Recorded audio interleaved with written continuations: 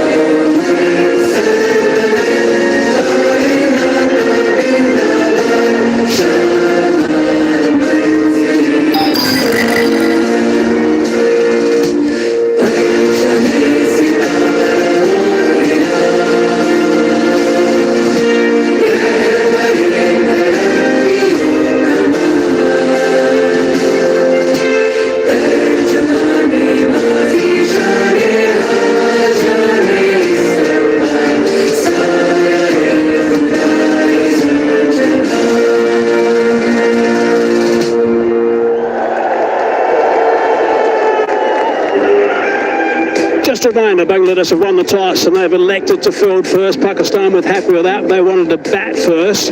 Also to let you know that Bangladesh have made 14 changes in this Asia Cup. It's the highest by far. Next best is 5. Is to Oman. So it's a massive lot of changes for Bangladesh. Pakistan have stayed with a fairly settled lineup. I've mentioned 13 to 10 versus since 2021. 13 to 10 to Pakistan. Sorry, played 13. Pakistan have won 10 since 2021. Last 5 games, 3 to 2 to Pakistan. But Bangladesh, they won a series at home. It's their recent victory series at home against Pakistan, 2-1. Well, they're fresh from that in T20 internationals. That'll be memories for their players and also, of course, for their supporters, I'm sure.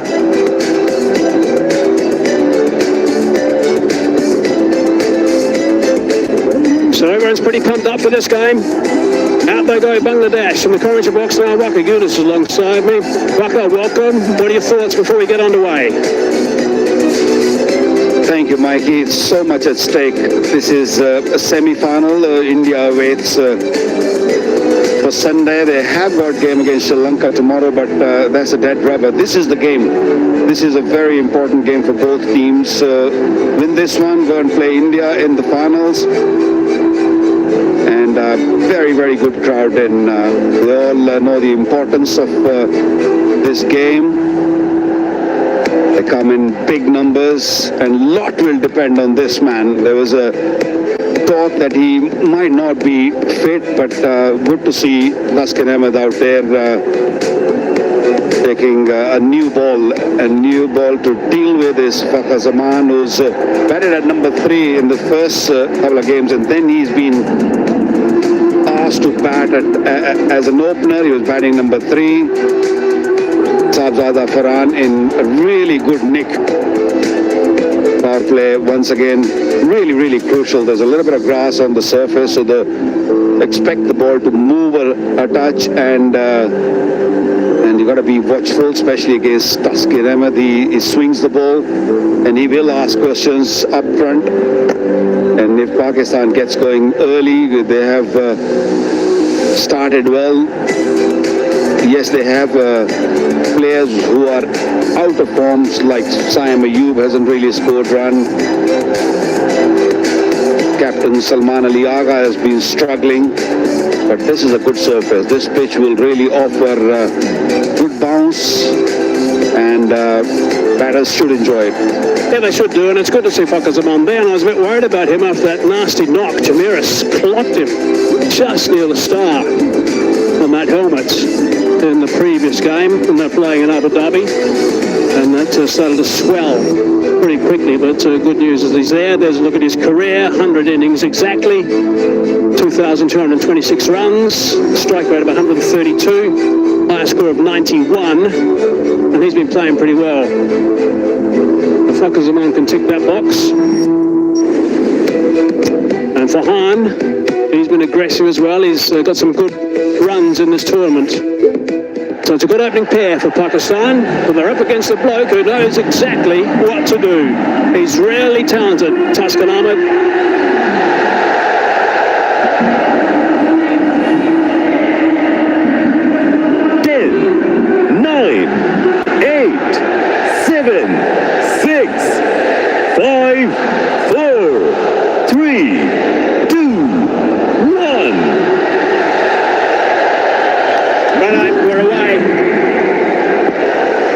Setting a really good tone at the top. Shaheen Shah Afridi the same, so a couple of spearheads opening for each team today. Ball 1. Nice delivery first up, just a little bit of moving away, just a bit. You got to really stay disciplined, even if the ball is not swinging. I've seen bowlers who bowl quickly, they just spray it sometimes, especially in the power play, in the search of wickets. You bowl well, you bowl in good areas, you will pick out wickets. But if you search for wickets, this pitch does punish you. And the batters nowadays, especially, they look for runs in the power play. It's important to keep it simple and look to bowl in good line and good length. Oh, it's a nice confident shot. Good length as well from Tuscan. I mentioned earlier, this is pitch number 3. It's the 4th time it's been used in this tournament. It's played well each time. Really good surfaces here in Dubai and also in Abu Dhabi. It's quite amazing, actually, the grass regrowth and square here in Dubai. It's unbelievable. There's a couple of tracks in the middle, just to the right. Just look at this from the commentary box. We played on like 4 days ago and they're already lime green. Really good to see. Good support. Coach looking a little bit nervous as well. Brilliant. That's a very pleasing shot first up. Off the back foot, through the covers for 4. Stood nice and tall, Sahibzada Farhan. No real swing, little short, had very little room to sort of free his arms, but good thing what he did, he just stayed on top of the ball. Yeah, beautiful. Just the timing, right in the middle of the two fielders, point and cover. Magnificent shot. Good start by Sahibzada Farhan. Yeah, I think it's going to be a pitch today which is going to reward good shots. Spin will certainly have some say. We know that. Throughout the whole tournament, spin has got into the game in the middle overs.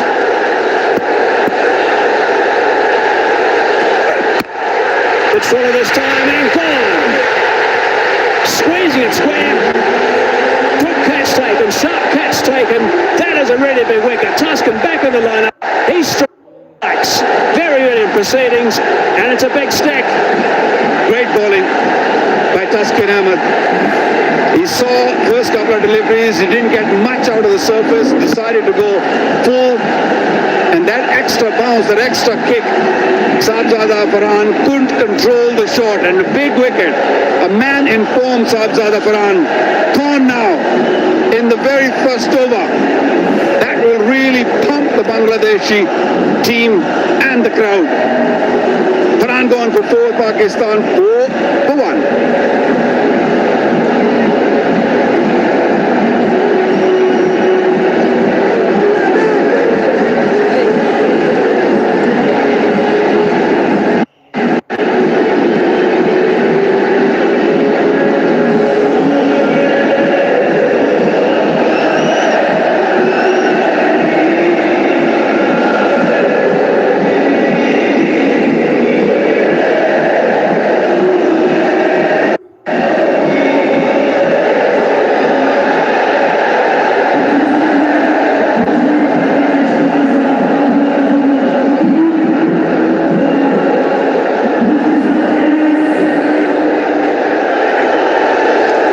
When you win the toss, most important thing is you strike early, and they've got such a key batsman out early, an aggressive batsman who can change things right at the top. Sam Ayub has arrived in the middle now. Ayub's numbers in this tournament have been poor. Before that delivery, 24 balls he's faced in 5 matches and he's got 23 runs. But he is a fine player. I've seen him get some unbelievable runs. That 98 not out against South Africa at Supersport Park and Centurion was brilliant. Yeah, he's a clean striker. And a milestone for this man, Tuscan Ahmed, picking up his 100th wicket in T20 internationals. Lovely bowling. Took a bit of risk, a bit of punt to bowl fuller. And Sahibzada Farhan a little loose, losing his wicket. Big celebration. Good strong shots. Plenty of encouragement in that over. 4 for 1.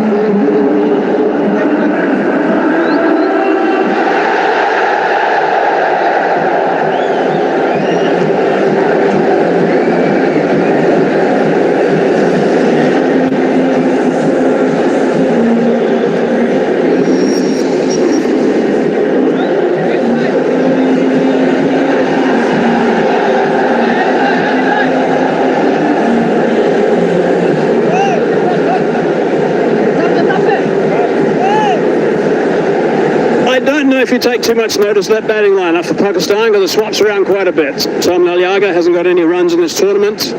He's listed to come in next. Hussain Talab was brilliant. A along with Nawaz in Abu Dhabi against Sri Lanka in the middle order against the spinners. Guys at the top have got to do some work here. Fakhar Zaman and Saim Ayub. Top stuff from Tuscan first up. Well, there is a little bit of worry for Pakistan with Salman Ali Agha. Salman Agha coming at 4, and then Mohammad Haris hasn't really shown his class yet. So Pakistan have problems up front.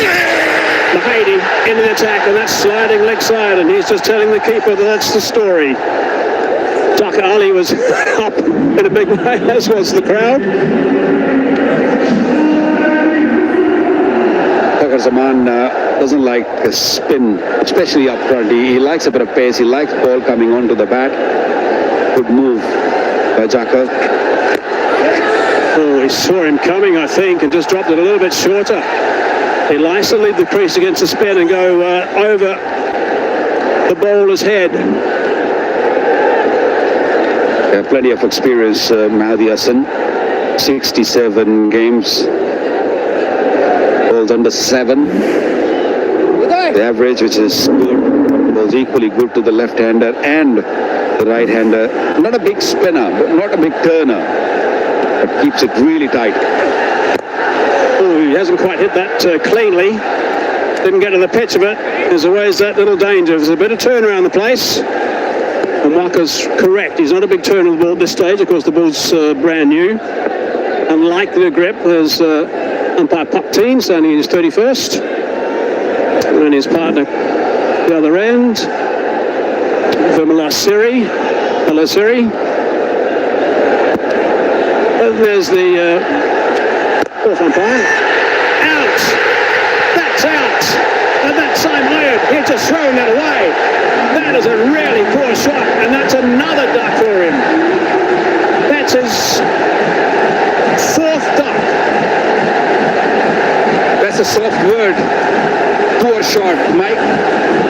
It was a terrible shot. You know, the guy hasn't scored a run and suddenly comes in and couldn't get the elevation. He tried to go over the top. Good captaincy, good bowling, bringing that mid-on fielder inside the circle. It seemed like he knew what Saim Ayub will be looking to do. Pakistan in all sorts of trouble. Another duck for Saim Ayub, 5 for 2.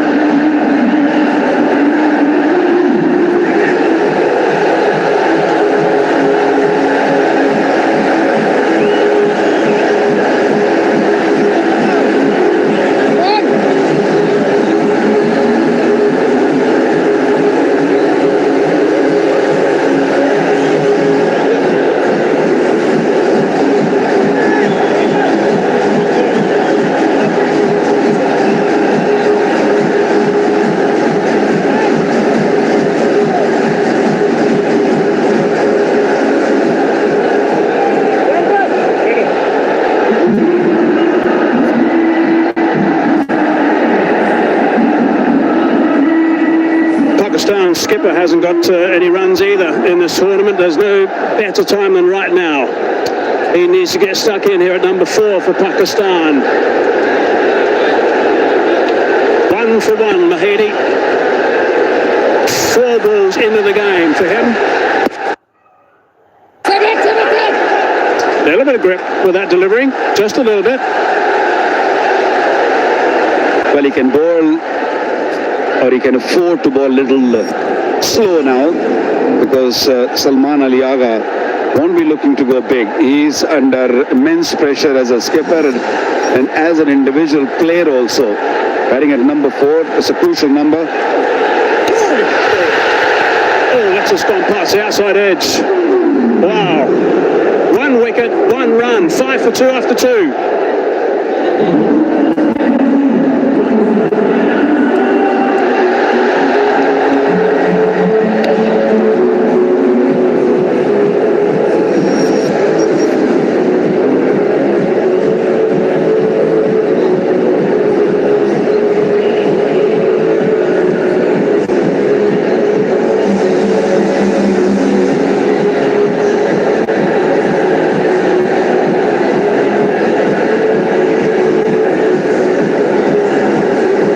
Salman Ali Agha said at the toss, if they can bat and get 150 so far in this tournament, that's been enough for their bowlers. Well, they've got their work cut out at the moment. First 2 overs, they've lost 2 key players. Thakur on strike. Nice solid drive, but no run. They're scrambling all over the place. Bangladesh now, they're alive in the field. Yep, they're all over Pakistan at this stage. And that's what Saim Ayub tried to do. No look shot once again. Just kept his head down, didn't really go with the shot, couldn't get the elevation he was looking for. Brilliant. Brilliant captaincy, and responded very, very well by Mehdi. 2 catches to Rashad. Top line and length from Taskin.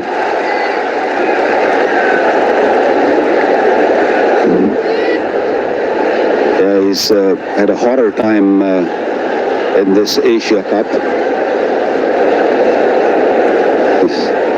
He's been all over the place. He's got no clue what he's doing. Last 3 innings, 3 ducks. And he had a duck before also in the first game. So problems for this man.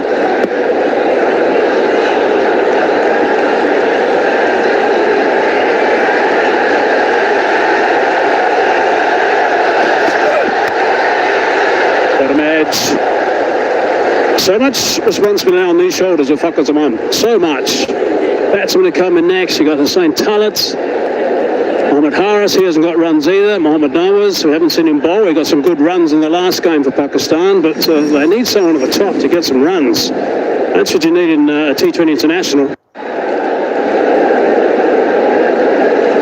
Fakhar Zaman is an attacking player, and if he sees 2 batters going back in the duck from the other end, it becomes hard for him to play his own way. That is why you see him blocking the balls.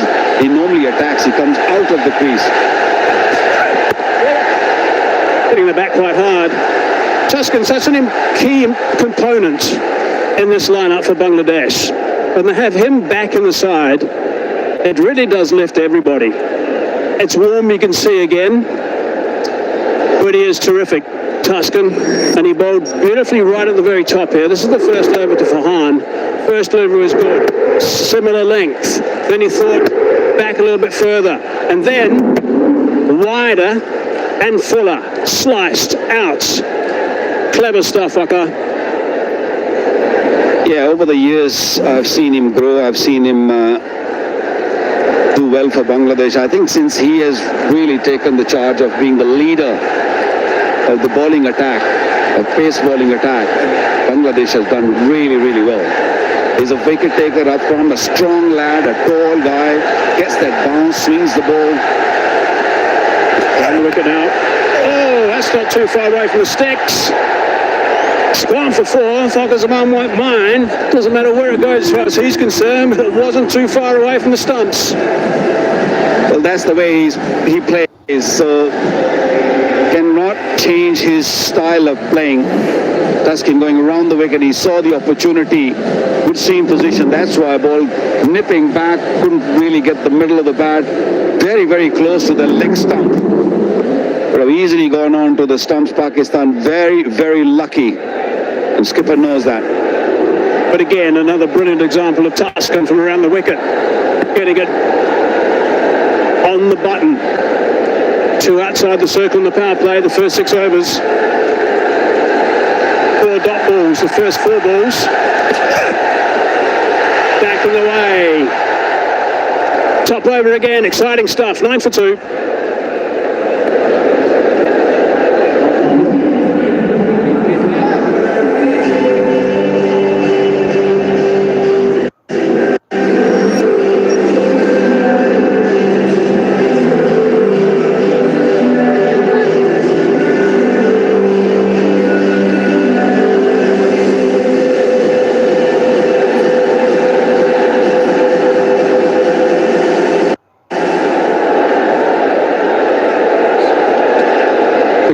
Look at the 2 teams, 3 changes for Bangladesh. Positive changes so far, that's for sure. And they won the toss. Oh, that's clever bowling too. sensed he wanted to go down. Brought a little bit wider.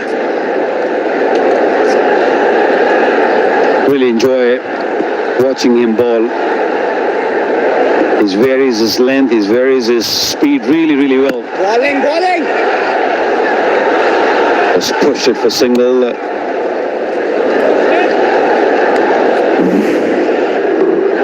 This is the ball before the wicket when Saimeu was batting.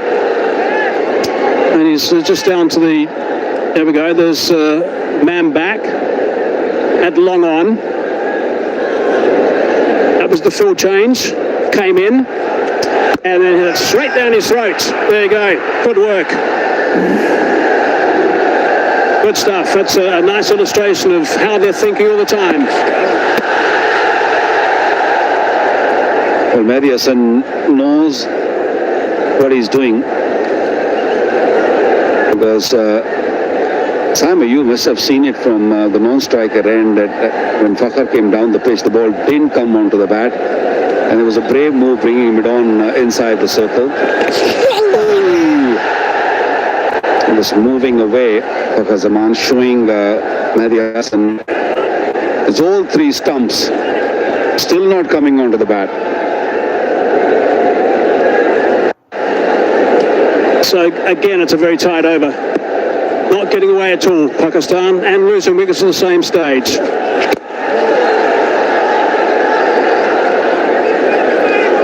That's just the second run of this over. There's a look at the work for Pakistan in this tournament. Strike rates. Not too many runs, 160 for Hine, he's out. Fakhar Zaman's still there. Mbanawa's striker 140 nearly for 82 runs. Not so many guys getting strike rates. Mohammad Harris has got 100 exactly, most of them in one innings. See, there's not many runs there. It's a good shot, over the top. That's a really good, powerful shot from the captain. 6 off the over, 4 done. Action galore, 15 for 2.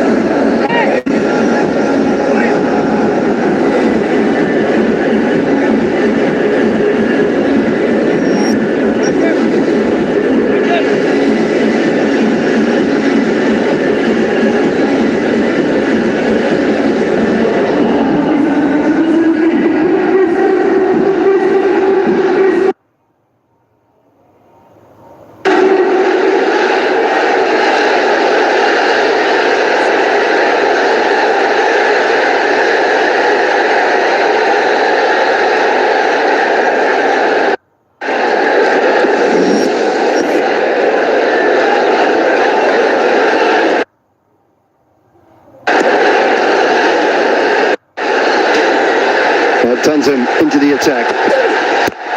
Follow up the good work that's been done already.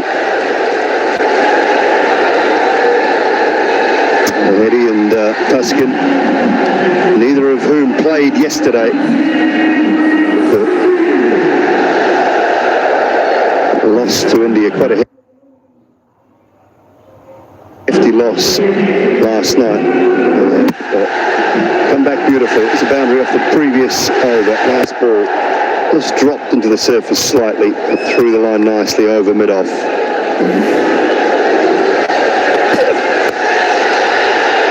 That one away, and it's gone fine enough for 4 to Fakhar.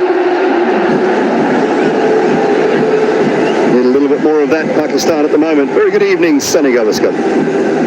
Good evening, Simon. Good evening, everybody. Yes, I think this is the right approach. They might have lost a couple of wickets. They've got batting depth. They've got to try and capitalize on the power play where only 2 fielders outside the 30-meter circle. The bowlers have to be very accurate. If you're just a little bit awry, as we saw with this one, you could go for runs, and that's what Jacko Ali, the skipper and the wicketkeeper, is telling Ebola. Bouncing again, pinch one, but often mid-on, quite deep for Fakhar, but it's been a Terrific start from Bangladesh.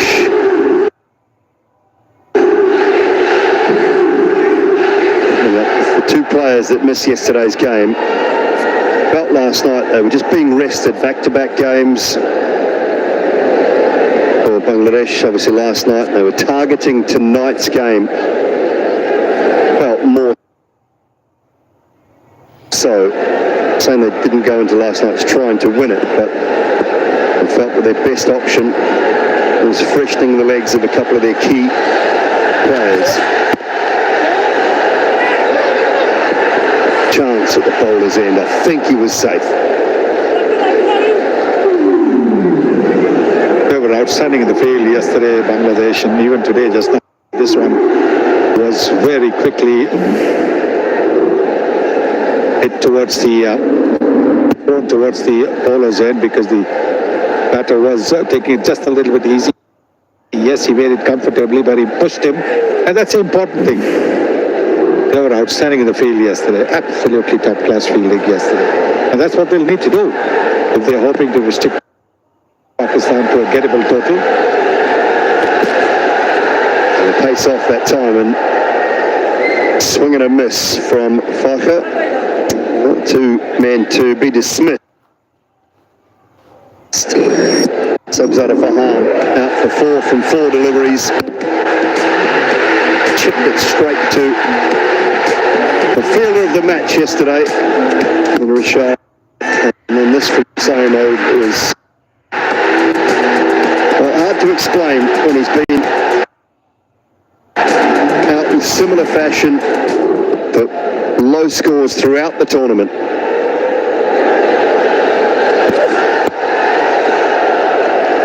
It's the 6 from that over, 5 go on. It's 21 for 2.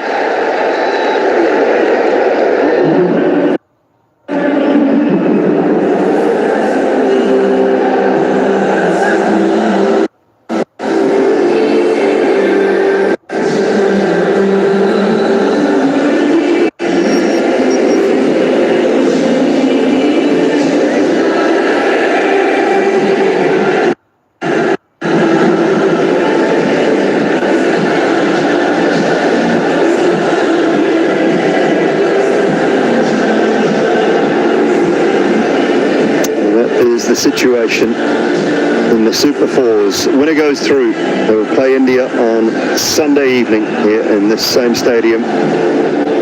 Final of the DP World Asia Cup for 2025. India Sri Lanka play tomorrow night.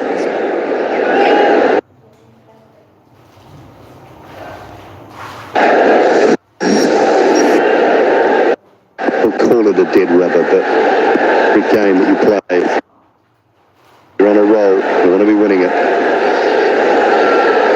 I'm sure that India will be taking that as seriously as they have taken the whole tournament. The fizz is here.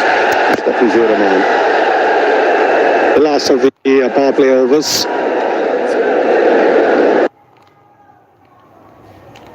It's going to be important how many runs Pakistan scored. This is probably one of the slowest power plays in this Asia Cup, isn't it? It was 21 for 2 so far. 5 more deliveries.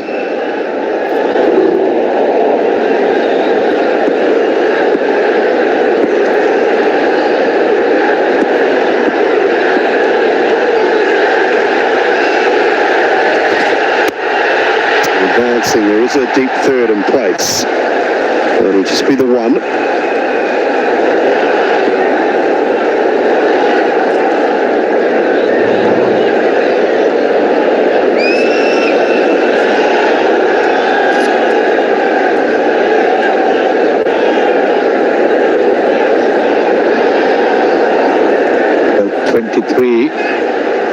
Was the lowest in this DP World Asia Cup by Hong Kong, China in the power play.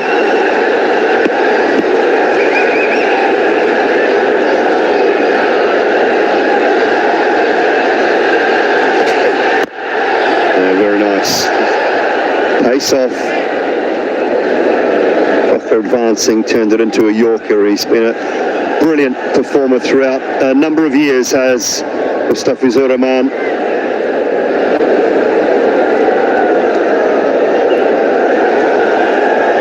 Just the 15 tests, 112 ODIs and 118 T20 internationals for Bangladesh, and he sits now behind Rashid Khan and Tim Southey, equal third with Ish Sodhi,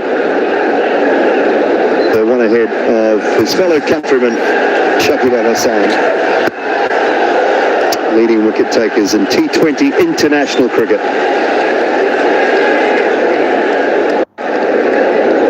You have to feel, Sonny, that once Rashid is finished, and that's quite some years to go yet, a very hard man to catch. Yes, for sure. Absolutely. But then, as they say, records are meant to be broken. Another person comes in and sets the bar.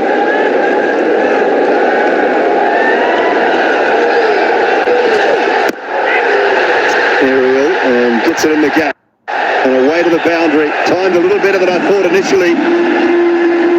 And 4-2 Salman. They need that. They need this. This is the slow start by Pakistan. Yes, they've lost a couple of wickets, but I think this is the right attitude. You have to take the attack to the opposition. That's what they're doing. Going down the pitch, putting the pressure on the Bangladesh bowlers. You have to take the odd risk. That's exactly what they're doing. The skipper is showing the way, Salman.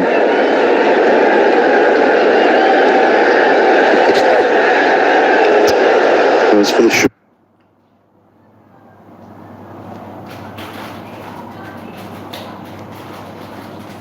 Ball left well alone. Finishes the power play with a dot. 27 for 2 after 6.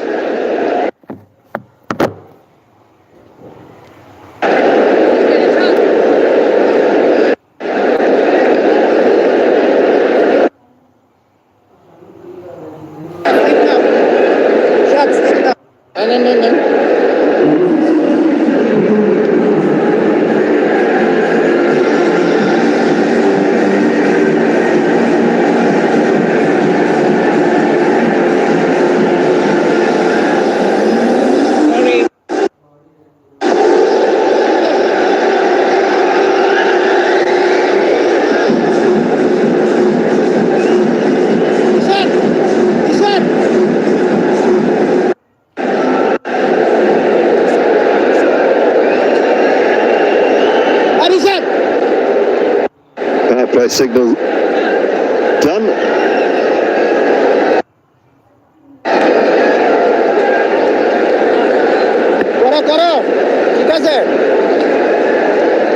Well, he was brilliant, simply brilliant last evening with the ball and in the field as well. One of the best run-outs I've seen in some time, I think, Sonny, that run-out last night. What a wicket too. What a wicket too. Abhishek Sharma was batting so well.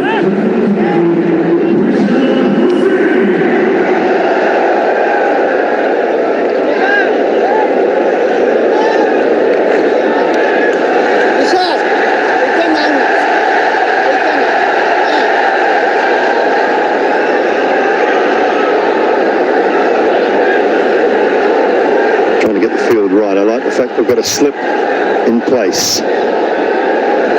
When wicket comes in.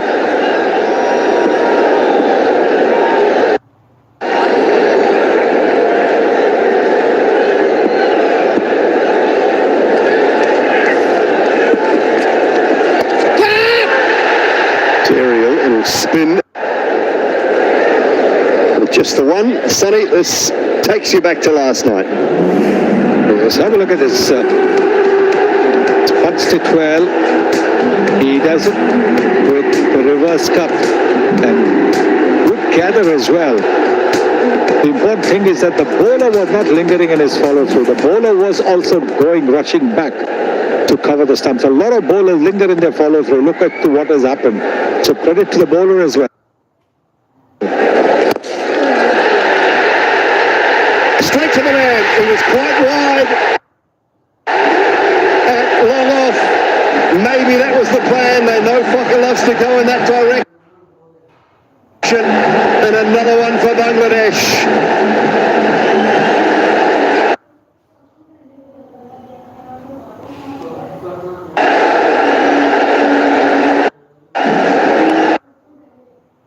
Mushtaq is their bowling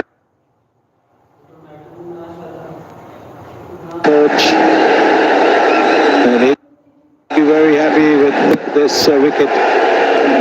Being an ex-spinner himself, he would have told Rishabh a thing or two, and this is a fine catch taken by Tanzim. Rishabh now gets Fakhar Zaman for 13 in a score of 29 for 2 in the 7th over.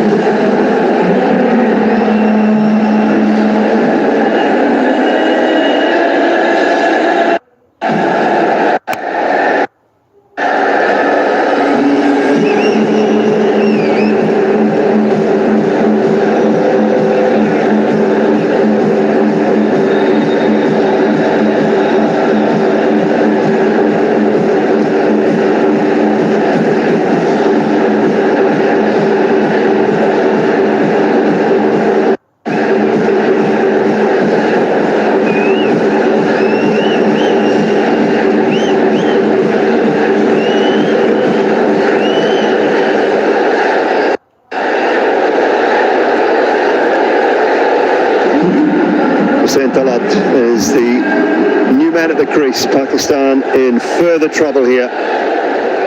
Bangladesh have started absolutely brilliantly. Another left-hander. And Talat. Just add another one to the Rashad Hussain package, Sonny. We had it was his show last night with the ball, a couple of wickets, that run out. He's had a hand in all three already tonight, 2 catches and now a wicket. Seems to be in the right spot at the right time. Yes, he is. He's a very, very good cricketer. Joe.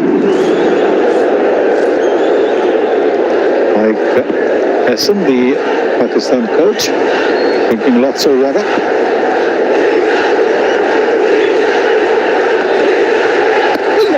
Not sure whether he's drinking on or chewing on it at the moment, Sonny, but we will find out later. 7 gone, 29 for 3.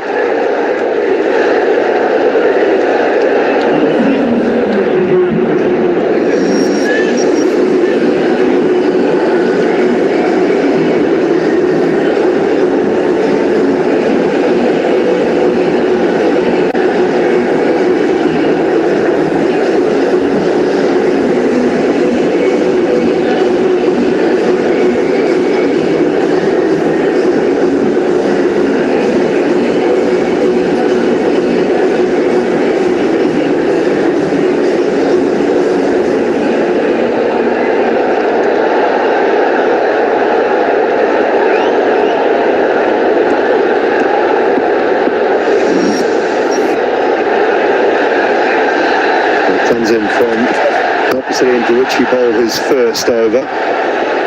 Either one again. This is an area of the game. Pakistan have struggled throughout the tournament to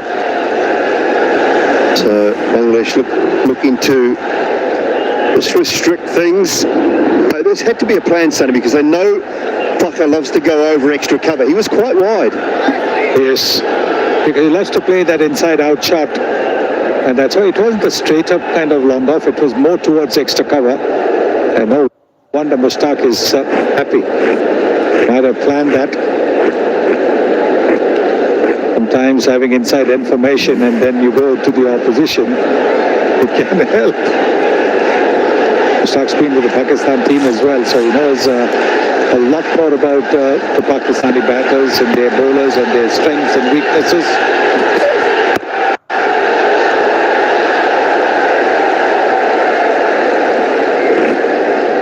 It's the way of the world nowadays, isn't it? International coaches everywhere. different countries. Player spotlight on Rashad Hussain, and why not? He's a terrifically talented young player. I think there's more to come with the bat from him as well. It's a really clean ball. And time to come. He's still young enough. Genuine, high-quality all-rounder.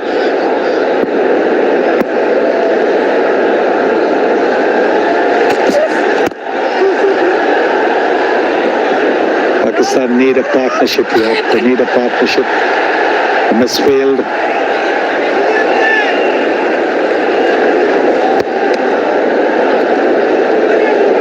Well, talking about it, yesterday's performance from Rashad Hussain.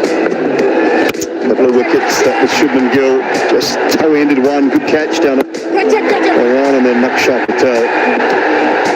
Shubman Dubey, sorry.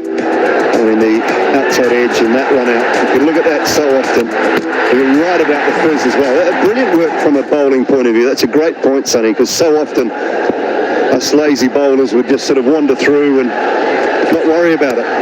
So terrific work and presence of mind from Mustafizur. Yes, because otherwise it wouldn't have been a run out. The ball would have gone to maybe mid-on or long on.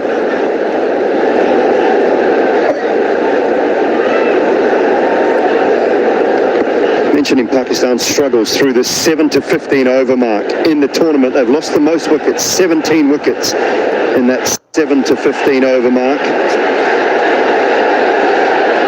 Runs per over just 6.1 through the middle phase. It's an area they have not played that well. Relying heavily now on their skipper. In the power play as well, Bangladesh have been outstanding against Afghanistan. They restricted Afghanistan to 27 for 2 in their power play. And now here, Pakistan to have been restricted to 27 for 2 in the power play. Well, that looks more like downtown Hamilton than downtown Dubai. Not enough big buildings. Short. That's a good bouncer. I think that's okay. Gets away with it. 8 gone, 33 for 3.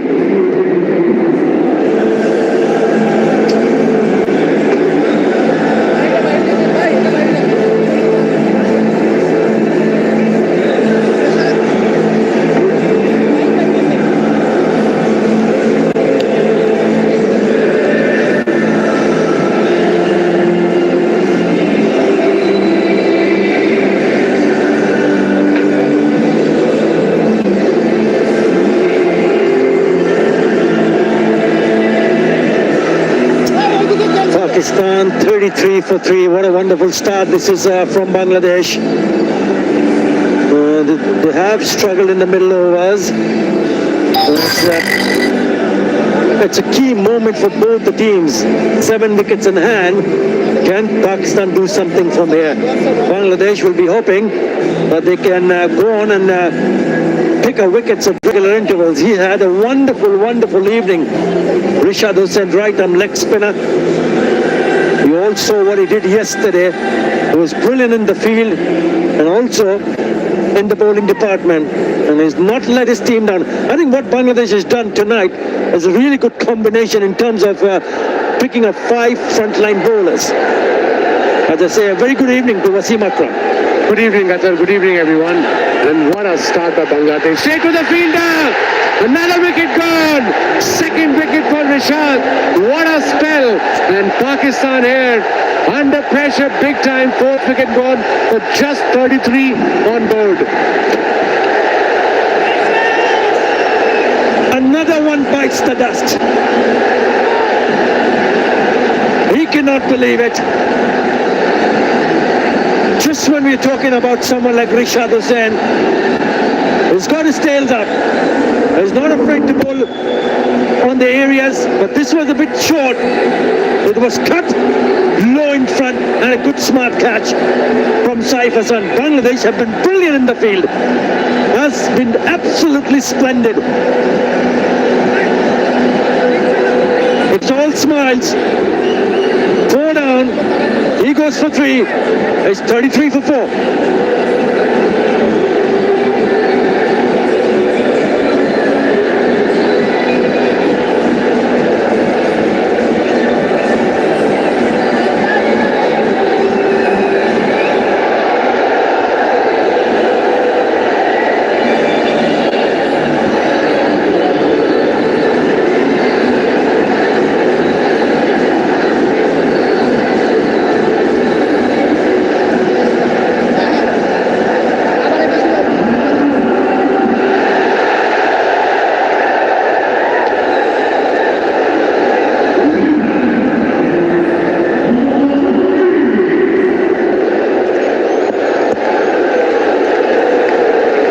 with number 6 Mohammad Haris. Pakistan need some kind of partnership. Again, it's a bit in the air, but away from the fielder at point. They should come back for the second. It was up in the air. There was his first ball. Haris, Rashad, what a game he's having. 2 catches, 2 wickets, and what a cricketer. A gun fielder. He can bat as well, whack some sixes. Mohammad Haris, averaging just over 17, strike rate of 137, 150 and 100. T20I career. Now then, slip in place. 32 dot balls out of 8.2 overs, Pakistan, and obviously lost 4 wickets, stating the obvious. Change of fielding. Shot wicket is going backward point. To tighten the screws, Bangladesh here on Pakistan.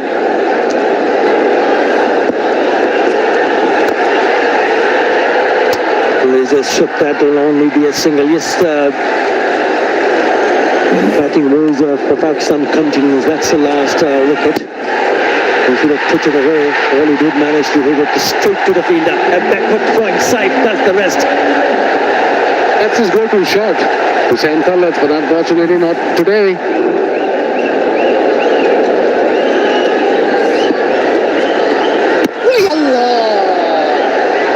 He's been very impressive. Right on the money.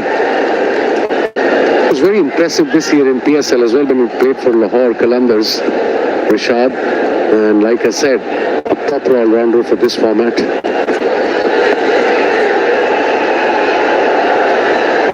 And for Pakistan point of view, you rightly said they need a partnership. I mean, they're struggling big time in 9th over, 37 for 4. They've got couple more batters, Nawaz and Fahim to come, and then Shaheen can whack some in the end. But for that, they need at least look at these 4 wickets. Rashad is involved with all 4 of us, 4 of them. 2 catches, 2 wickets. What a game he's having.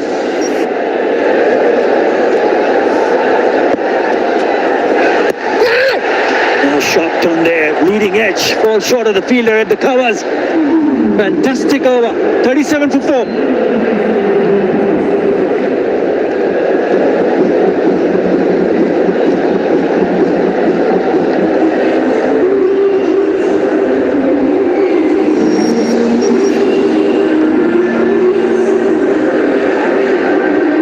Tashkan Ahmed wicket with a new ball, then Mehdi Hassan wicket with a new ball, and then of course Rashad, pick of the bowlers. 2 overs, 6 runs and 2 important wickets. A really good toss to win. Tucker really has no hesitation whatsoever.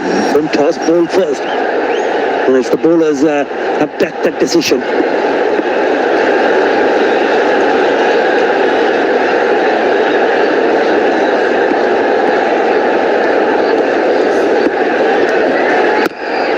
They made 3 changes. He's one of them also among the wickets very early. Mehdi Hassan. It was a very good decision, especially you have 4 to 5 all-round left-hand batters in the middle order for Pakistan. Fakhar, Saim, Fahim, Nawaz. That's why hence Mehdi is playing this game. He missed the last game, 1 for 7, bowling his 3rd over. Not having a good run, this young boy, Saim Ayub. Especially in this DP World Asia Cup. 4 ducks already.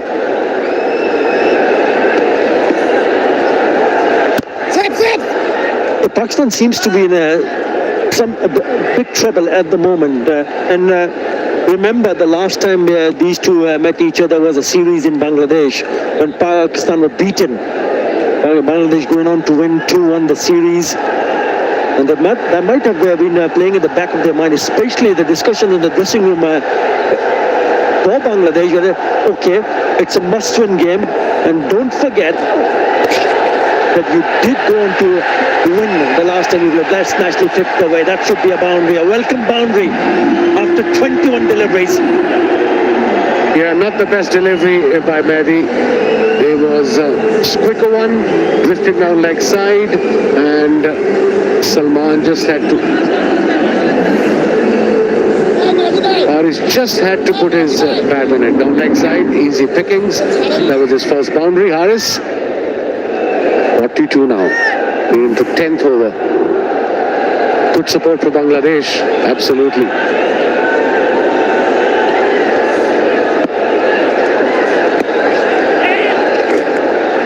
Yeah, they should be looking to just rotate strike, and if there is an opportunity, then put the bad balls away. That's exactly what he did a couple of deliveries ago. They go 10 and over from here onwards, they go to 146. That might not be enough on at this particular pitch at Dubai International Stadium. Average winning score if you bat for say Athar is 171. It's good running. Every run is important.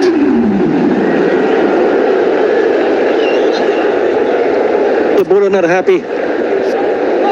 But they've put quite a lot of pressure, and thanks to some wonderful fielding this time around, just a bit sloppy. But they get an opportunity to come back for the second. It's turning out to be a good over with that boundary and a couple of runs. Already 8 in this over.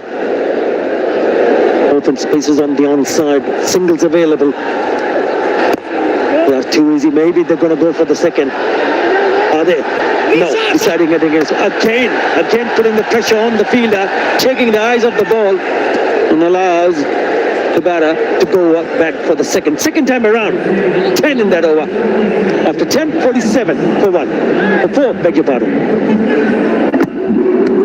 Time for drinks.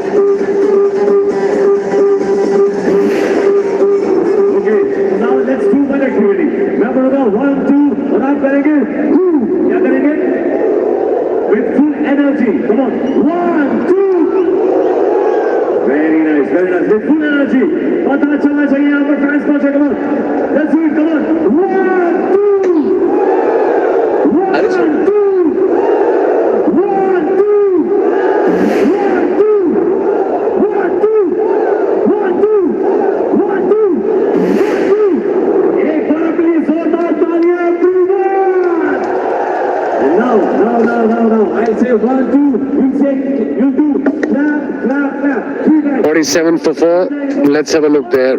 Umpire said no run because he didn't touch the bat in his crease. You could have been on your ball, on the money, situation awareness. I can understand you're under pressure as a short run. Obviously, every run is important. Your team is struggling. And he is the main player. He's obviously haven't got a batting number, a proper batting number. And he's, I think, admitting his mistake. You got to have that game sense. It is crucial. One run do matter, especially when you're in this kind of a dire situation. All right, 46 for 4 after the end of the 10th over. In that series that I spoke about earlier between these two teams back in Bangladesh, Haris was player of the tournament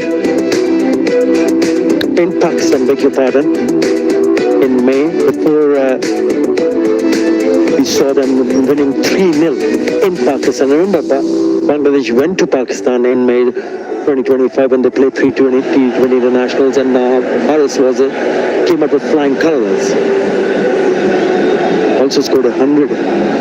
And he batted at number 3 in that series and scored 100 like you just mentioned. So he he's kind of a batter who should be batting at top 3. I know it's very difficult when you have 5 openers in 4 openers now in your playing 11.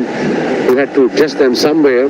But I believe in this day and age, you as a batter in this format, you have to adapt very quickly. You should be able to bat on any kind of number.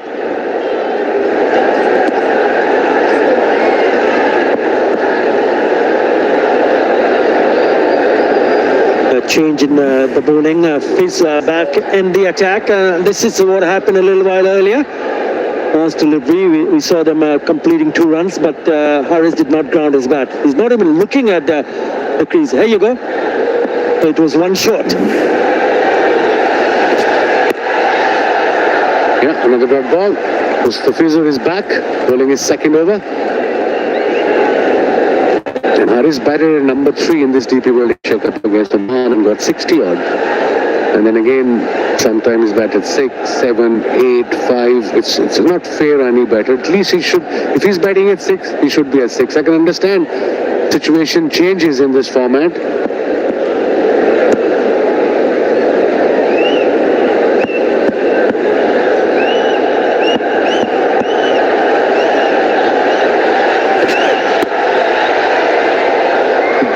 Guiding it away to the third for a single.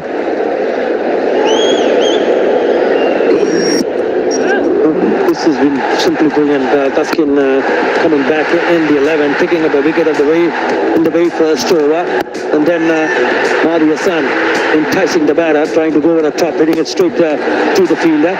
This was a good catch, just going away to the right. And then look at how wide that was. Not a great delivery, but in the end, Rashad Hassan picks up his second wicket.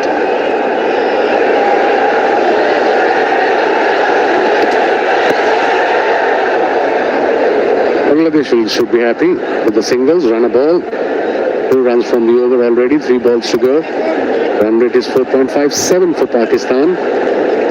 And like I said a little while ago, 10 and over will take them to 143 from there onwards, but that might not be good enough. No, as we were talking about earlier, Baz at number 3 is average just 29, strike rate of 158. Other position average 10, strike rate 113. So at number 3 is the right choice.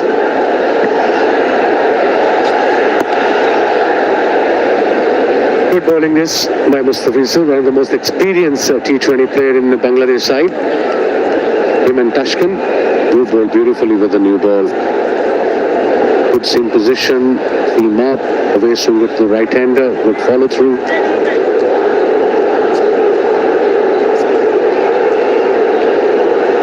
Salman Ali Agha has now scored 19 of 22. He needs to continue and block one end. Current run rate is 91. They'll be thinking about somewhere around 130, 140.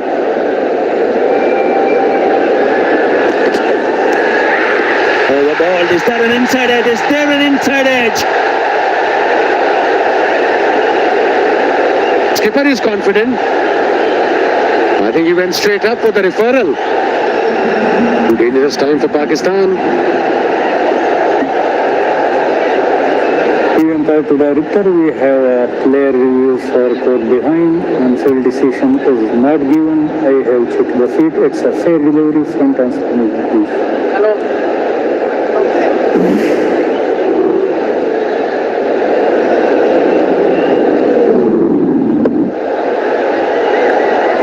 Yeah, it's a very close to the bat. Can I see without eyes to confirm any bat and all? Go forward, flat line, go forward, flat line, go forward. Yeah, there is clear spike ball next to the bat. Ravi, please change your original decision, not out to out. Stand by your on screen, make a signal. Gone. Not to take the review, but there was an inside edge. Fizz was 100% sure. So was Chakarelli, the skipper, behind the stumps. The skipper has to go. Gone for 19. Half of the side back in the hut. It's 49 for 5.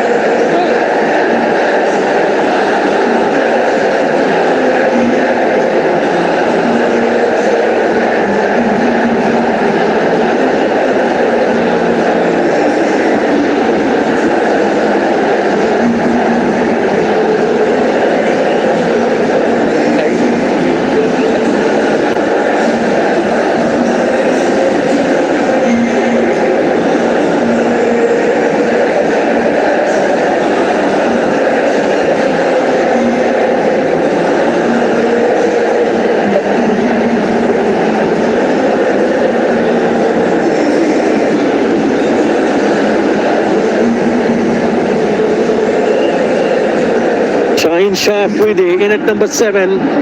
Your thoughts on that, Vaz? You got runs?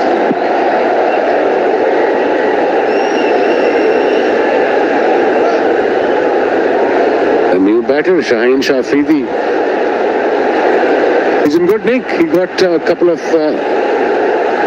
30s for Pakistan in this DP World Asia Cup, but they've got two all-rounders there, and both right hand and left hand, Nawaz and Fahim. 33 highest versus India. That was the other day in Dubai. Strike rate of 129. A very brave decision, I must say. There's a slip in place, and that's about fourth slip, fifth slip.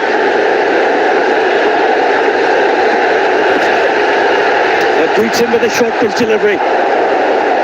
And he's been signalled wide. Which brings up the 50 for Pakistan. He's here because of this. Yeah, slow ball. In turn, inside edge, easy catch.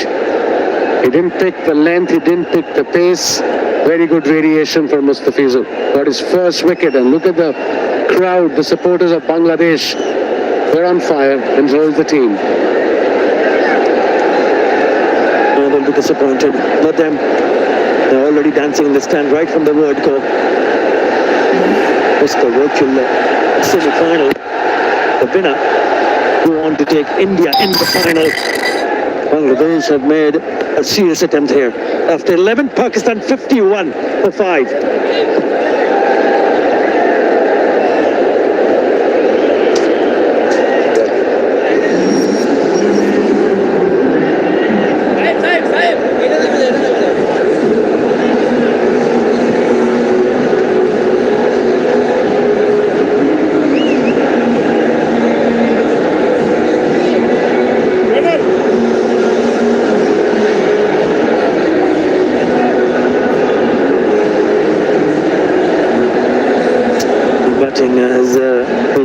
Very disappointing, but take nothing away from Bangladesh, the kind of attack they possess. They've been very good in the recent past, and tonight once again they've shown what they can do with the ball. Very impressive effort, I must say. Everyone chipped in.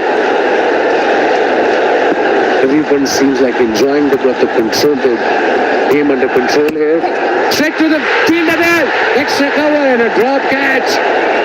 All is happening here at Dubai International Stadium. That could have been a very good catch. Nurul Hassan in the covers. He is a regular keeper. How far that was from him should have been taken. They've taken some very good catches. Stroke of luck for Pakistan. They needed that luck probably, Pakistan. They're struggling big time here. Slot slip, big appeal. Umpire said not out. Will they go up for the referral? Time will tell. He's having a chat with his bowler, skipper, Jakir. Yes, they've taken the referral. Let's see.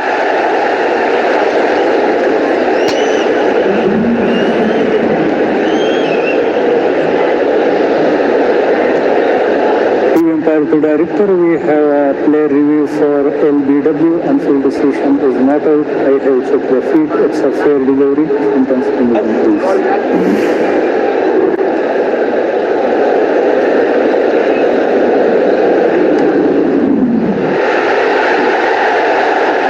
It's a request for the vet. Can you, I see it, I'll try it to confirm any data wall, please.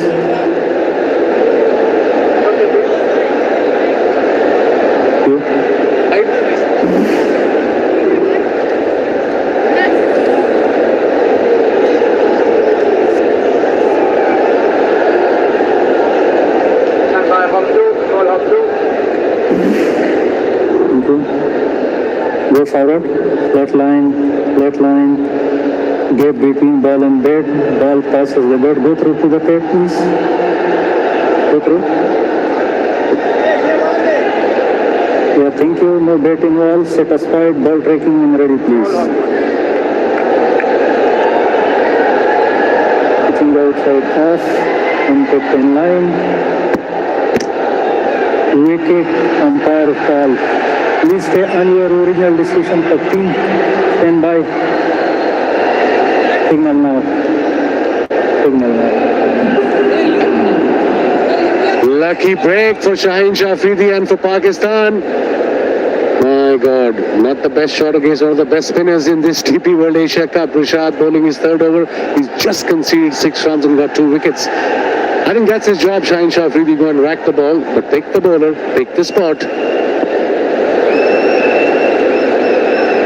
Got 3 fielders in the boundary on the onside. Now this time he's gone down the ground. It's a good looking shot. They should come back for the second. They do. I think that's a better targeted area instead of trying to go towards mid-wicket.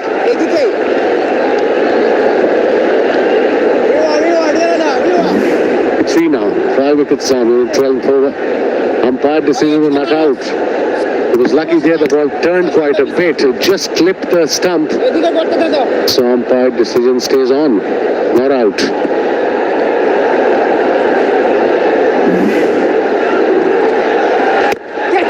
Has gone up in the air. There's someone coming underneath it. Dropped. Mahdi Hassan.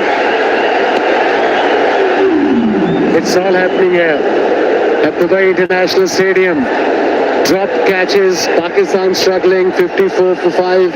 It wasn't an easy catch at all. Good effort, I must say, but at this level, this should have been taken. Let's have a look in the replay. Slot sweep, there was a googly, he didn't pick it. He made his mind before the ball delivered. Okay, anybody is going to ball, I'm going to go slot sweep. He reached there, and then he missed the ball completely. He could balance himself. Good effort. Put some really good standard, but not on that occasion.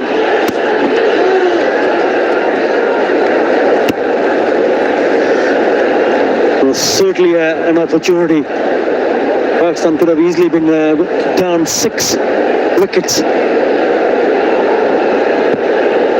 Excellent over. Excellent over. He's hardly given anything away. Yes, drop catch and only 3 singles.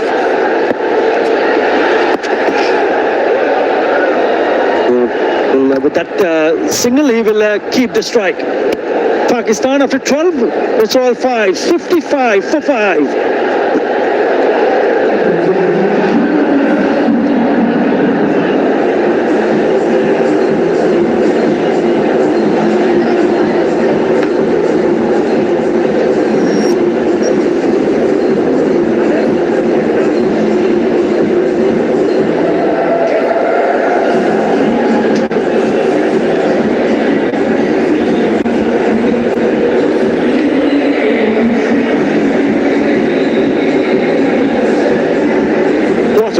Performance this has been so far from Bangladesh. They have been all over Pakistan, 55 for 5. They would have been disappointed earlier today when Lytton Das didn't pass a fitness test. But they've been absolutely outstanding. Strong drive in the covers brings a sweeper into play. The best they can hope for, and someone who played really well to get to that figure, is the 120 mark. That's some going from here. Some of us have played briskly. And these 2 guys tend to play that way, but gee, it's been all Bangladesh. Hello, Sonny. Michael? Yes, it has been Bangladesh at the moment. They've really dominated. They've missed out a couple of catches, which is surprising because what we've seen from Bangladesh has been the fielding. The fielding's been top class. That's gone over the top of the keeper this time. Chases on for the skipper, and he does really nicely. Dr. Ali, great commitment. Exactly. The skipper leading from the front, showing what needs to be done, giving it everything. Never easy to run with the pads on, but look at the speed with which he's chasing. He's seen that the ball is now going to, with the pace, it's going to go a little bit towards the boundary. So that is a magnificent effort, magnificent effort. Appreciated by the normal captain and normal keeper, Lytton Das. Oh, that's clubbed. That's smacked. That's gone plenty a mile. That's in the top tier. Fine shot from Afridi. Well, that's exactly the reason why he's been sent up the order. He was batting about 9 or 10. This time around, he's coming at number 7 because when you look at what he's done, he's probably been their best batter. The way he's batted against India, then again against the other teams as well. This is exactly what he does. He just comes in there, clears his front foot. And the bowlers need to know that if you bowl the leg ball to Shaheen Afridi, you are going to go into the stands. Well, suddenly we've got 9 runs off 3 balls in this over. Chance will be go for Pakistan. Dot ball, scrambling Jafar Ali with the gloves behind. Clever comeback. Because Shaheen Afridi wants pace off the surface. He's not been given that pace, just a slower delivery at 118 kilometers per hour. He has been absolutely magnificent with the ball. Ahmed, or as a journalist called him earlier this week, Abracadabra. He's been bowling magically. Going to bowl beautifully today, that's for sure, because this total is going to be pretty small, I think, for Pakistan.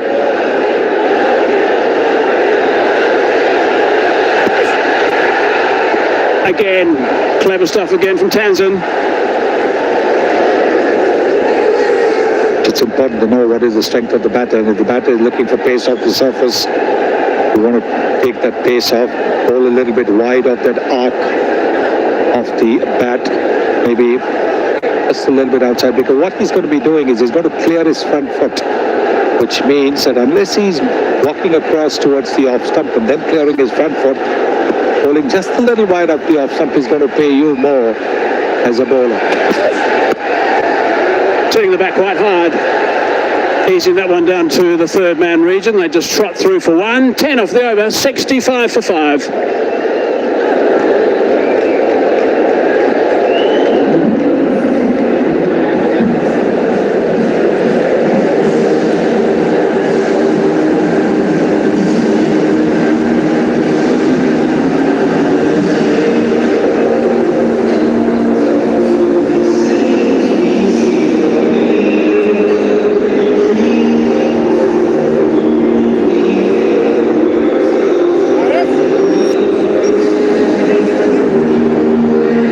So there's a couple of tall building blocks in that Manhattan graph, but there's too many satellite dishes on top of some of the smaller building blocks. That's the problem for Pakistan.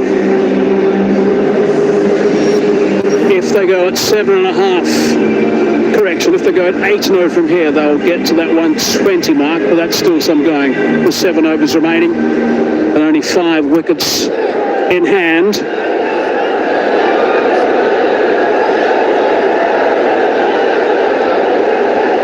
Afridi's been doing most of the striking, most of the facing of late. Taskin, 1 for 8 off his first 2 overs. That's well struck too. That's a fine shot, that's 6 more. Good start of the over. Nice head-to-head this between the 2 quicks. The Bangladesh bowlers have to learn from each other.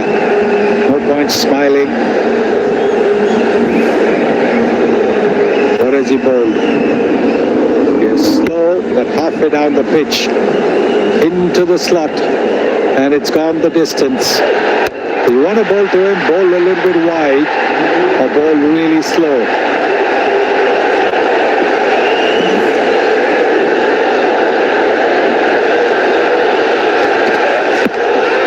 Just a little bit leg size, an optimistic shout. I don't think that's hitting another set, actually.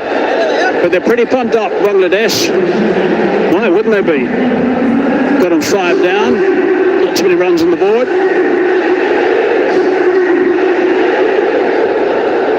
Let's have a look at the catches that have been taken so far.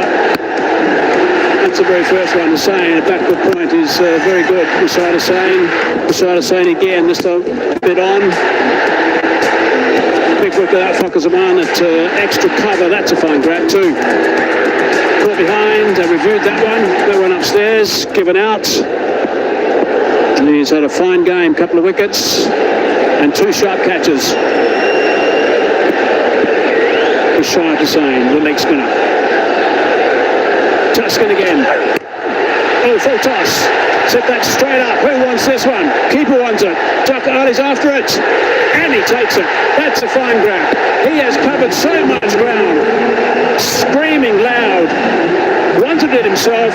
Fine, fine catch from the captain. I think they're waiting to see whether it's above the waist. I think that is the reason why Shaheen Shah Afridi is just going to be waiting. It'll be interesting to see whether the umpire is going to refer it. They are having a little conversation, both the umpires. Will they go up for a referral? Was it above the waist? That is going to be seen. No, it's not. It is not. He's also moved down the pitch as well. Yeah, they're not easy though. It's not easy at all. We see that adjustment at the last minute as well from Tucker Ali. Did the right thing with the early call, bit of relief on his face there as well. Top catch. Bright and breezy from Freedy, 19 off 13, 71 for 6.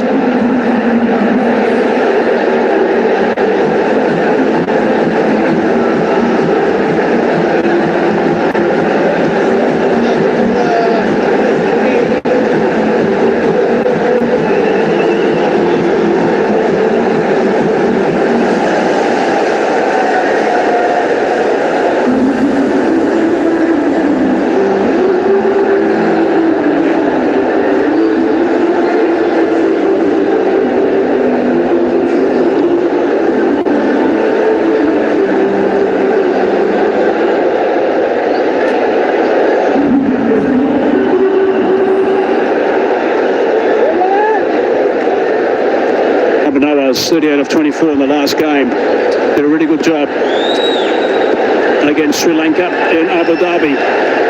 Charging in now, Tuscan, he got 2 for 14.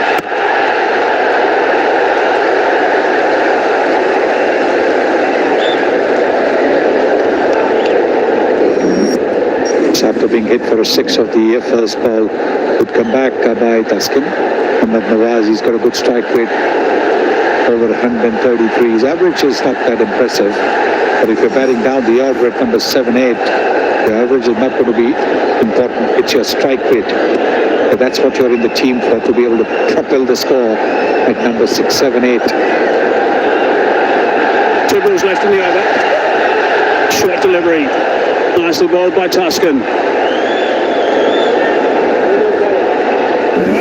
Shaheen Shah Afridi was looking dangerous. He was clubbering 6s. And then this full toss comes along. The bat turned in his hand just a little bit. This is a terrific catch, because he was way behind Jakar Ali, the skipper and the wicketkeeper. And he had to run, and there were 2 other fielders converging on it. But the man with the gloves always gets the preference. Been a few very dejected faces in the crowd. And we've seen one from the Pakistan coach as well recently. Advancing. Slicing that one away. There is a man out there. He should take. Oh, he's dropped it. It's gone for 4. He should have taken that. Tuscan's not that happy. 10 off the over. 75 for 6.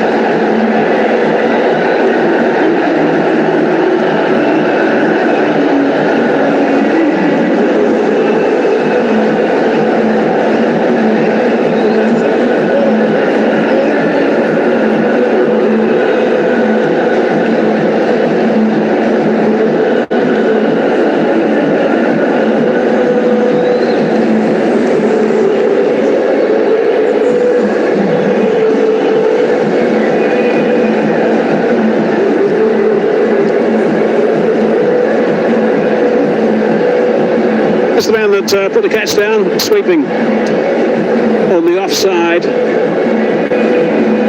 Wasn't particularly high, it was going reasonably flat, I suppose, but he should have swallowed it, that's for sure. Not only did he drop the catch, he also considered the boundary. Considered maybe 3 more runs then, apart from wicket. That would have been there, would have put Pakistan in trouble. Try to sign back in the attack. Slightly short. Harris. Stacking that one bounce. Nice shot from Harris. Very good shot. Even before the ball was bowled, knowing that Rishabh bowls flatter and quicker, he was on to the bat. back foot. You can see that he's onto the back foot, waiting. Got into position very, very nicely. That is the slightly shorter end of the boundary. You can see that this pitch over here, this side of the boundary will be a little bit shorter. Very quick feet, Mohamed Harris. Gets out away strongly as well.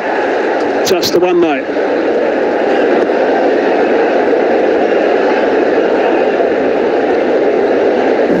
Bangladesh should have had another wicket. This was easily a catch that should have been taken. But he's made it. Then he not only drops it, he concedes a boundary.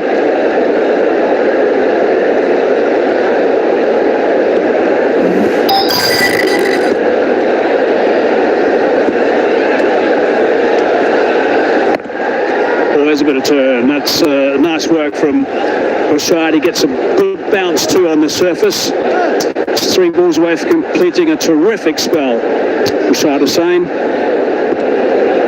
The catches, first 2 catches in the game, a couple of wickets, keeping things very tight indeed. Bowling, Rishad. Aram se.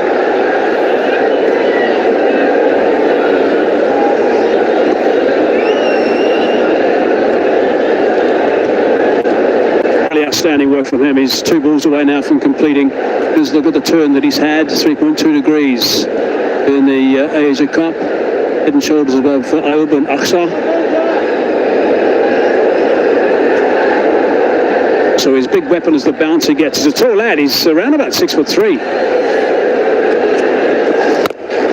Again, rocking off that back foot, playing that nicely, but there is protection. This time the long on was just a little bit wider in anticipation of that shot by Harris. Outstanding figures for Rishad. I mean, the last ball of his quota has given away only 17 runs. He's taken 2 wickets as well. He's performed in every game he's played. He's been brilliant, really has. Dropped that one a little bit short, but didn't get punished. Just the single only. Finishes with 2 for 18 off 4, 83 for 6.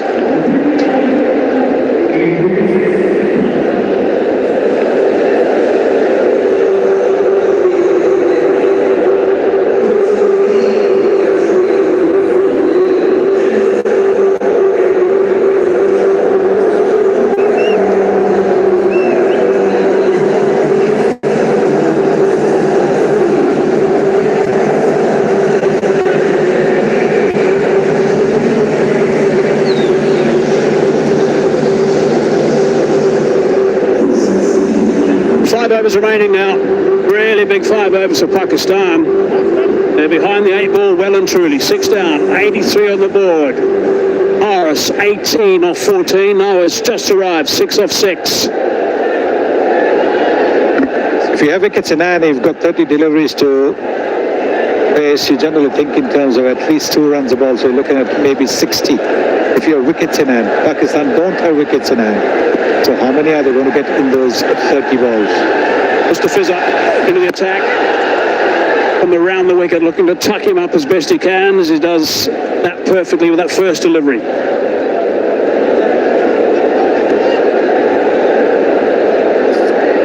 Very experienced bowler, Mustafiza. The projected scores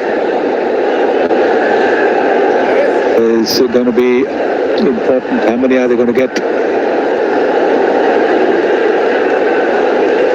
But Harris back on strike. Hasn't had a good tournament, but he's got enormous ability. Got a magnificent 100 actually against Bangladesh 3 months ago in Pakistan. Looking to come back for just the second. Yeah, they do now with the overthrow. So that's good running, good aggressive running. That's what they need. They've got to look to convert the 1s into 2s and 2s into 3s. But the boundaries are not coming. 7 deliveries since that last boundary, but that was a lucky boundary because that actually was a drop catch. So they have to put pressure on the Bangladeshi fielders. If they're not going to get the boundaries, they've got to make it count for at least 2, 3 every ball. So 12 correction, 112 if they go at current rate. If they go to 9 and over, get to the 128 mark. 8 gets the 120 mark. You got left and right hand combination with Nawaz at the non-strikers end, who was brilliant against Sri Lanka at the death in the last game they played there in Abu Dhabi. Can't get on strike though at this stage. I think it's both these guys are going to have to go. Both of them are going to have to play well, Nawaz and also Mohammad Haris. And he has got the ability, Nawaz. This is the work he did on that occasion. Really played nicely with that 38, unfinished, 24 balls. And hit 3 sixes right at the end to finish the game very smartly. There's the second of the third, and this is the winning one. Makes a big difference, isn't it, that last over? Get a few runs, it just lifts your spirits up.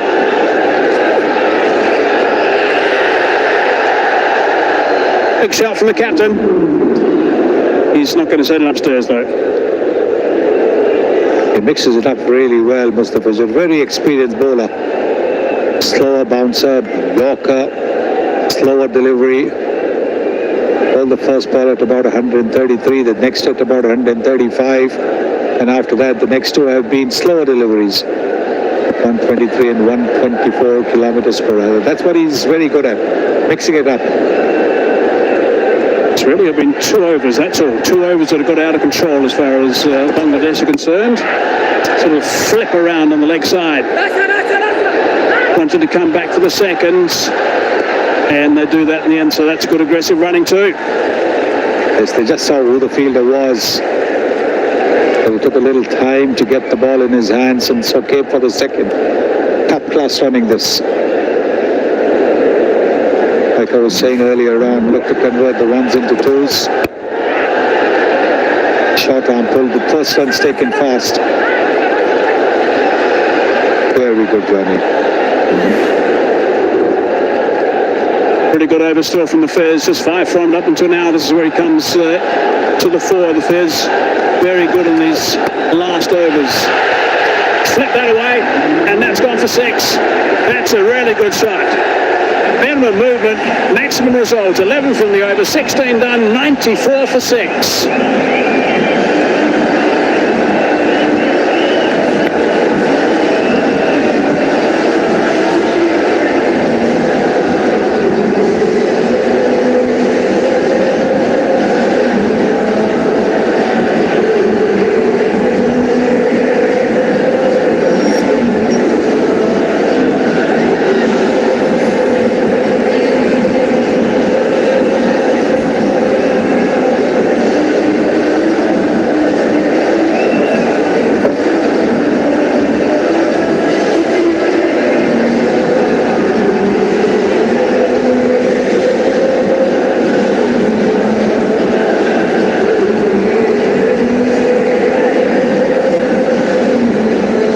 In the last 4 overs, so although they've lost 1 wicket in that 4 overs, Pakistan are just clawing their way to some sort of total.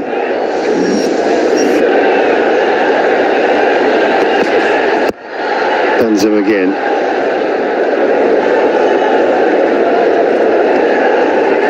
Mohammad Haris is playing a big role in that. His crafty shot. Going across to the off stump. Flicking it, knew that finally was up inside the circle. Get off your phone, ladies. There's a game going on. Decent game too, Atta. Bangladesh fans will be really glued onto the television back home.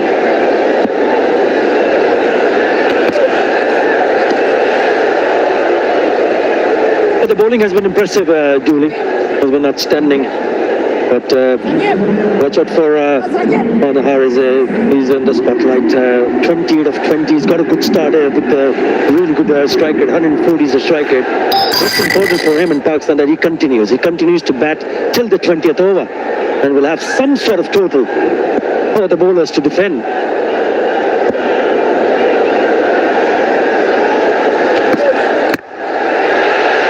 Carved away, back with a point in the gap. It'll be a couple.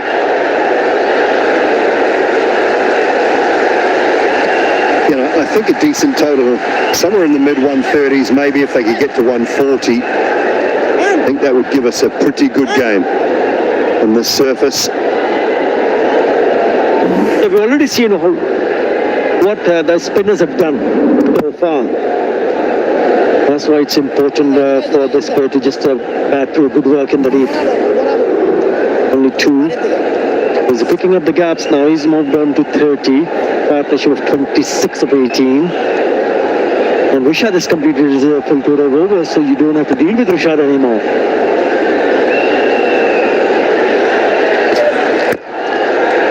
That was wide, follows him. Yeah, just looking at those numbers, what have we got? 7 overs, 3 for 34 from Mehdi and Rishad. So they have done a terrific job in the 7 overs of spin so far.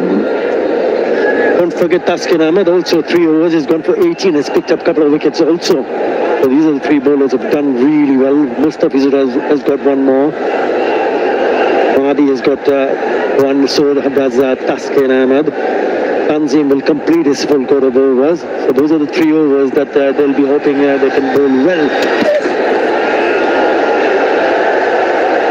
That's a wide just.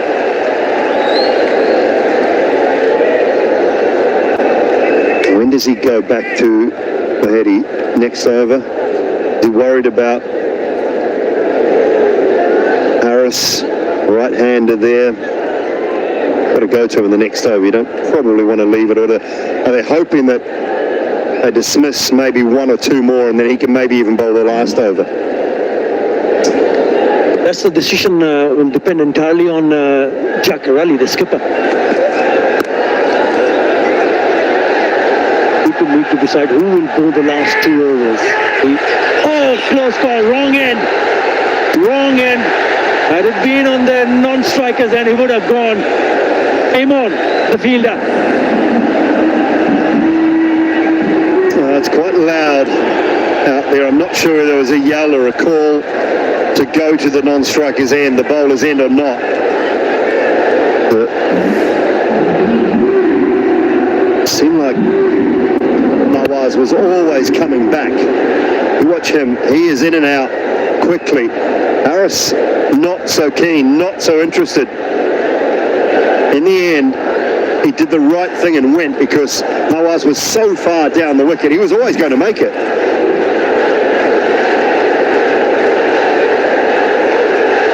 Yeah, because he had already picked up the ball for this Amon, and when he threw it, Nawaz was out of the strikes already. So he didn't have that time to decide whether he should go and throw it at the striker's end or the non-striker's end.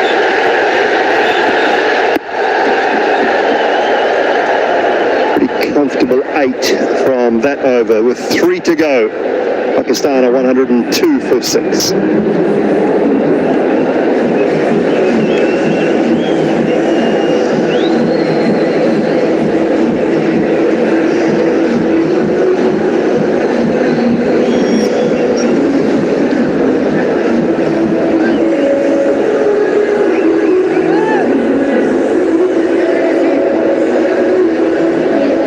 Better from Pakistan's point of view. No over has gone for less than 8 in the last 5. Slowly but steadily finding a way to pick up some sort of total for their bowlers to try and defend. I think Zafar Ali has decided now is the time to get the last over of spin out of the way. Last 5 overs, they've gone above 900 and over, Dooley, 47 for 1. It turned out to be a right call because you really don't want to see the spinner bowling in the death in, especially the last 2 or last over. He's bowled brilliantly so far. 1 for 16 the figures, and he's bowling to a left-hander.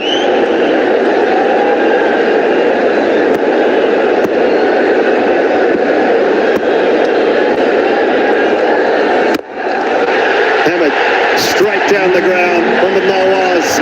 He's got such power. This is going to be the game-changing over.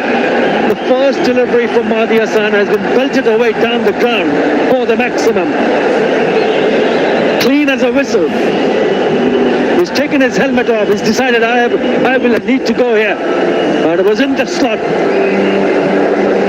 He stood his ground and slammed it down the ground.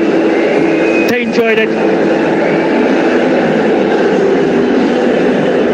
I know it's a tough time to bowl. It's not easy. Spinners tend to get quicker and quicker. The best in the world gets slower. Was really fired and gets away with it.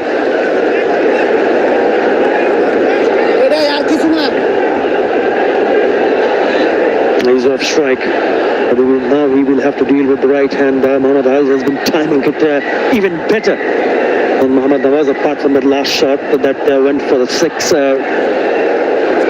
Right. Where is he going to target? You look at the field set on the onside. The 3 fielders are long on, deep in wicket, deep square leg. And the fielder is short fine. And just making sure that he blocks it offside. Have a look, those 3 fielders pretty close to each other. Square up inside the circle on the offside. Gone. Caught and bowled. Fired it at the pads. Harris couldn't give himself enough room. And Mahdi picks up the wicket. But the wicket that was that they were hoping for. 7 in the first 2 deliveries. New batter, right-hander on strike, tries to make room. It was in the slot, wasn't it? But he's had that straight back to the bowler. And he takes a very good catch. Disappointed. That's a great reaction, isn't it? It was a good little partnership in the making, and it's broken. Mohammad Hafiz gone for 31. Pakistan 7 down for 109.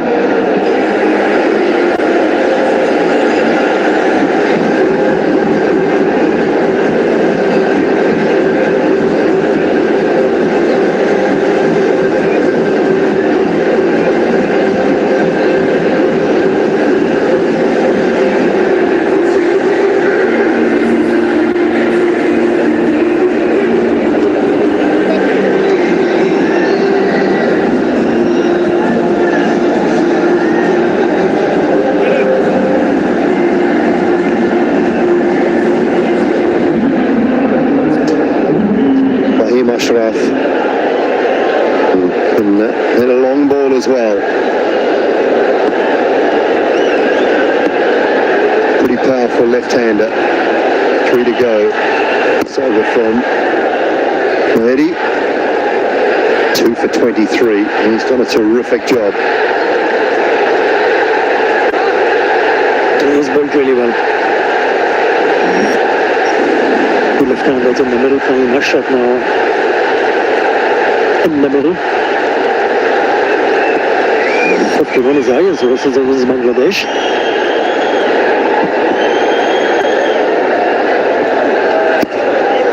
Just wide, just. I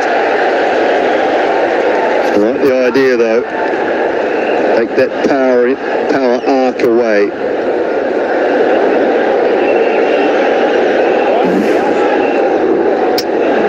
That's the wicket. Just wanted to clear his leg and try to go on the offside. Didn't get the elevation, that's the problem. And he got straight into the hands. And the fans, few disappointed, few elated. Yeah, touching 14,000 I think in tonight. They were queuing up at the box office out the back, buying tickets on the day. As we came into the ground this afternoon, early parts of the evening, Mahdi Hassan with the player spotlight. And he's done a terrific job back into the side tonight after missing last evening's game. Ball gets through just inside for a couple more. Decent over, even though the wicket fell, still 12 runs coming from it. 114 for 7.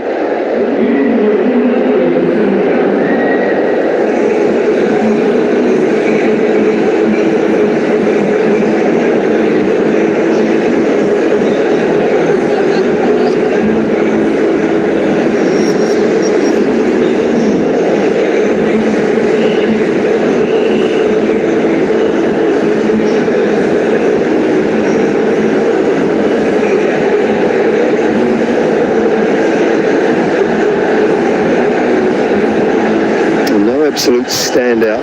Just little contributions for Zaman. Took his time for 13. Skipper just 19. Ahmed Harris, chief contributor. And then Shaheen and Nawaz with 19 at the moment. 12 balls, can they find 24, 25 runs? Close to 140. Give their bowlers a little bit of breathing space. I think Bangladesh would have taken anything under 150 after winning the toss. If you'd offered them 144, 145, I think Tucker Ali would have said, yes, please, sir. Oh dear, that is big. Just the sound of the bat, you knew it. Oh no, young man. You had your chance to be in the spotlight. We could have had the ball boy spotlight, but not to be. It's a cracking shot, isn't it? Remember, he played a belter of a shot in that over from Mahdi Hassan. This is the first delivery. So strong on the onside, picks up the length and struck it nicely. 81 meters. That's what the Pakistan fans would have hoped for. Yeah, valiant effort. 6 to start the over. Well, I guess there's a few fielders out there tonight that can't actually have a go at the ball boy. Pure round last night as well, they couldn't have a go at him. That's high. That is an opportunity. Man at cover going back. Steepling. Holds on to it. That is a terrific grab. High into the night sky. Absolutely superb. Some have gone down, but that is right out of the top drawer. It's Pervez Hussain Imran. Remember, he dropped the catch earlier on. But that is a sensational catch. Never easy going backwards. It's a slower delivery, didn't pick it up, went through the shot, and he knew he was in trouble. Have a look at this. Backward and then going sideways and hangs on to it. That is a brilliant catch. Taskin Ahmed picks up another one. Now Mohammad Nawaz goes for a nice little cameo of 25. Pakistan 120 for 8.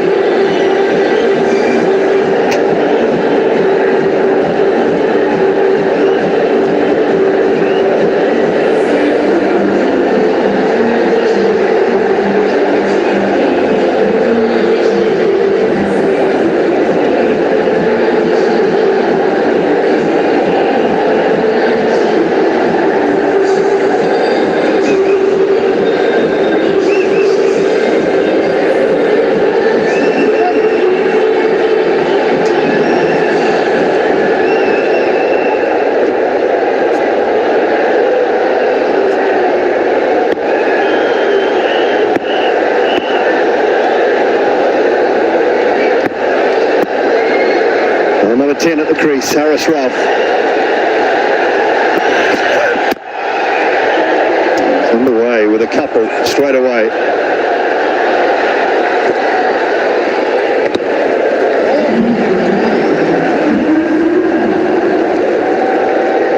We're looking to pick up the ones, the twos, find the odd boundary maybe.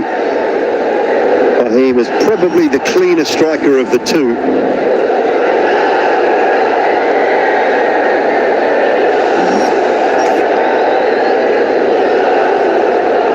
Last night, at times the ones that go a lot higher in this stadium can be slightly easier to pick up because you don't get interfered with by the lights. Goes up through the ring of fire into the night sky and then comes back down. It does hit your hands harder, but a lot of the catches we've seen dropped have been at that light height. This one's gone straight up, but it's a terrific catch. The previous delivery went for the 6, remember, and then a really good comeback from Taskin Ahmed.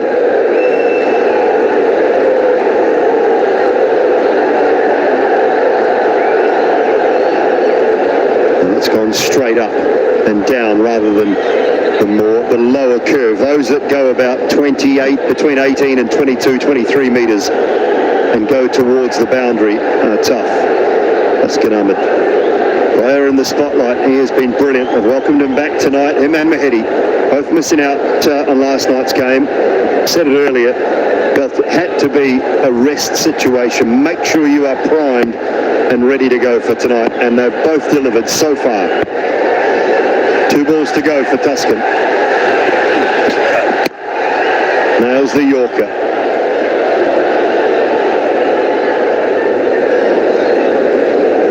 Yeah, he's been outstanding. Surprised a lot of people because he was not picked up last night. And that's what he has done so far. He's played a game and he's been rested. Look what he has come out with tonight. 3 for 27. He made the right call this time around. And it has paid high dividends for Bangladesh. They still want to knock those 2 wickets as quickly as possible. 9 runs already in this over on a wicket.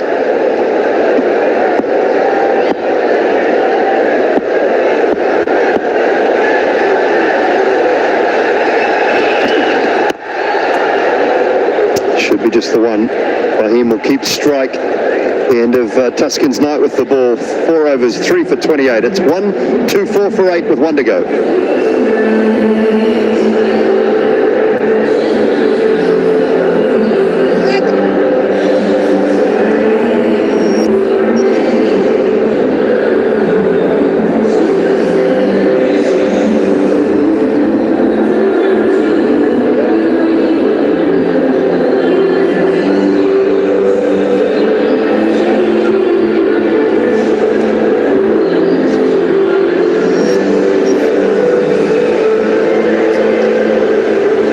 To go, and I think Bangladesh are out of time as well.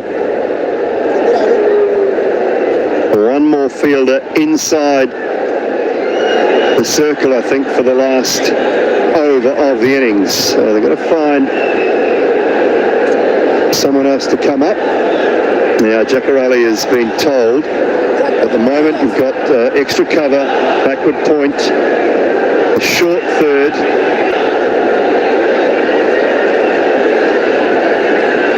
Leg is up inside the circle, and Jakar Ali's just been informed that someone else has to come up. Who's he bringing?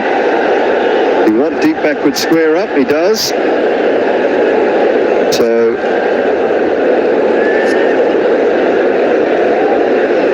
thinking pace off, a lot of pace off from the fizz here. But that deep backward square might be an area that Fahim Ashraf is looking to line up now.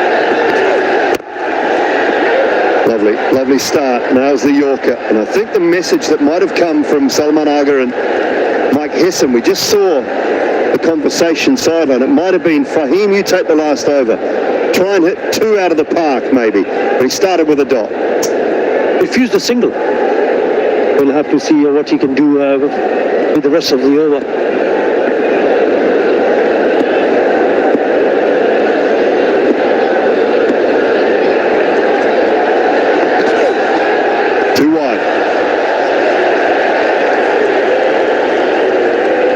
Delivery there, though, is fraught with danger.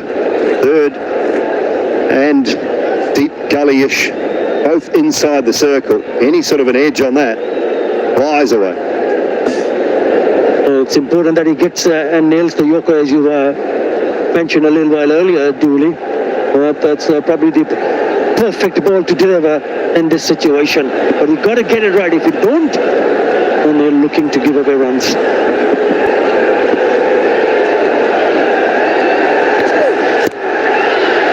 Flying away, and so I was saying it's fraught with danger going short and wide with your third and your deep gully up inside the circle. Brings about a boundary. It doesn't matter whether it comes from the middle part of the bat or not, because those 2 fielders that you just pointed out earlier are inside the circle and the offside. All you got to go do is get back to ball, and it flies over that fielder at short third, and it is a boundary. 4 more deliveries to be bowled in this over. Score 129.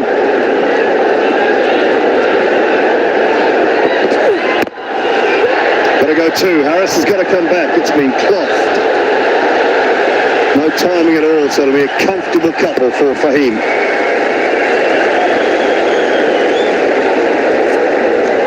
Just in-handed a little piece of paper by my trusty man to my left, I think. The lowest total defended by Pakistan against Bangladesh in T20s is 135. Not defended anything lower than that.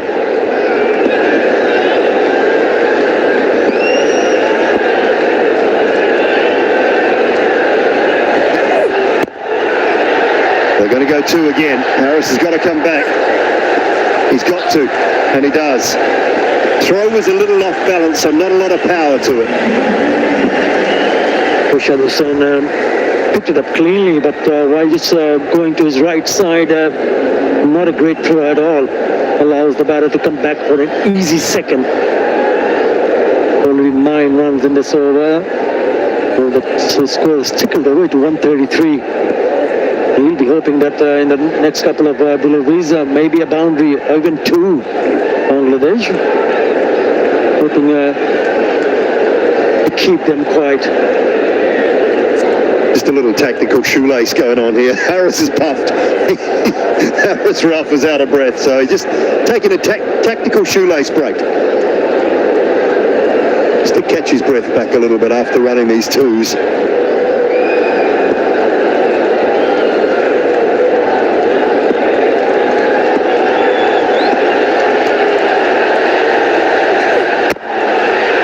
We'll have to run another one, Harris. No, straight to the man. So they've decided against taking the one.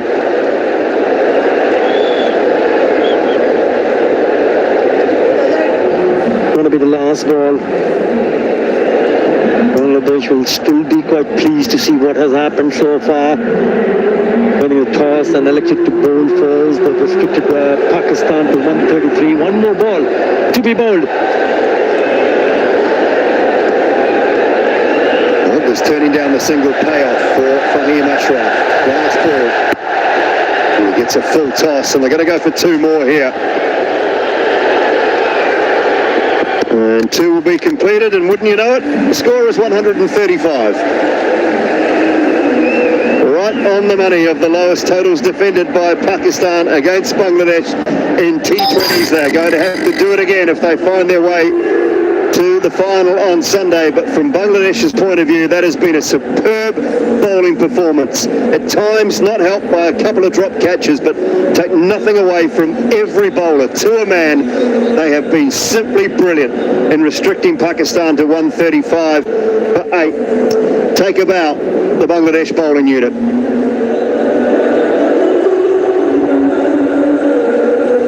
They're brilliant. He'll be also quite pleased, but it ain't over. They will need to bat well. Mahdi Hassan, 2 for 28 in 4 overs, was outstanding. So was Taskin Ahmed. But what about Rashad Hussain, who went for only 18 runs in the 4 overs that he bowled and picking up 2? All boils down to how they bat when they come back for the chase. He missed out his second game. Not 100%. We're hoping that the batters, especially the top order, sets the tone. It's the virtual semi-final. The winner goes to the final. Well, 55 for 5 after 12 overs. 80 for 3 in the last 8 overs. So Pakistan were able to claw it back and put some sort of total on the board. Equation for Bangladesh will be 136. There's some middling scores. No one was really able to get going. Ahmed Harris with a good 31 off 23. Little cameos from Shaheen Shah Afridi and Mohammad Nawaz, and Fahim finishing 14 not out off 9. Yeah, they were brilliant with the ball. Taskin Ahmed back in the side, bowled beautifully, 3 for 28. Mahdi Hassan opened the bowling, 2 for 28. And then Rashad Hussain really put the brakes on the Pakistan score, 2 for 18. A wicket to Fez also. Taskin back in the attack, again delivering the goods in his very first over. It was a little wide, but straight to the fielder. And that was a sure, the one that was full toss in the end went very high, and it was really nice to see the keeper getting underneath it and taking the catch. This was a very good catch from Parvez Hussain Imon. Never easy. Yeah. Previous one was hit for a 6. Yeah, superb bowling performance from Bangladesh. Now it's all about the runs. They require 136 from their 20 overs for a place in the DP World Asia Cup final for 2025.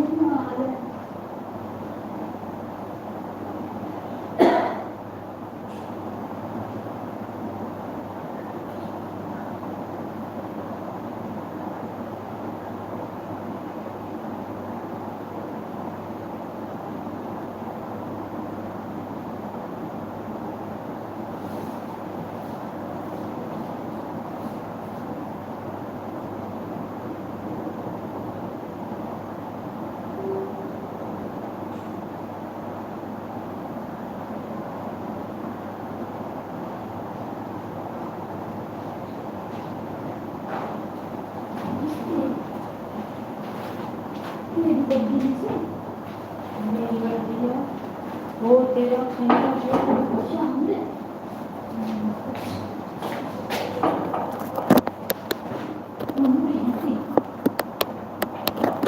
लगेगा ही है वो 15 minute लगेगा ही है खाना पीना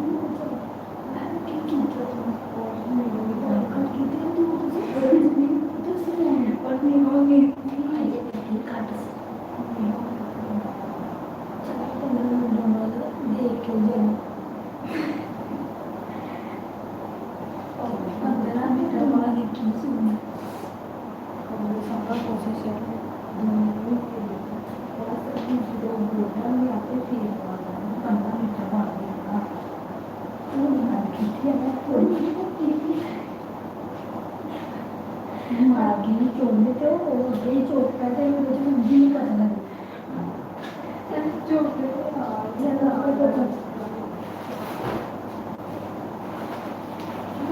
कोई इशारा कर दिया वो मारो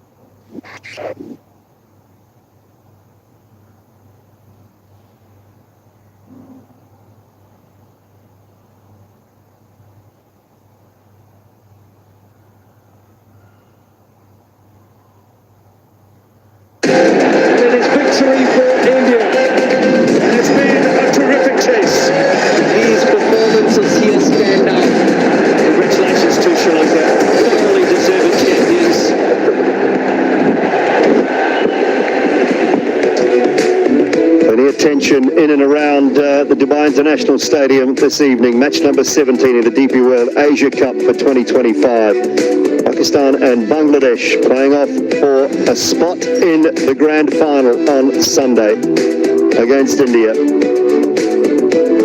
Bangladesh winning the toss, selecting to field first, and that is the equation that sits in front of them for a place in Sunday's final.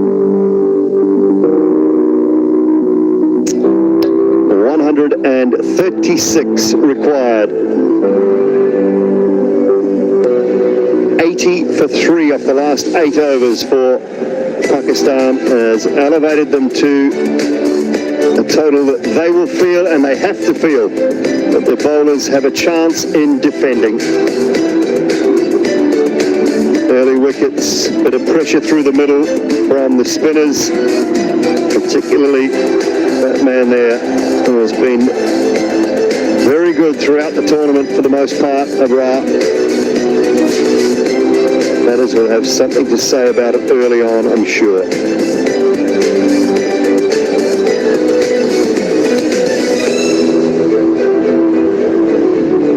Shaheen Shah Afridi start things off as he more often than not does for Pakistan.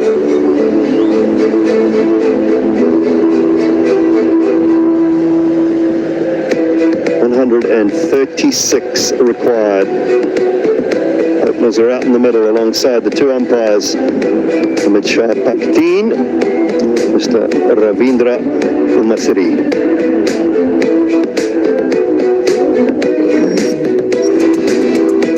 Saif Hassan, rate of 120, average a tick over 32. Good player out there. In the centre, alongside Parvez Hossain Imam. Strike rate very good, average not quite as healthy, does have 100. Against the UAE, and it'll be Shaheen Shah Afridi to get things underway for Pakistan in Bangladesh's chase. 10, 9, 8, 7, 6, 5, 4, 3, 2,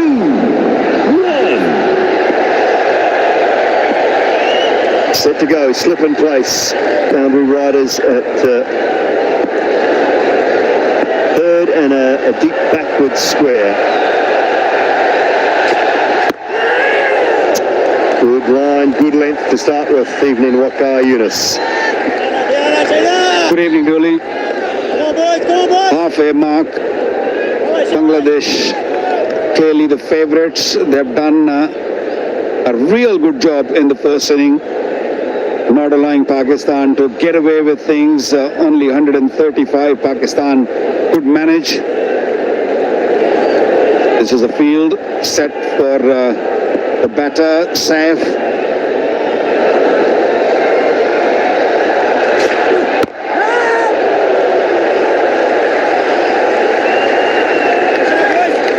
Good disciplines from Shaheen Shah Afridi.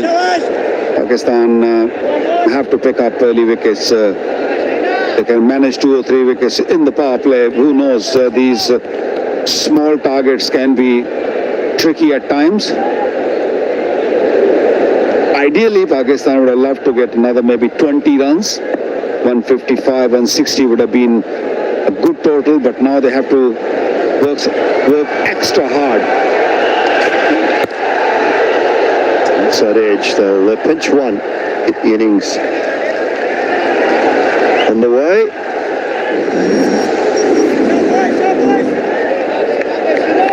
The last few batters, Mohammad Haris, Shaheen Shah Afridi, Mohammad Nawaz chipped in at the end, and Pakistan could manage 135. 80 runs were scored in the last 8 overs. It was tough going in the first 12.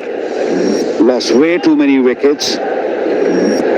But once they decided to just go after the bowling, they kept on losing wickets also, but they made sure that they keep scoring.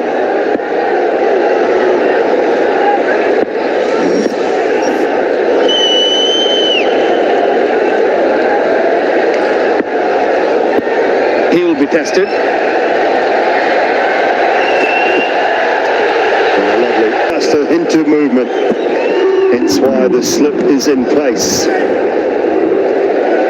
Oh, he likes bowling to the left-hander. It's easier for him to bowl from the left-hander's off stump or maybe fourth stump. That's why he's got slip in and hoping to get an edge. Shaheen's first couple of overs are going to be very important for Pakistan to defend this total.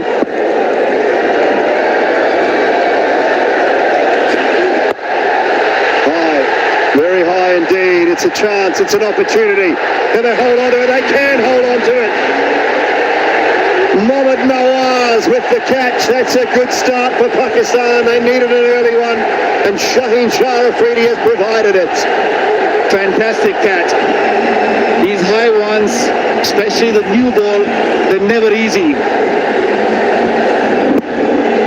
Shaheen Shah Afridi trying to swing the ball from middle stump, ball extra bounce. And watch those eyes, watch those eyes. Brilliantly taken. Mohammad Nawaz was the man, and Shaheen Shah Afridi yet another picking up a wicket in his first over. 22nd time Ruiz Hussain Imran gone without scoring is 1 for 1.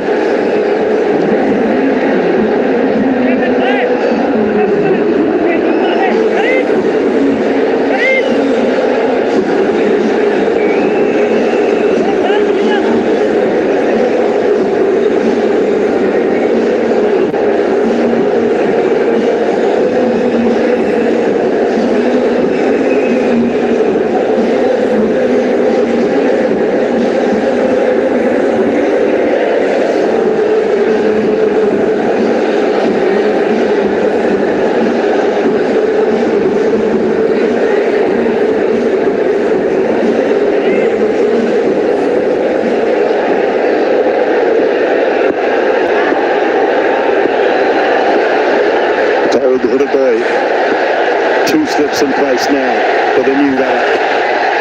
And that is why a little bit of movement. Well, Shaheen's interested, but it was about 4 inches away from the bat. Shaheen, good over though, well bowled, 1 for 1.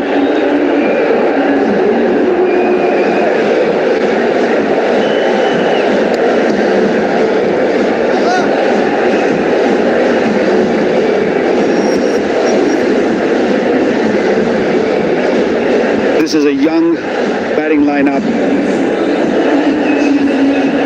dealing small target, can be a little dicey.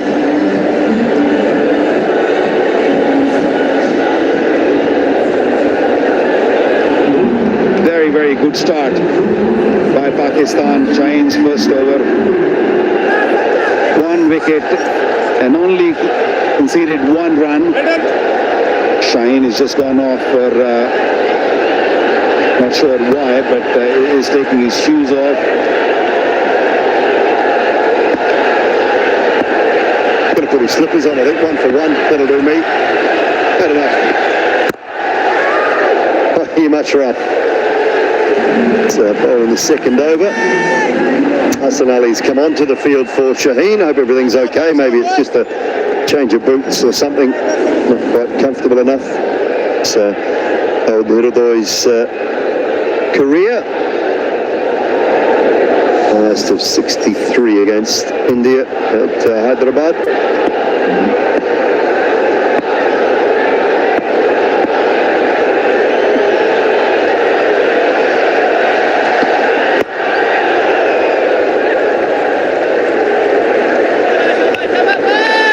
Every bowler's got to take responsibility. It was a good over from Shaheen Shah Afridi, picking up a wicket of Imran.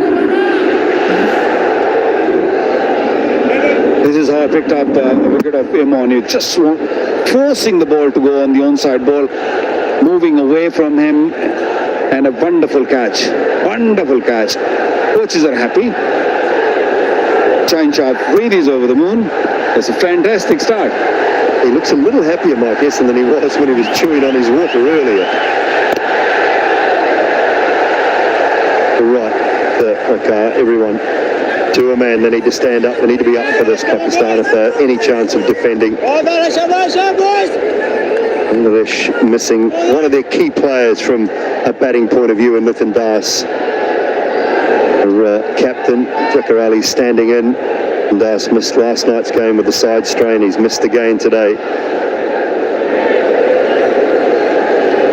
Well, Dooley, this is a kind of total where, as a batting unit, you start overthinking things. You got to keep it simple. If the ball is there, make sure you go after it.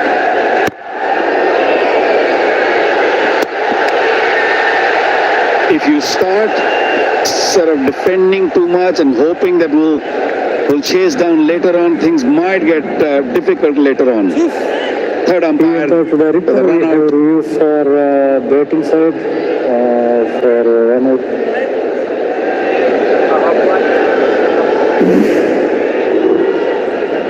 Yeah, go forward, go forward, go forward.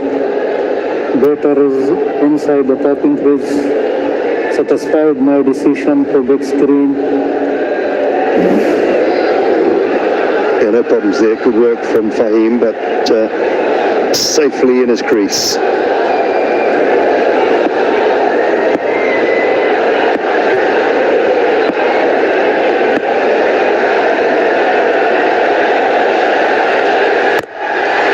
Swings through the line of that, just over the head of the man at mid-on and down to the boundary. I think it's gone all the way. It has gone all the way. Got a little better than I thought initially. All three deliveries, last three deliveries, at the same length by Fahim Ashraf. And Saif said, okay, I've seen the length, I've seen the pace, now it's time to go. We ran up in the circle, that was hit quite nicely. Perfect length to just play that pickup shot. 82 meters.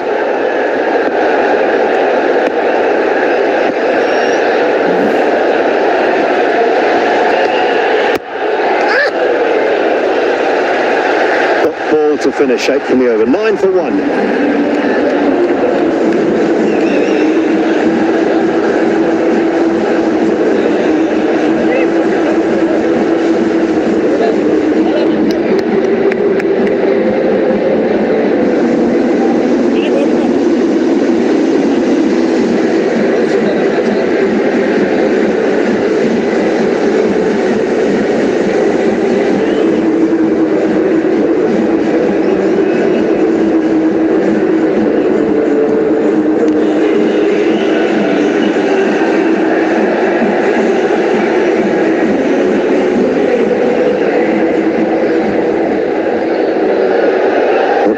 Shaheen to go again. New boots. Similar field, just one slip in place now. Brand new wheels.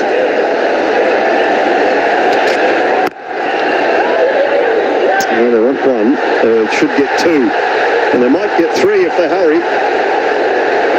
No. Nawaz and Hafiz Zaman just having a little bit of confusion.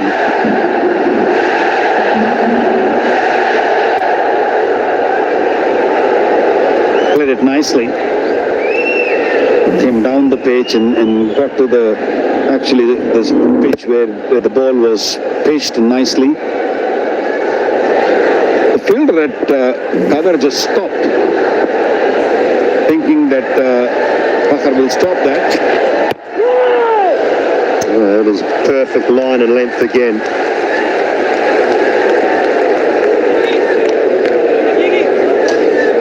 We've so often seen Shaheen Shah Afridi bowling his first over and bowling very full. A little bit different tonight, Waka, just finding a good length, slightly short of a length, just fuller, hitting the stickers, hitting the top of the bat. I think this has been really good. Yeah, that's the change he's made in this DP Asia Cup, and he's reaping the reward.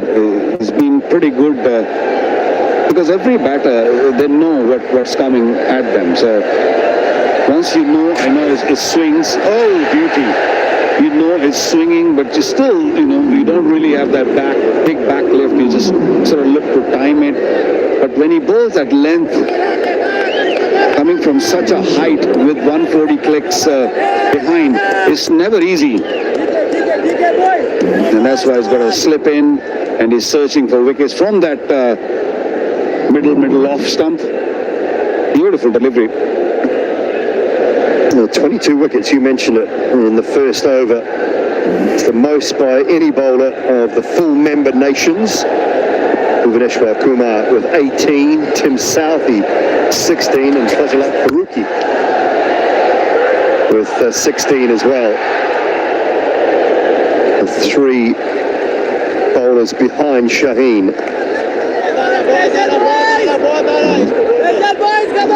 So often he is the man in the spotlight at the start of Pakistan's bowling innings. Delivered so far with one. His pace is also coming back. He does hover around 140 kilometers an hour.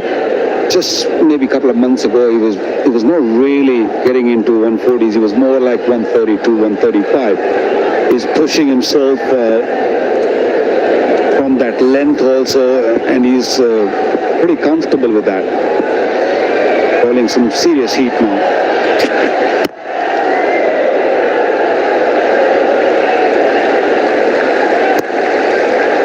Well, you and I both know, coming back from relatively serious injuries, a little change in his action, it's slightly different at point of delivery.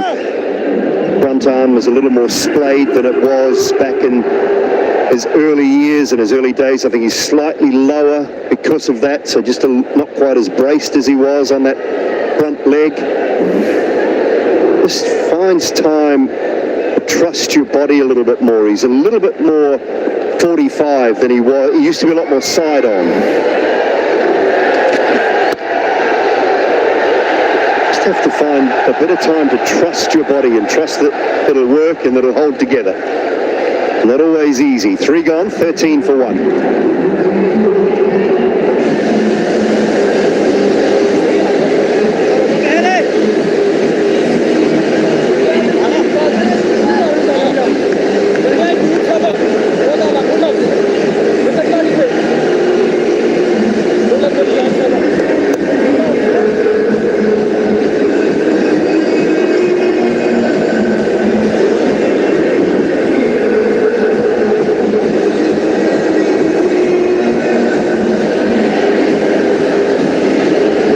The last 8 overs of Pakistan's batting innings that really got them to that 135.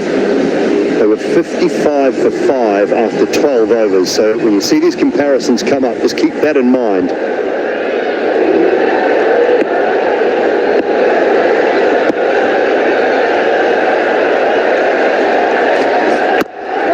Haris Rauf into the attack.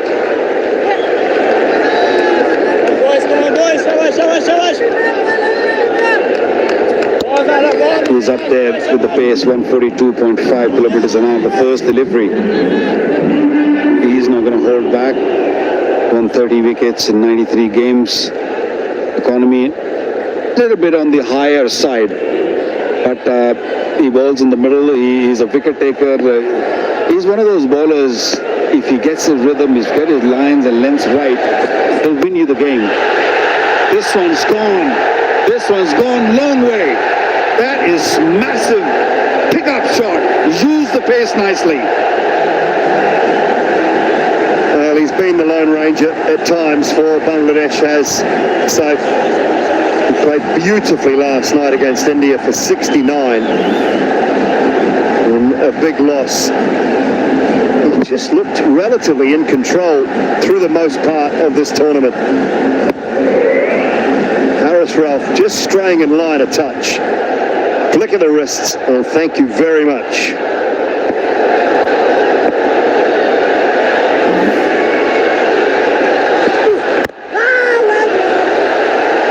It's better from Haris Rauf.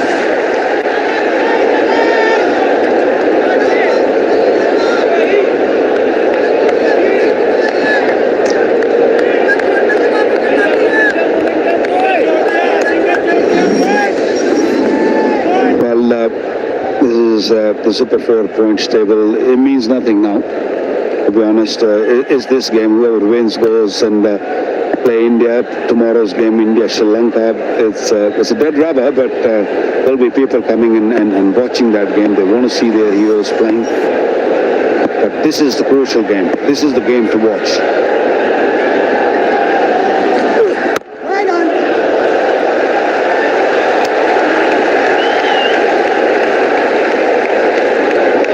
been a terrific crowd in tonight as well. I mentioned earlier they were queuing up at the box office. I think pre-sales were only around about 8,000, 8 or 9,000. I think the box office was overrun at the back of the stadium here. The 4,500, 5,000 sold in the lead up to the game. Tell you what, Gar, I want to say I think the Bangladesh supporters slightly outnumbering the Pakistan supporters as well. Edged away in the air and it'll go for 4. The pace of Haris Rauf flies away. You know why they're outnumbered Pakistanis? Because they're playing good cricket. They bowled well, they had expectations from their players and they're delivering it. Room again from Haris Rauf and it was a short arm jab from Saf. Love the way he's using the pace. Sometimes you don't really have to go straight. You just let the ball come to you and hit it square. Well, good response, good response. I don't know that there's an edge there. They're pleading, appealing.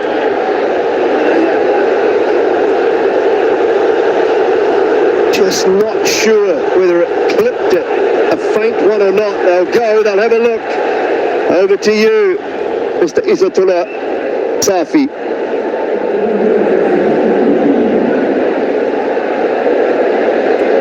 TV umpire to director, we have a player review for out behind. On field decision is not out. I have checked the field. It's a fair delivery from please.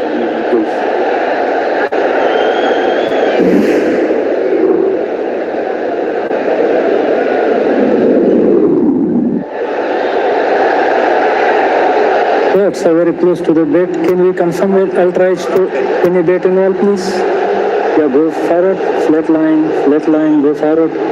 Go forward, flat line, get between ball and bat, go forward, one more.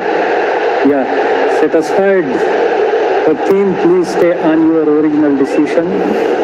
Not out, stand by. Make signal, you are on screen. Good decision, Mr. Pakteen. Ends the 4th over, 23 for 1.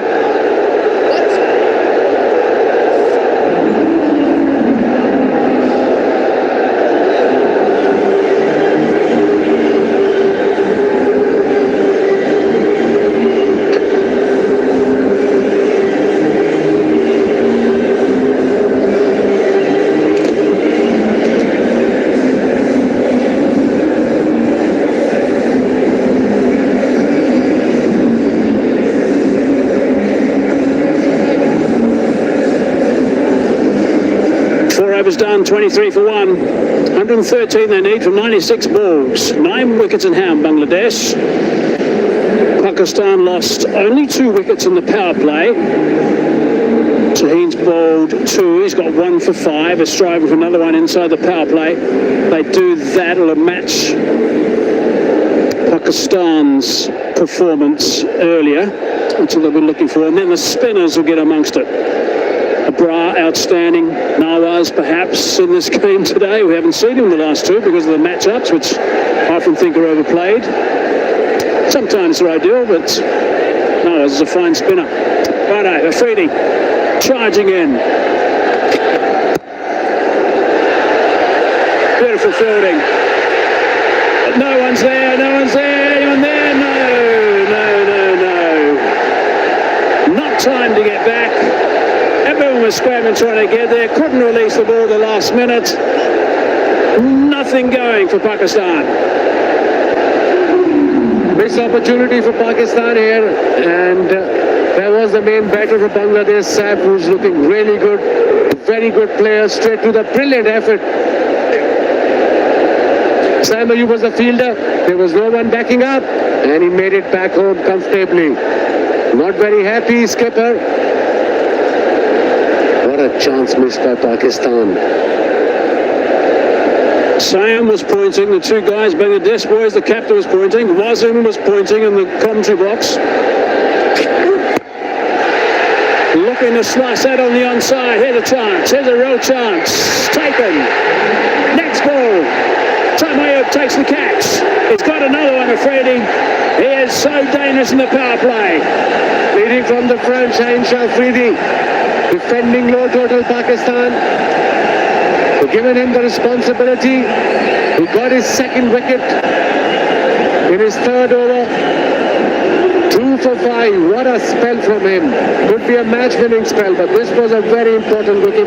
Not the best shot. Going cross. Played towards mid-wicket by Hridoy. And a very good catch by Sam Ayub in the end.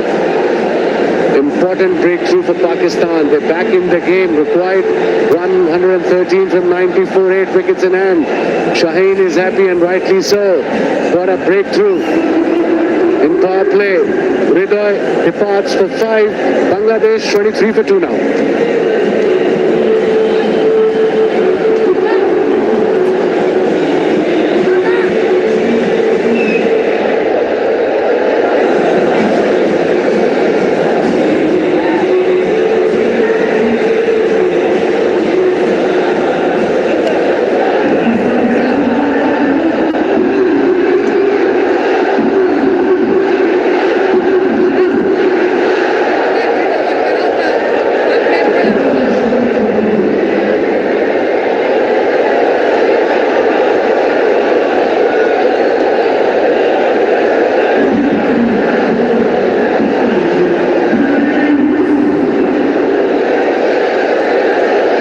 There is so much emotion at the moment in this game.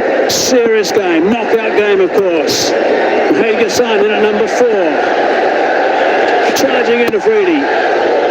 Ayub again. Outstanding fielding from Sam Ayub. The ball before to get it back to the side of the bowler's end. Then a magnificent catch to pick up the wicket. Let's look at Mahdi Hassan's numbers. 46 innings, average. Not much. Strike rate not much either. Pakistan must be thinking right now, one couple of wickets here, they can actually win this game. From Bangladesh point of view, partnership. Partnership of 40 can put Pakistan on a back foot here. So the game is evenly poised and the crowd is roaring.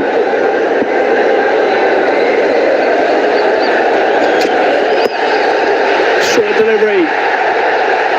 Very nicely played. Moving perfectly with that.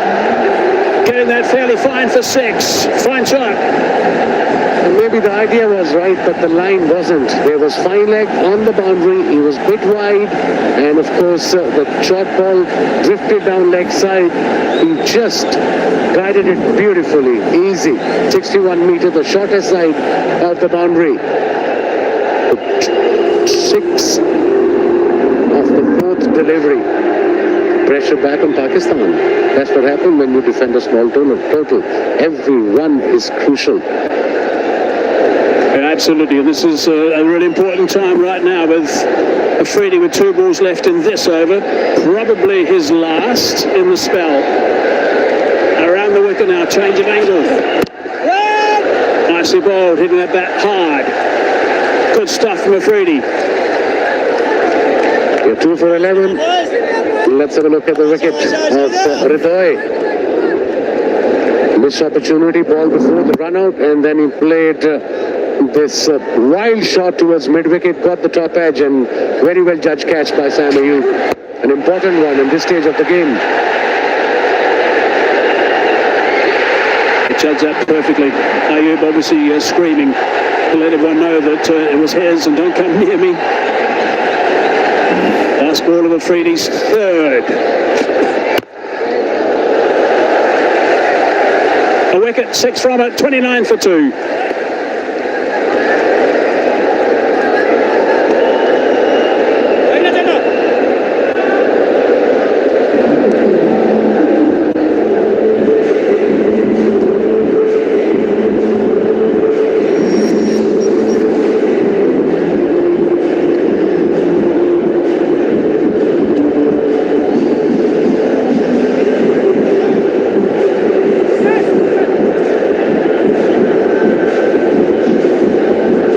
Pakistan were 21 for 2 at this stage. Bangladesh 29 for 2. Saini coming next. Mahdi Hassan drafted into the side today.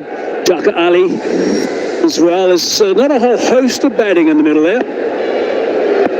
This guy's an important player for Bangladesh. Haris Rauf. Leading edge, out, gone, he's gone. Can't keep the ball away from Ayub. He's in the game all over the place. That is another wicket, and it's a massive wicket because he's played beautifully so far in this Asia Cup. Sweet revenge from Haris Rauf.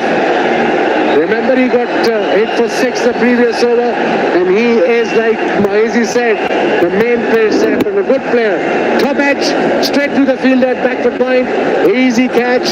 Sam Ayub the fielder again, and first wicket for Haris Rauf. 3 down now, Bangladesh for 29. We're into 6th over. Saif Hussain departs for 18, 29 for 3.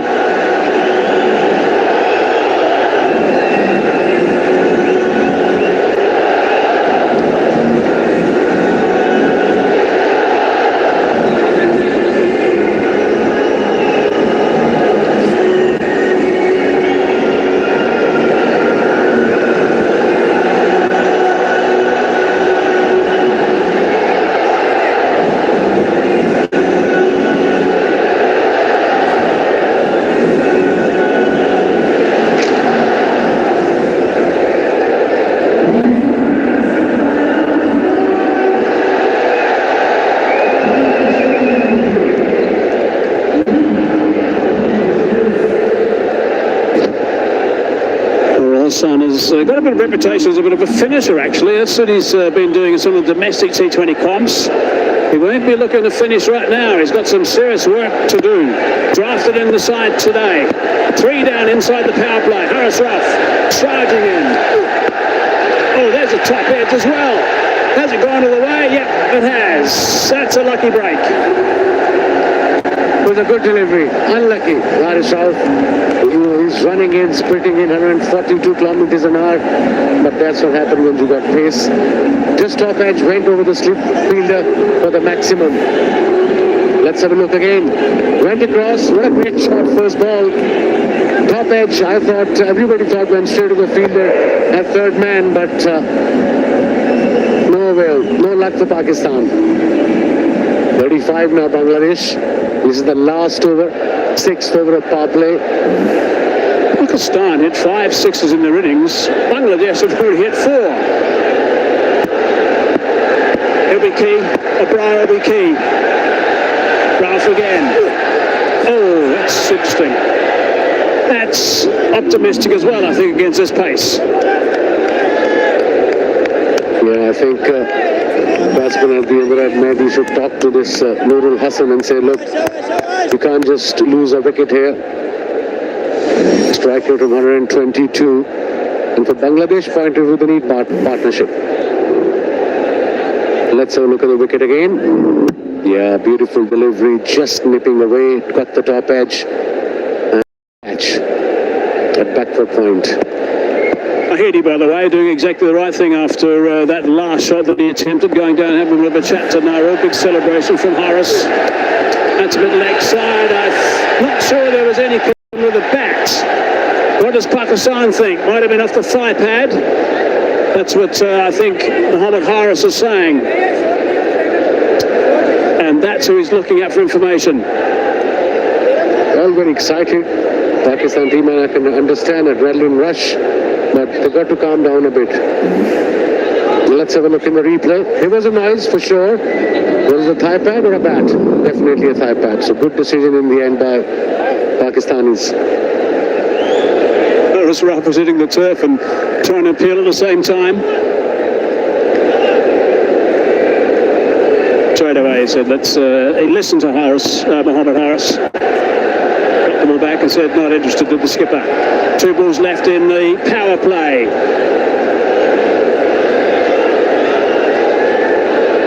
You're absolutely right. Ibrar is the key here after this over, because Shaheen bowled 3, he's bowling his second.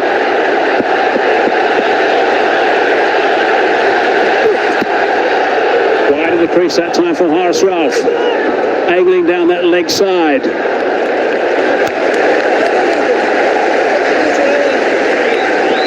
Tie-up playing cricket at the moment. Batting cricket, low total. Pakistan scored 135. In reply, Bangladesh 36 for 3. We are into 6th over. 1 ball to go. Just a little slightly ahead, that's all, slightly ahead. Nothing in this game at the moment. 1 wicket more down. Bangladesh runs slightly better off. Last ball of the power play.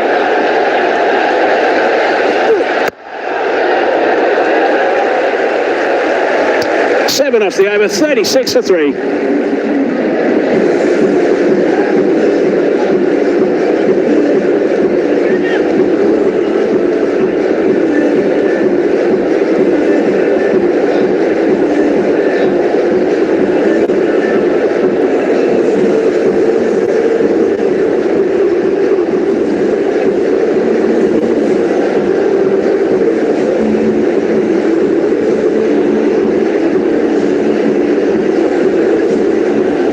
I think we all knew the spinners were going to play a role in this game, and we saw the spinners for Bangladesh doing a fine job. Hussain Mahedi. There's confirmation the power play is done, and it's Abrar now into the attack. Now, he's been absolutely extraordinary. The last game against Sri Lanka, 4 overs, 1 for 8. His economy rate so far has been 4.62 throughout this Asia Cup. Yeah, he has been exceptional, this Abrar Ahmed. In Asia Cup so far, against India, 5 boundaries in 24 balls. Picked up 5 wickets. And versus other, 2 boundaries and 94 deliveries. So that's why he has been the pick of the bowlers for Pakistan. The mystery bowler, look at his record, looks really good. Just started his career, 28 wickets, 17.07 is average, and of course economy rate is the main key, and that's really good. Bangladesh in this Asia Cup have lost 15 wickets to spinners.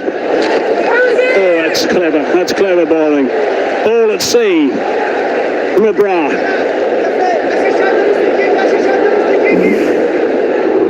Trying to hit every ball out of the park. And that was a googly, I think. Yes, it was. He was lucky there. He was trying to go slog sweep. Very cleverly bowled by Abrar. Wily customer.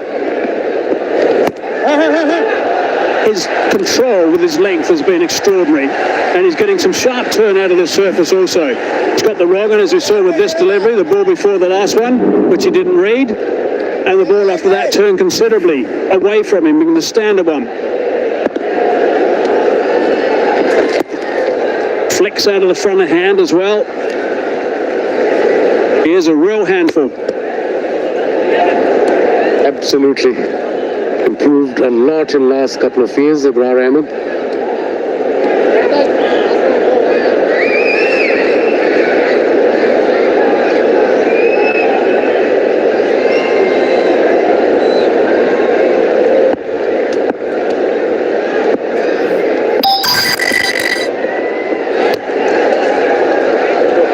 Robin that time had to reach for it and work it.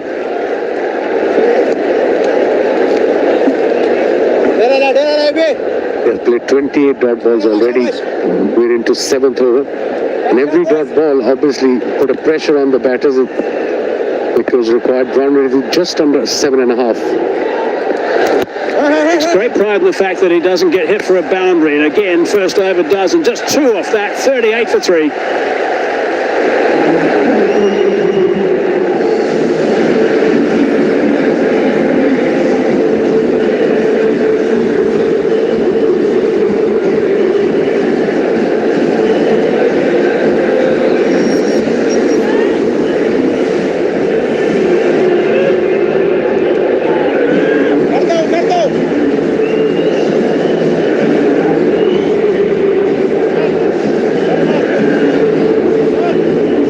We saw those stats from Mahedi Hassan. Weren't anything to write home about, and Nur Hassan at the moment is just struggling with the reading from Abrar, so the work is cut out for these two guys, not scoring runs.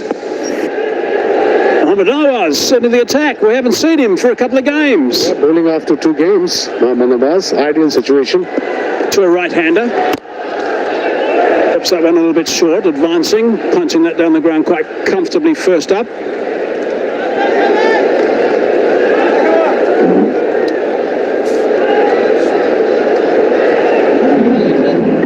The 2 right-handers. 71 wickets, economy rate 7.30, 5 for 19 career best.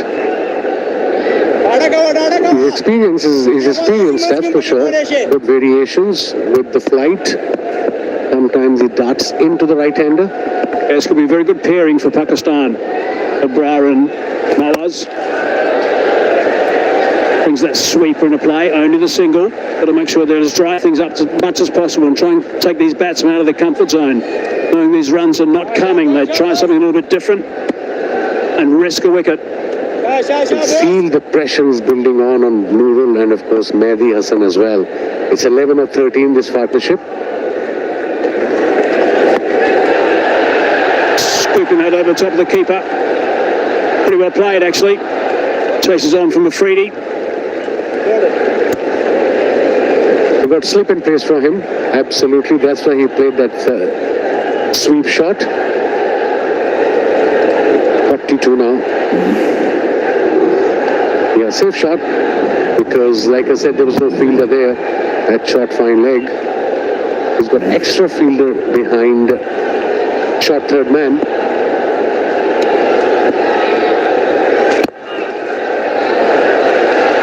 It's working it nicely at the moment.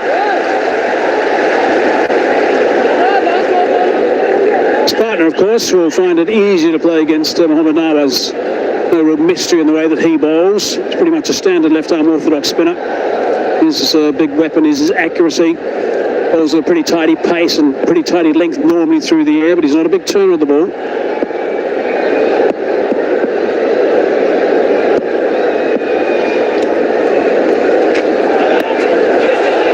Looking to advance in the end, he just guiding it down for one. A brilliant effort by Shaheen Shah Afridi. Was fine. And watch it, the skipper, Nitin Das.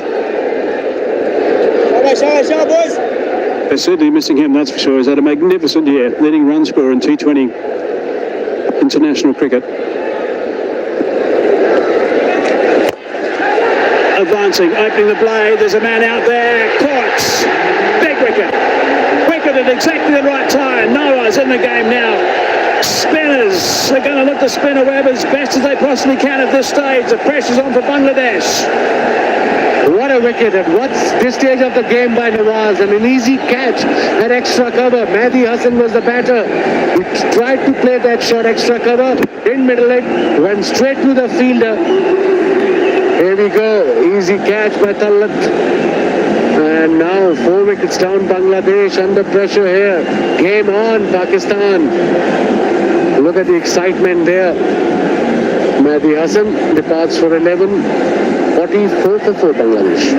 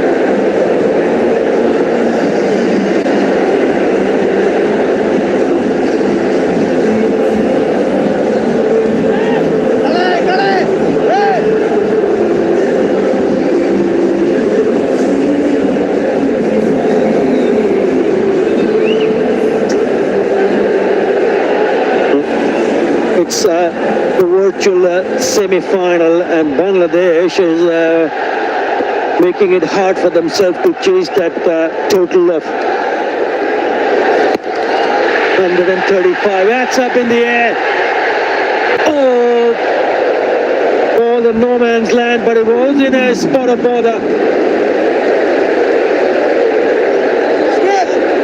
And all of a sudden, even the total of 135 is looking bigger for Bangladesh. This could have easily been on wicket number 5. Taima, you're making a really good effort, but not really getting close to that one. Never easy. Good evening, Sunny Bhai. Good evening, Athar. And you've got to say only one thing. They've only themselves to blame because for making it hard for themselves. Some of the shots that we've seen were really not worth talking about seriously because, they could have given themselves a good start. But everybody was trying to be a hero in the first 6 overs, trying to play the big shots, trying to play the sixer shots. Was it necessary? You were not chasing 170. You're chasing just a little over 6 runs an over. Your required rate. Look at this.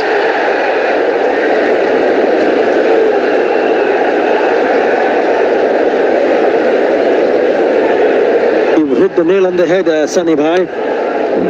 With the kind of total that they went into chase, 135, what Pakistan managed to score. They needed a good start. They needed someone to just bat through because, as you rightly pointed out, in this innings so far, they've hit 4 sixes and 1 4. The batter's trying to hit 4s and 6s and getting out.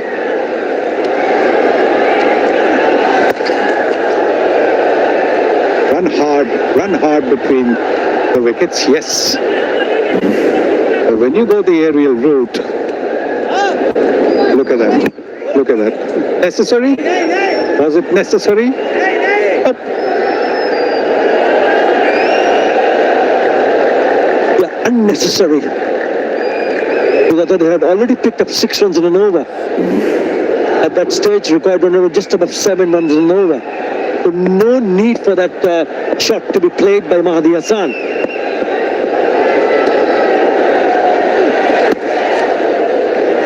They have to start all over again. It's just getting difficult. Yes, they need just one good partnership. Yes, there will be 11 overs left. They need 87 from 67. But they need a partnership. They need this partnership maybe if they want to win to last for another 6 overs.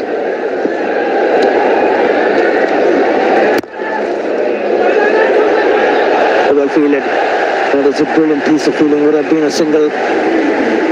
After 9, Bangladesh 49 for 4.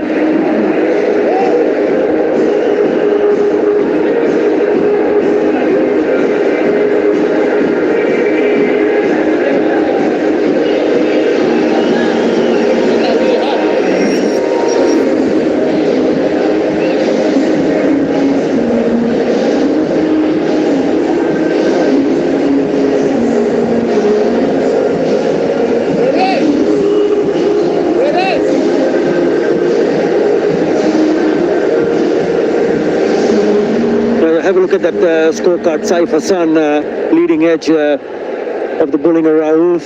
Imran got out without scoring. Saim, who's been your most consistent player, he was unlucky.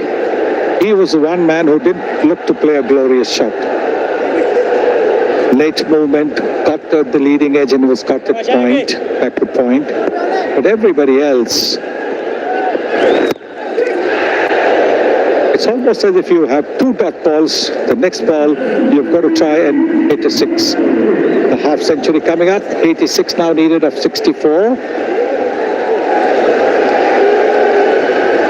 I think what really put them on the back foot is that 3rd over on the trot from Shaheen Shah Afridi, Sunny Bhai. And it was Ridwan who was on strike, knowing that he was Pakistan's best bowler, going to bowl his 3rd over. So why would you want to take a chance? And he gets out. Makes a huge difference, doesn't it? And now, just now, if you saw, the batter was wanting to come for a single. He barely got back to the crease himself. The panic has set in. Sweet timing. That would be the 56th of the innings. That comes from the bat of Shamim Hussain.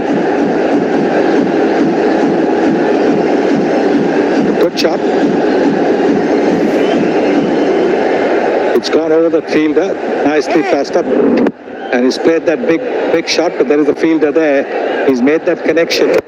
So he's gone over the fielder, but again, it's a risky shot.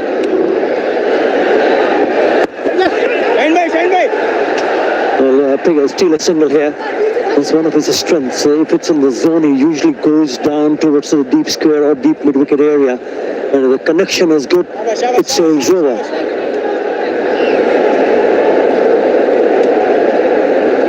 Imran Ahmed has been pretty economical. Only the second six he has conceded so far in this edition of the Asia Cup. There you go, 5 sixes and 1 4. Add to that 4 wickets. And that 6 and a single, 8 runs already in this over.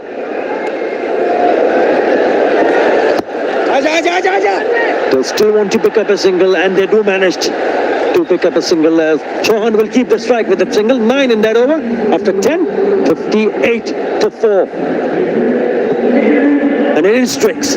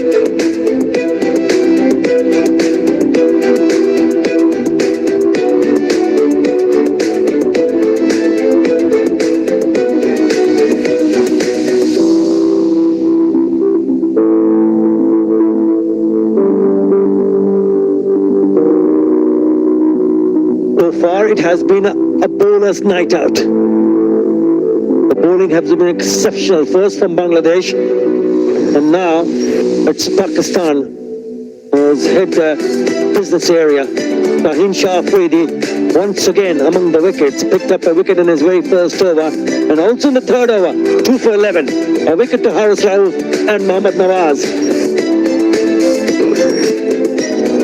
These are the wickets. Have a look at some of the shots that have been played. Look at that shot. Neither forward nor back, just trying to play the swivel pull, simple catch to London. Look at this shot as well. Looking to go over mid-wicket and caught it back to point. The bowler bowling left hand over across. This one, of course, was a good delivery. And look at this shot. If you've got 6 runs in the over, and you just find that fielder, what you could say is that they have committed harakiri and opened the door for Pakistan.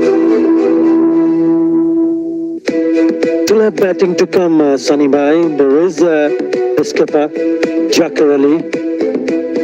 But all important for them would be this pair, because if this pair can get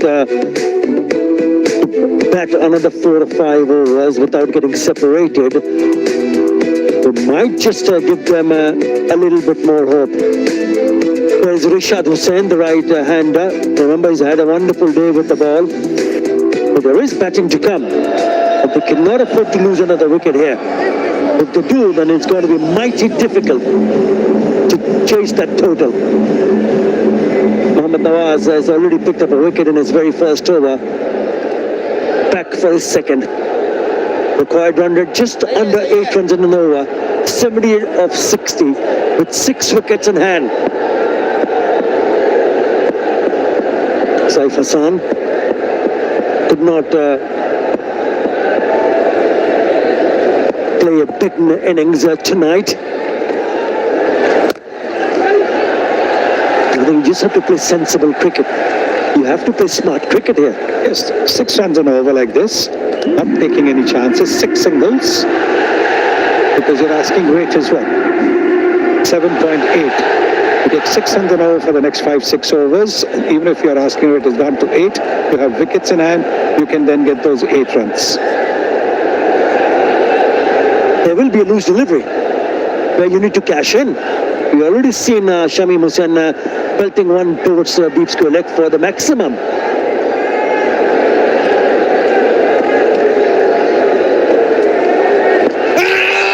Oh, close. Well, he's missed it. The ball's gone with the angle. And if it's hit him on the back foot, there's a very good chance that it's going on to hit the stumps.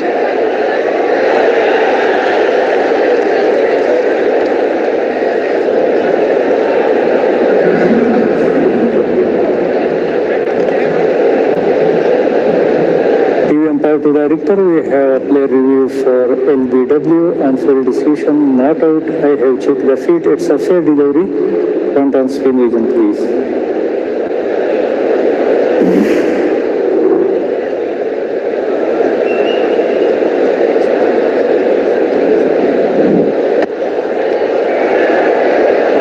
Let's have a request to the bet.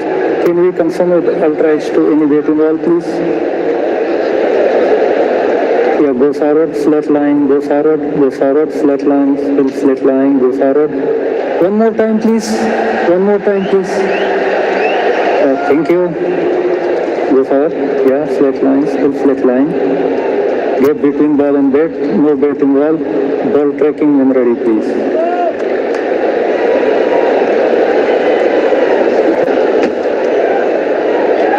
The outside off. Umpire call, wicket hitting. Please stay on your original decision. Ravi, stand by. Impact umpire's Signal call. now. Signal now. The review being retained. Nitin Kumar Das missing his second game. There is a turn and bounce. Yes. Now he's escaped. It was a close call. Impact was umpire's call. Now what is Shamim going to do? He's just played a dot ball. As long as they don't play rash strokes, should be okay. He's down the wicket. Nicely played. He's thinking about the second run. Not there.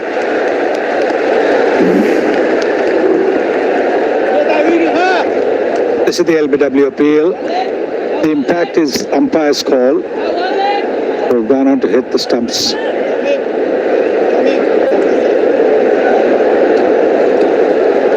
A good shout early on.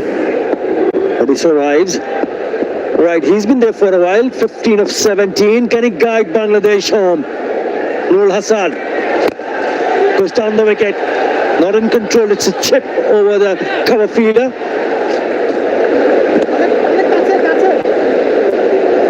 Yes. Looking to play the aggressive shot. There is a bit of turn in it, so when he steps down the pitch, he's got to be careful because he's bowling really well. Tossing the ball up quite nicely, inviting the big shot, Mohammad Nawaz.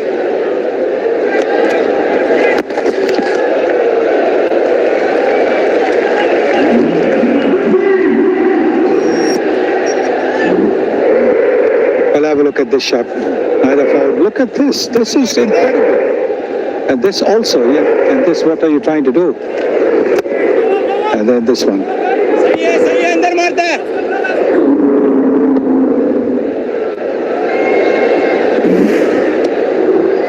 Has been a high risk approach, hasn't he?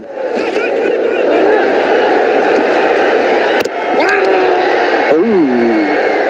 Well, the question is whether he's dragged the bat or put his bat down. Because he was slow to start. He was very slow to start the non-striker's end. The rule was 62 for 4.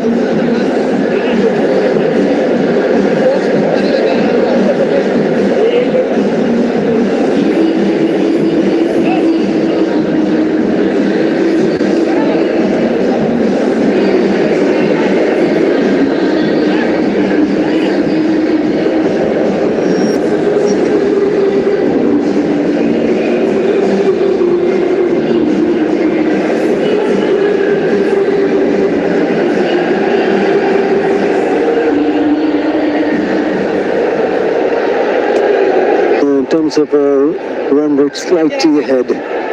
Pakistan at this stage of 51 for 5 after 11.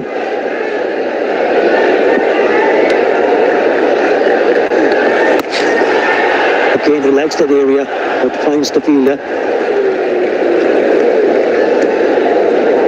Fielder didn't have to move this way or that way. When he hit a 6, he went over that fielder. Now he's found that fielder, but along the ground. So that's very good field placing by the Pakistani skipper.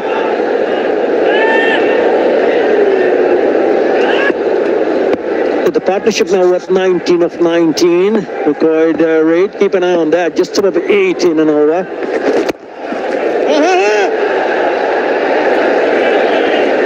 I can understand what they are thinking at the moment. Just back through, but you just have to keep a close eye on that required run rate. Just closing into 8.5 runs on an over, because if you lose a wicket, then it gets more difficult.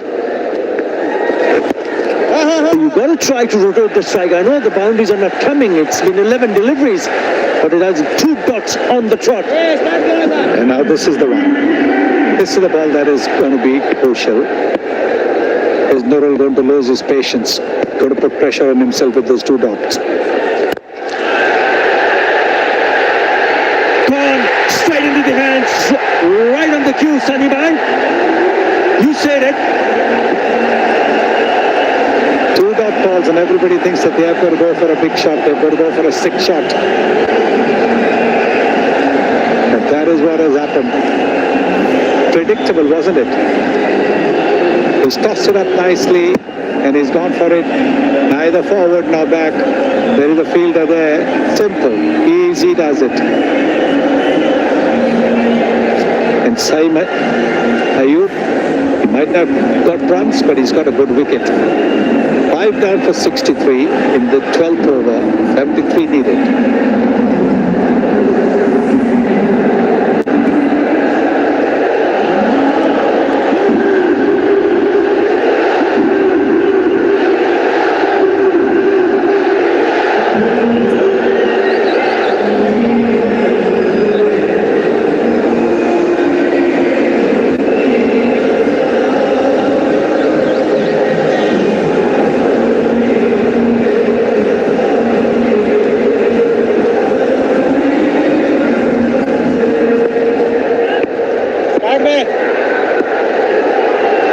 In at number 7,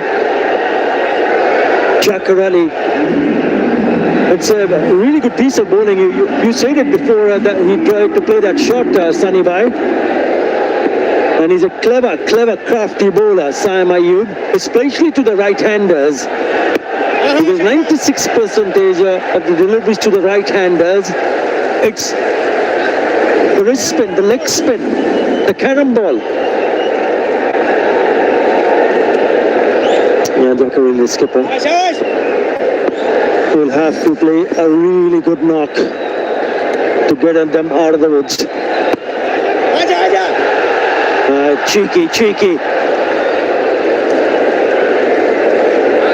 After 12, Bangladesh struggling. 64 for 5.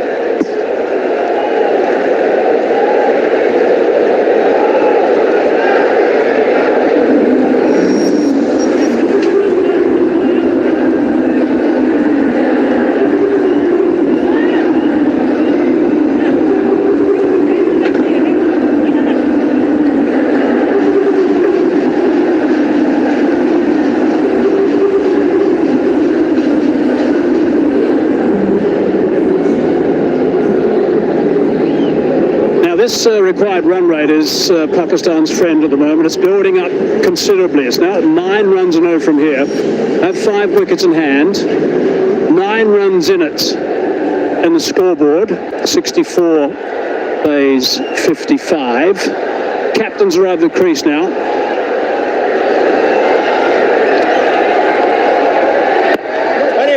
And he looks edgy. He's trying to get up the other end as quickly as he can. He keeps looking up the scoreboard as well. If they don't go at 9 in this over, it's going to skyrocket again.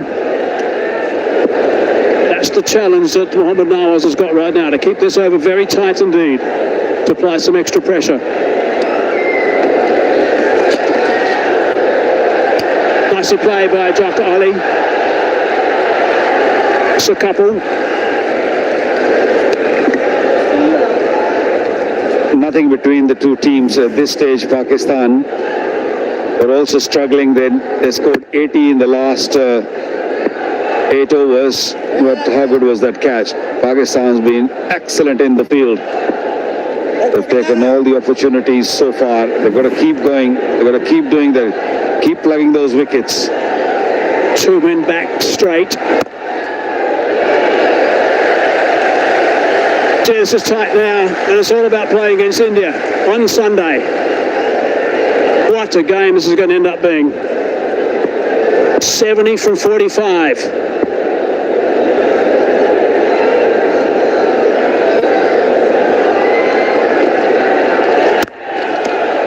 Going to take the odd chance, back away, play it off the stumps, but it's only one. Well, singles aren't going to hurt Pakistan. It's the boundaries they've got to make sure they don't allow that. 9.41 required run rate. Spinners have done a real good job. I was not expecting the ball to spin that much. We knew that it's dry, it might just spin a little bit, but bowling has been superb from Pakistani spinners. Actually worked on that onside.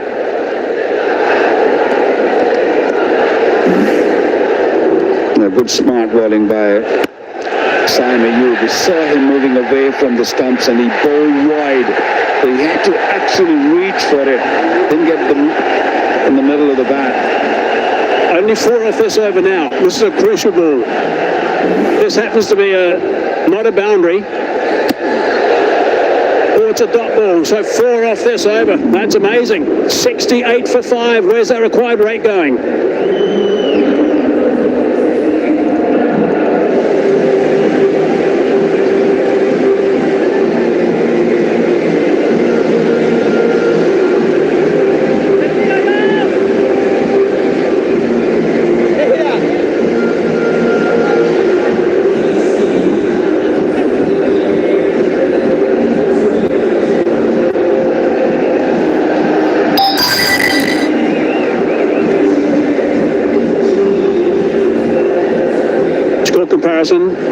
Tells us there's nothing in this game, just 3 runs in the match right now. That required rate's gone from 9 to 9.71 after that tight over.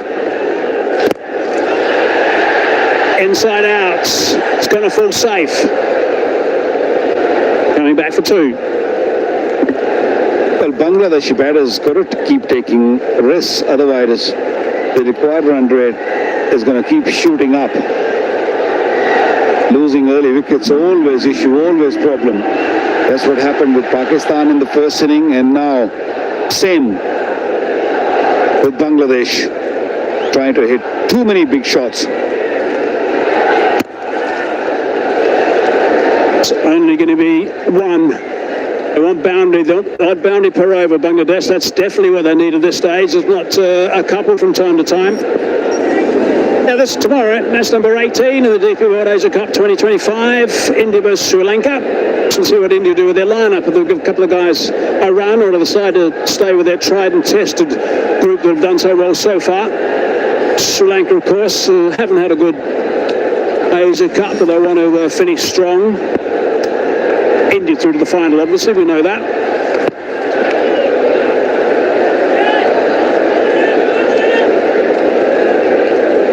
Saim Ayub hasn't scored a run in this tournament, but he's bowling really, really well. Into his 3rd over, only conceded 10 runs, and he also picked up a wicket. Yeah, that's his bowling. He's been outstanding with the ball in hand. It's leading edge. These singles don't help the cause at all on 2 counts. One, there's no boundary, of course. The other thing, it just transfers the pressure to the next guy, who then takes strike. 1 for 11 he's got at the moment. He's 2 balls away for completing 3 overs is Saim Ayub. In the spotlight, how can he finish this over? Very precise about his field placings.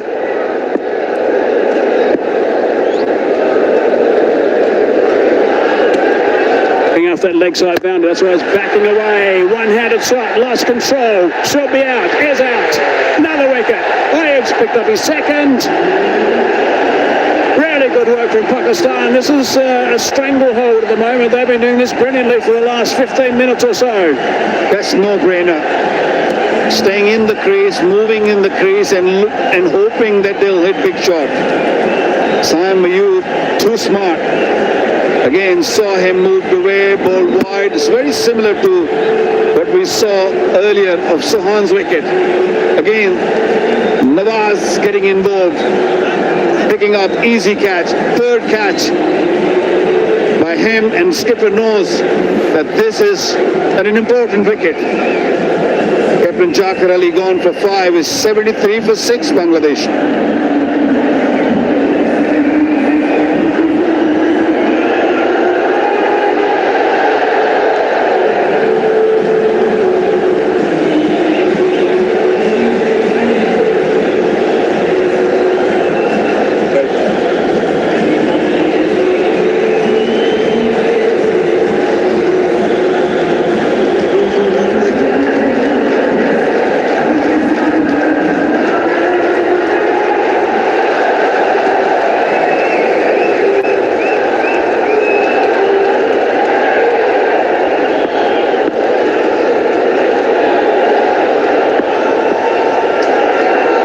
Him in now,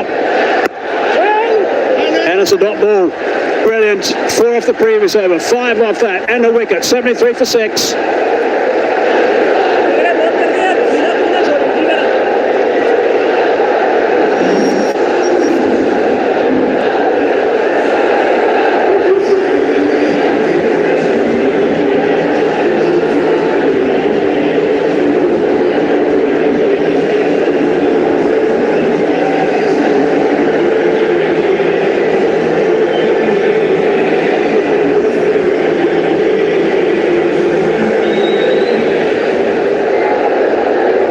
Runs, 2 wickets off the last 5 overs. 9 off the last 2 overs. McGrath back into the attack. Work to be done by the sweeper. Couple to start the over. Big over this one. Rate required has gone up to 10.5 at the moment. Not only they're losing wickets, the runs are not coming. No real strike rate. Is a bowler who can bat a bit. The Pakistan will feel they have a chance. Down the ground, straight as a die. Freedy's down there. He stops it and they come back for 2. So that's 2 runs saved. Good shot down the ground. Shamim is going to be the key. He's on 21 of 18. He's a man who can win Bangladesh a game, and this is how Jakar, the skipper, lost his wicket. Brilliant bowling and excellent catching. Mohammad Nawaz at mid-off. Crowd sense that they can win this game from here.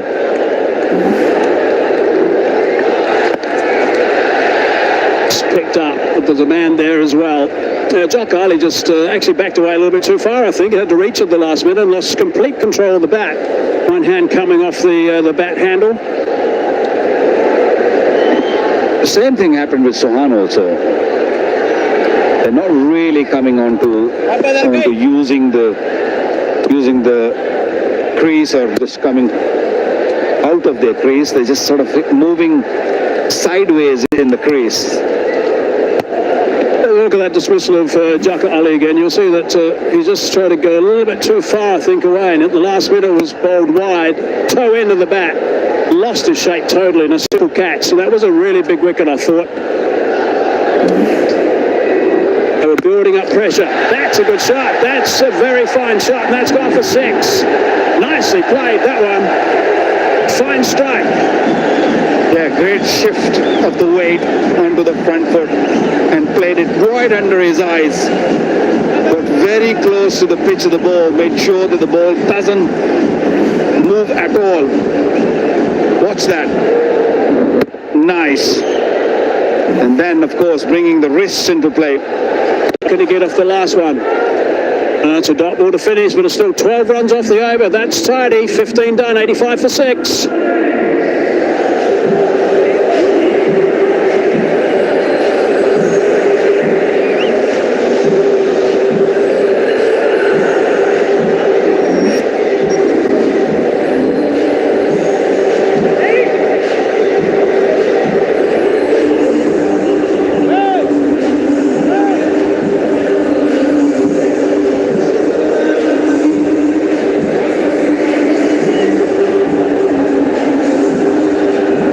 When you lose 3 wickets inside the power play, as they did, you don't have any chance. However, it's not a big total, so they were still in the hunt, but things slowed down from over number 11 after that good scoring over at number 10.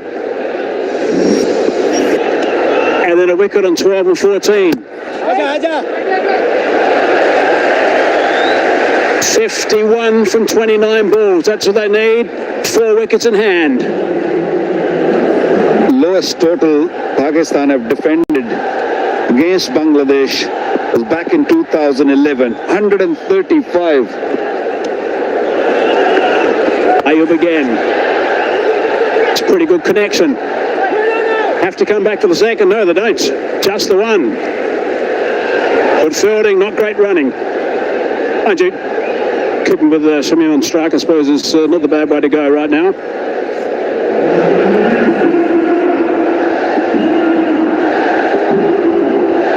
Nothing between the two teams at this stage. Score was level, 86 for 6 Pakistan, 86 for 6 Bangladesh. So it's going to be a nail biter. Shamin 28 off 21. He's key for Bangladesh. Oh, there's a bit of shot turn. Now they've got him off strike as he scampers through for a run on that occasion. So Tanzim has now got to try and make sure that he does some work. Spotlight on Shamim Hussain. He's been terrific up until now. Looks fairly relaxed with the non-strikers in. He's doing a great deal of communicating actually to Tanzim. Strike rate of 132 for him. Wants to get back on strike. I'm sure that would have been the call. It's exactly what's happened. I don't think it's a bad thing for Pakistan if Shamim faces. I know it's a little bit of risk involved, but there's no reward without risk. So get Shamim's wicket because he's the key man. He faces more, there's more opportunity, more chance of getting him out. But then, on the other hand, it can go the opposite way. Run rate required over 11 now. The big ask now on this surface.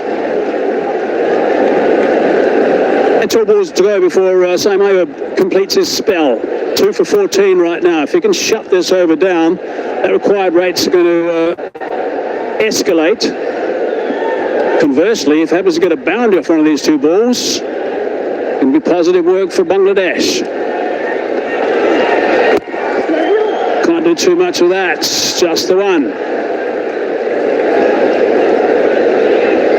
The inner circle fielders got to really come in. Don't give easy singles. Might be a little costly at the end.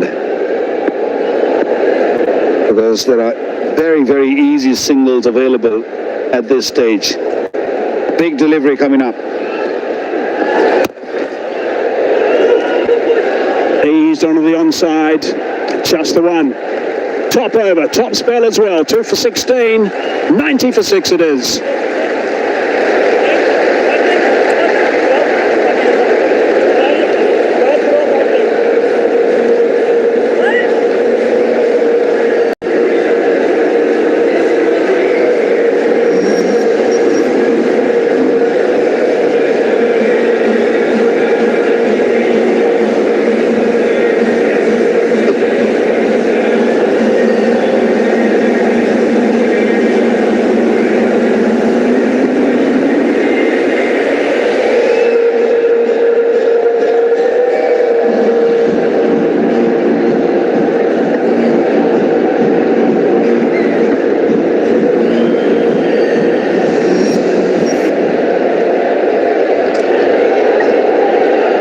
To go, 46 for Bangladesh.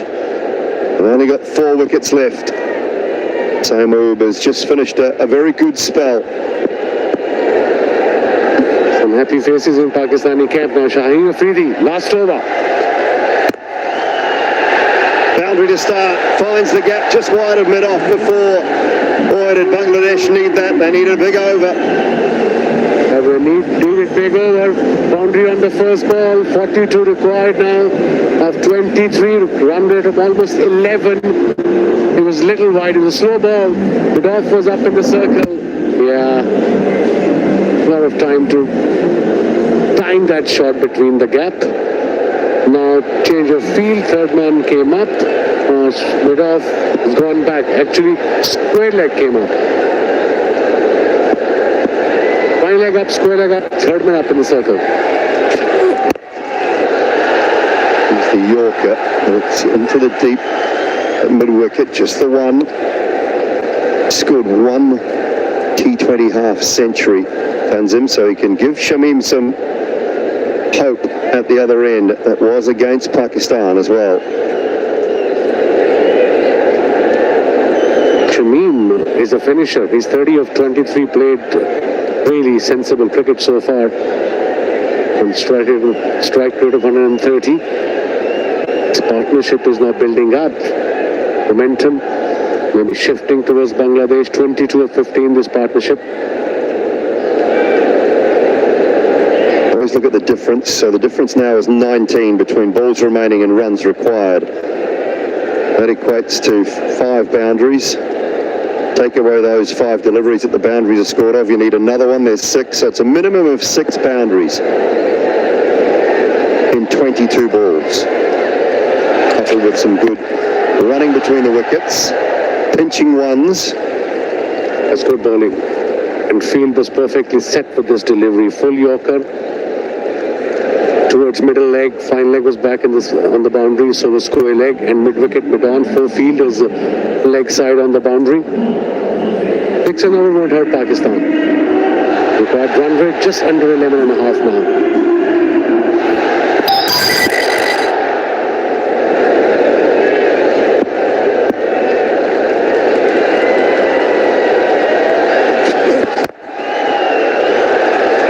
It's the one again, so boundary off the first ball and better. And he's saying that mean, is he typing or is he just saying we need to bowl Abra? Abra got one more. Shaheen bowling his lap. Harish Raw's got 2 more left, 1 for 17 in his 2.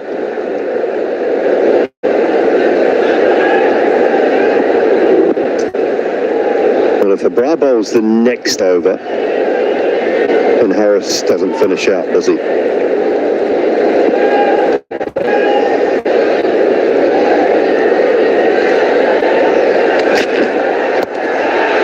Does he get it over? No, he does not. It's straight to the man at backward point.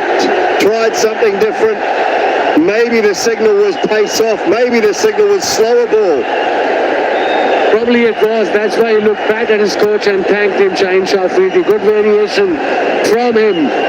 Reverse slap on a slow ball against the pace bowler. Good, very well disguised. Back of a hand slow ball. Something new he has learned. Did middle it straight to the fielder. Backward point. Easy catch by Hussain Tallat. Now Bangladesh in big trouble. And he was the danger man for Bangladesh, Shamim. He's a finisher, designated finisher. He departs for 30 of 25. Bangladesh now 97 for 7.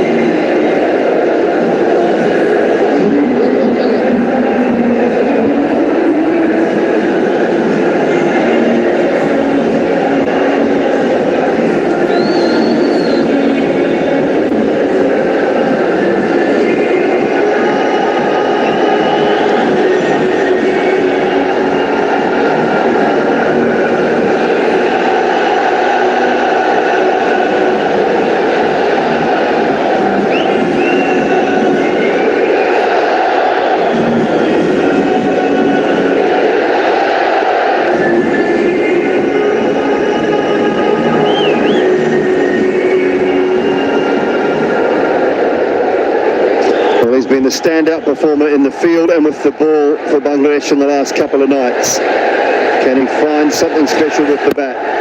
Rashad Hussain is the new man, and that ends a successful over for Shaheen and for Pakistan, 97 for 7.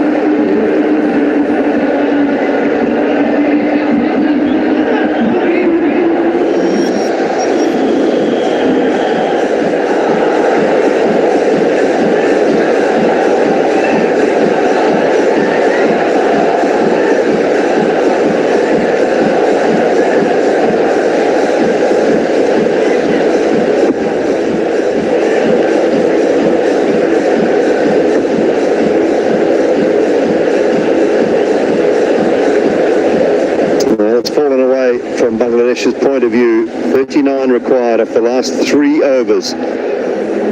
Shamim Hussain is a big wicket, just fallen in the previous over to Shaheen Shah Afridi.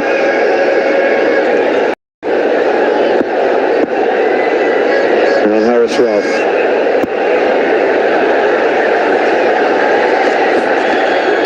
Pace. Swing and a miss. He's down again, Harris. We see this often. Hopefully he'll okay. Like you said, he does this very often. He runs in, sprints in. I hope he's okay. Well, he's signaling to his knee, but okay, this might be back of the hand. Pace off. That was the coach's call. Shaheen provided it. Toe end of the bat. And Hussain Talat with the catch comfortably behind point. I think Harris is in trouble here. I think Haris Rauf is in trouble. Whether it's the knee or the ankle. Maybe the ankle, because he does this very often. And when you run in, especially a fast bowler like him, it can be very dangerous. So let's have a look in the replay. Sure. Yeah, I think that's his ankle, maybe a cramp, we don't know yet. We'll find out soon.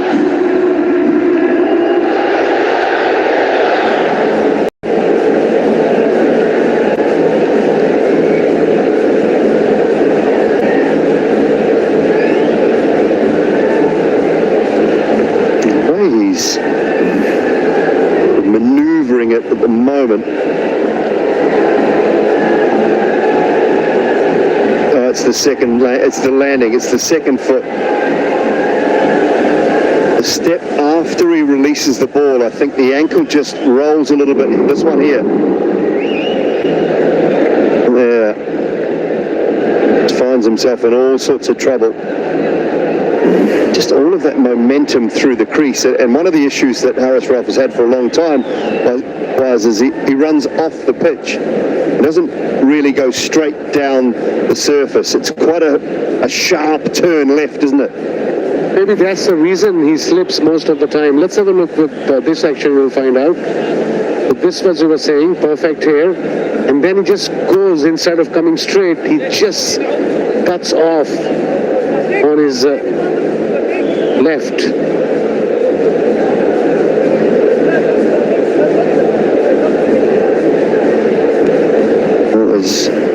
There's still a little bit of concern around Haris Rauf out in the middle. Tomorrow night to back at this stadium. Match number 18. Final match of the Super Fours. India looking to continue on their winning way against Sri Lanka, who have already been knocked out of the Super Fours after a couple of losses in their 2 games.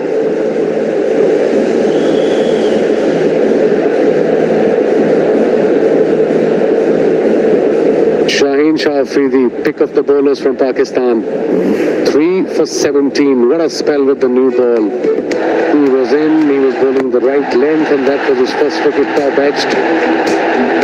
A very good catch by Nawaz there. He has been everywhere today. Second wicket, not a great shot, but it was going away, way towards the wicket, top edge, and a good catch by Saim Ayub. And this was the last one, third one, the best of the lot. Under pressure, 3 for 17.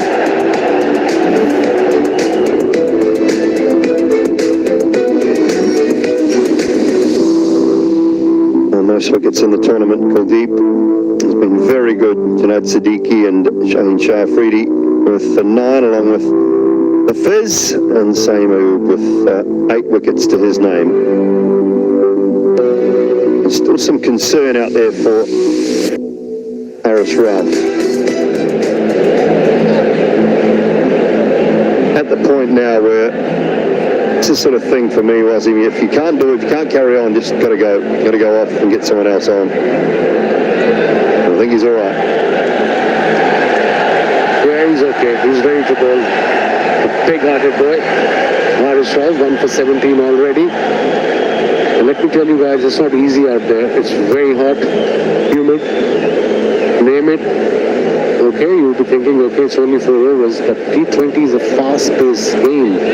Everybody's involved. Every ball, bowler, batter, keeper, fielder. Coach. Been involved as well. A little more animated now is Mike Hesson.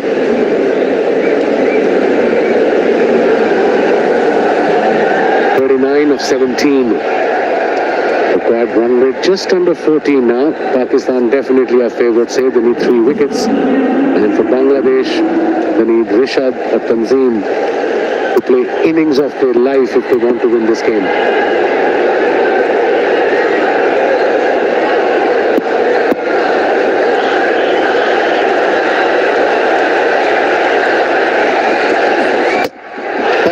Slower ball, I think, this time from Haris Rauf. Through the shot. Brilliantly bowled. 8 down now, Bangladesh. Good variation. From 142 to 121 kilometers an hour. And Tanzim missed it completely. Let's have a look. Yes, the off-cutter into the pitch. Missed it. Off stump gone. 8 wicket down for Bangladesh. Look at the excitement here. Well-deserved wicket for Haris Rauf. 2 for 17 in his 2.2 overs. Tanzim departs for 10. Bangladesh 97 for 8.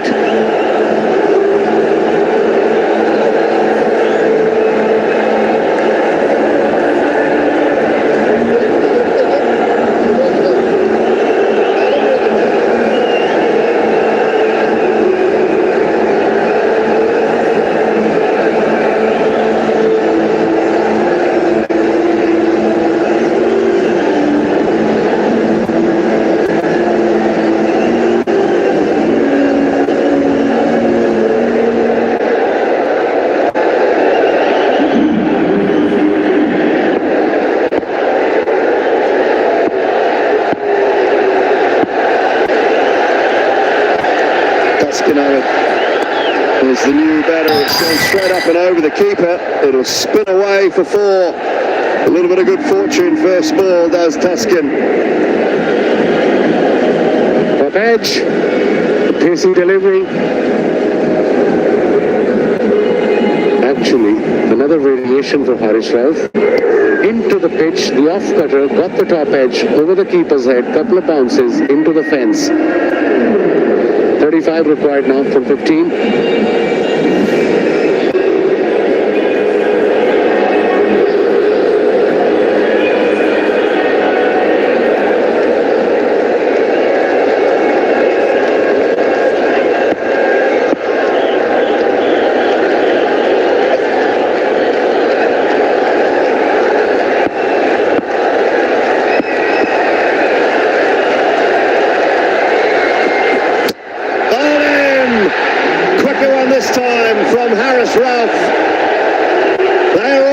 Pakistan now, Bangladesh 9 down.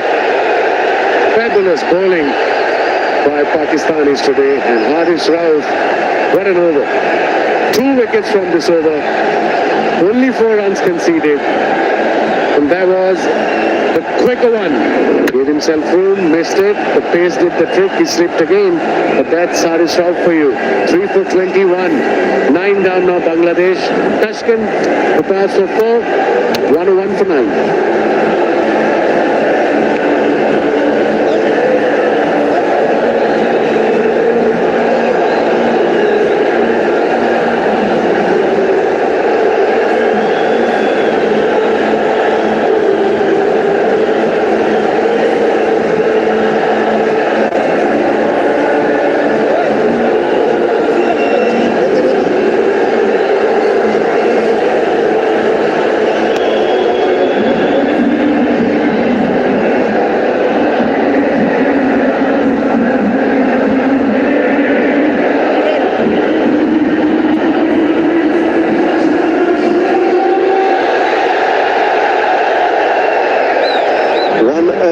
for 9, Mustafizur Rahman is the last man standing between Pakistan and victory.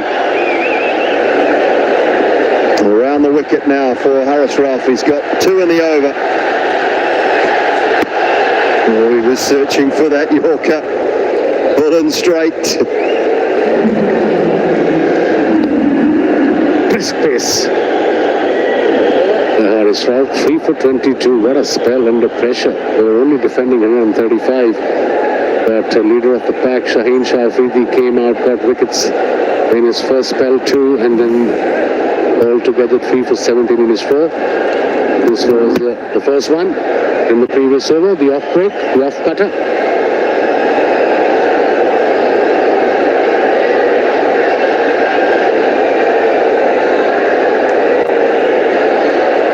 And then, of course, the quick delivery, just nipped back, length was perfect. Middle stump gone.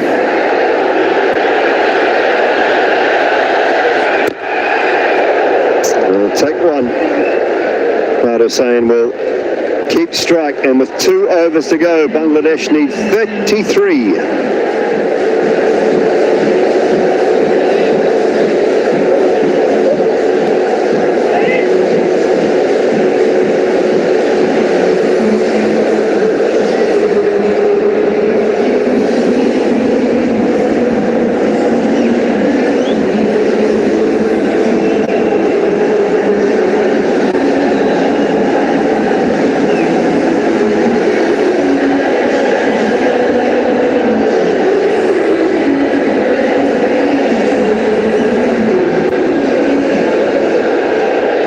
Remaining. 1 wicket for Pakistan, 33 runs. It all comes down to Rashad Hussain. He can hit a long ball, but there is so much to do here. So Fahim Ashraf back for just his 2nd over.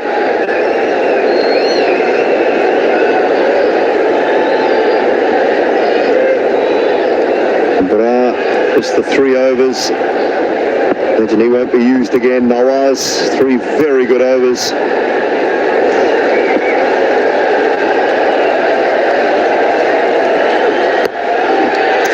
Edged and over the top of where first slip would be. Away to the boundary for 4. But start to the over. Ideal start for the over if you're chasing, 15 and over.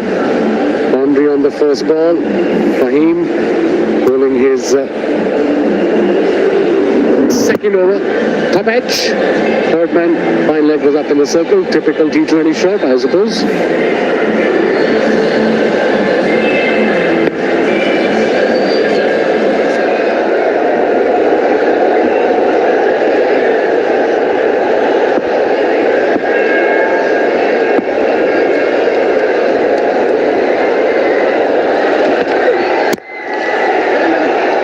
Going to take the 1. I think it's up to Rashad here.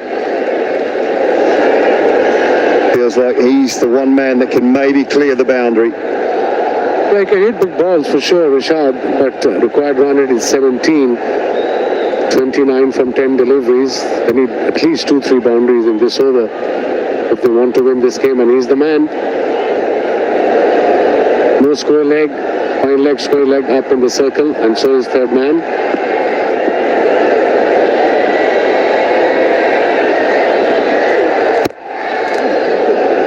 Go for 2. No, I'm just going to get 1. They're only going to get 1. Pace off again from Fahim into the surface. Not giving Rashad Hussain anything to deal with.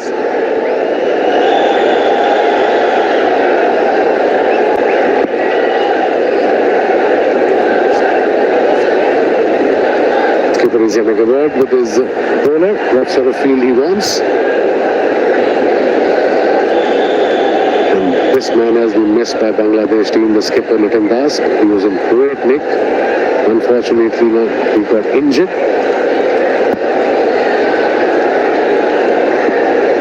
That's his 3rd, a little bit finer. Gone high, it's gone over backward point. It'll bring up a boundary for Mustafi Zur.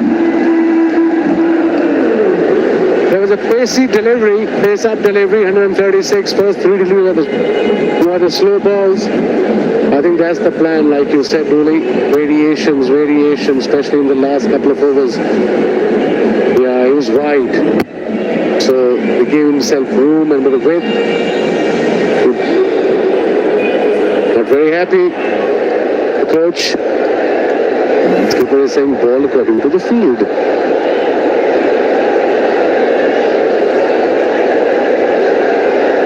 I guarantee this will be paced off because he's made a mistake. He's made an error. Previous delivery. It was pace off. It's high. It's in the air. Long on. And, oh my goodness. Wow. Mohamed Nawaz has been so good. So good. And he's put down a relatively simple one. Yeah, it was a simple catch, but this can happen. We've seen in this tournament, top fielders have dropped catches, slow ball into the pitch, top edge, straight to Nawaz at mid-on. He settled himself well, and then just a ball came out of his hands. He was searching for one just to try and get on strike. Couldn't find anything. 1 over remaining, 23 required, 113 for 9.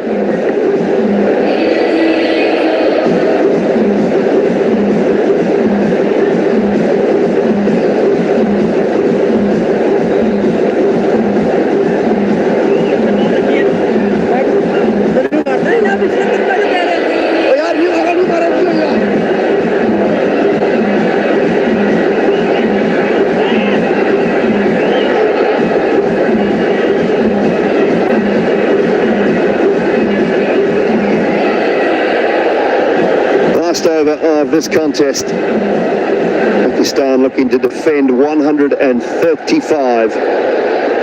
Done a brilliant job so far. Could have been all over in the previous one. But Nawaz putting down a catch at long on. 23 required. Tough ask against this man. They should pinch one. They will. This is really good bowling by Haris Rauf. He's really sprinting in, giving everything he's got. 22 of 5. Pakistan firm favourites here to qualify for the final. Spotlight is on Haris Rauf. 3 for 23 in his 3.1 overs. Shadab Khan, the only Pakistan player with a fourther in an Asia Cup T20 contest.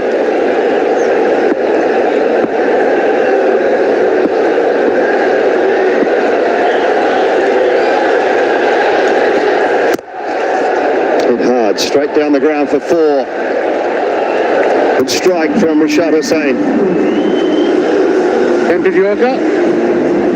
But the field wasn't right. For this sort of delivery, you need your mid-off back and straighter. Mid-on was back.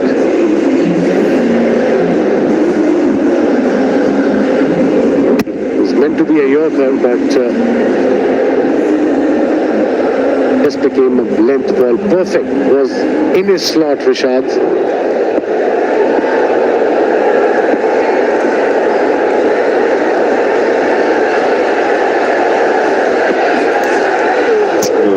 Just over the top. That one was the slower ball again.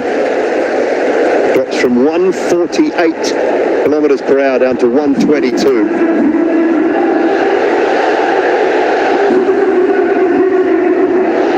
It's not easy to play against this pace, especially if you're better than number 8, 9, 10 and 11. And he's got very good variations. I mean, that's his format. White ball cricket, Haris Rauf. 3 deliveries, they've all got to go over the boundary.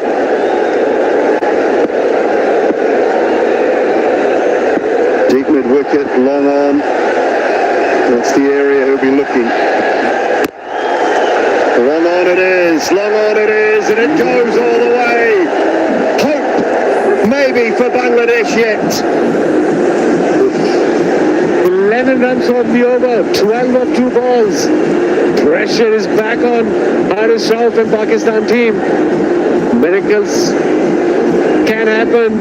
We've seen it happen before. This ball is very, very important. Look at that shot. What a shot. 88 meters. Into the stands. What a catch. Well done, buddy.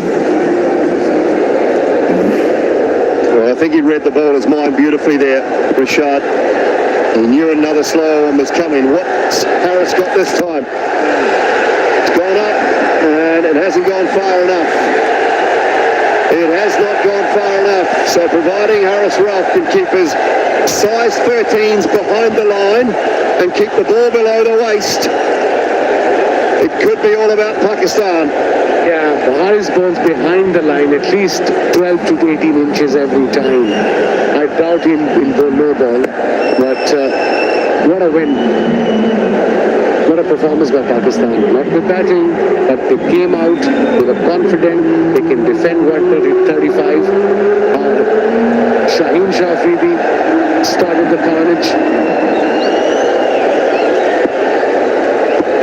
The last ball. Make it legal. Haris Rauf.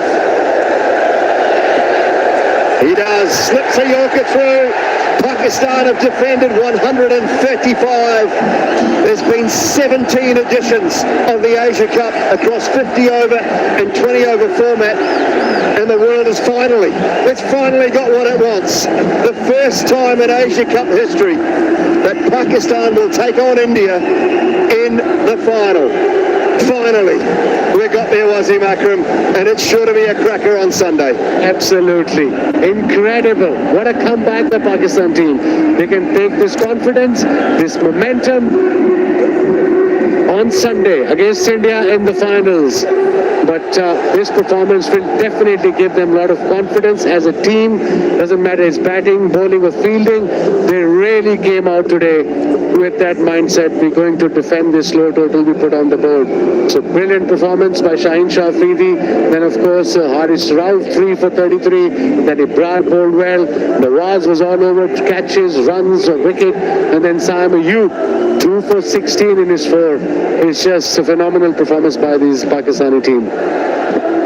They are high quality.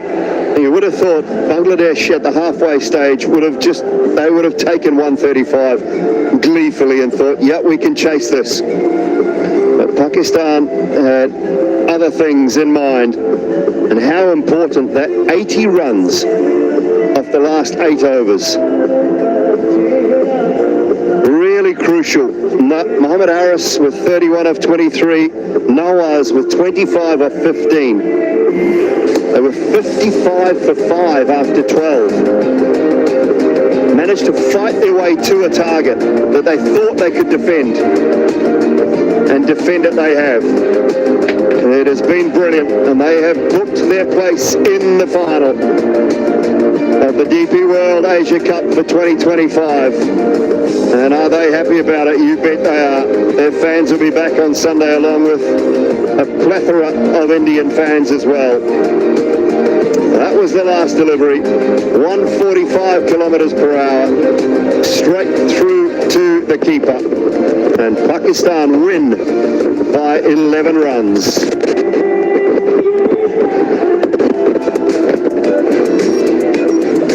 And this is what it all means now. Sunday, 6:30 p.m., the 28th of September, the Dubai International Stadium, India versus Pakistan. That is the final of the DP World Asia Cup for 2025.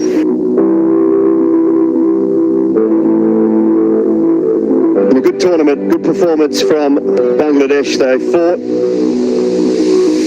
and couldn't quite get across the line here this evening.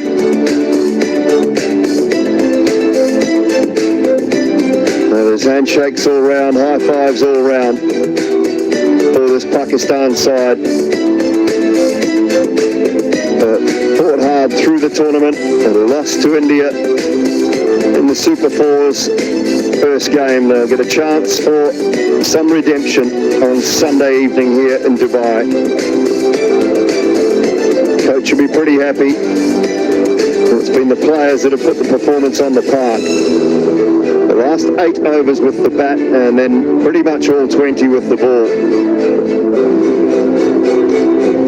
They've been really good tonight. They can go into Sunday's final with a certain amount of confidence in that performance.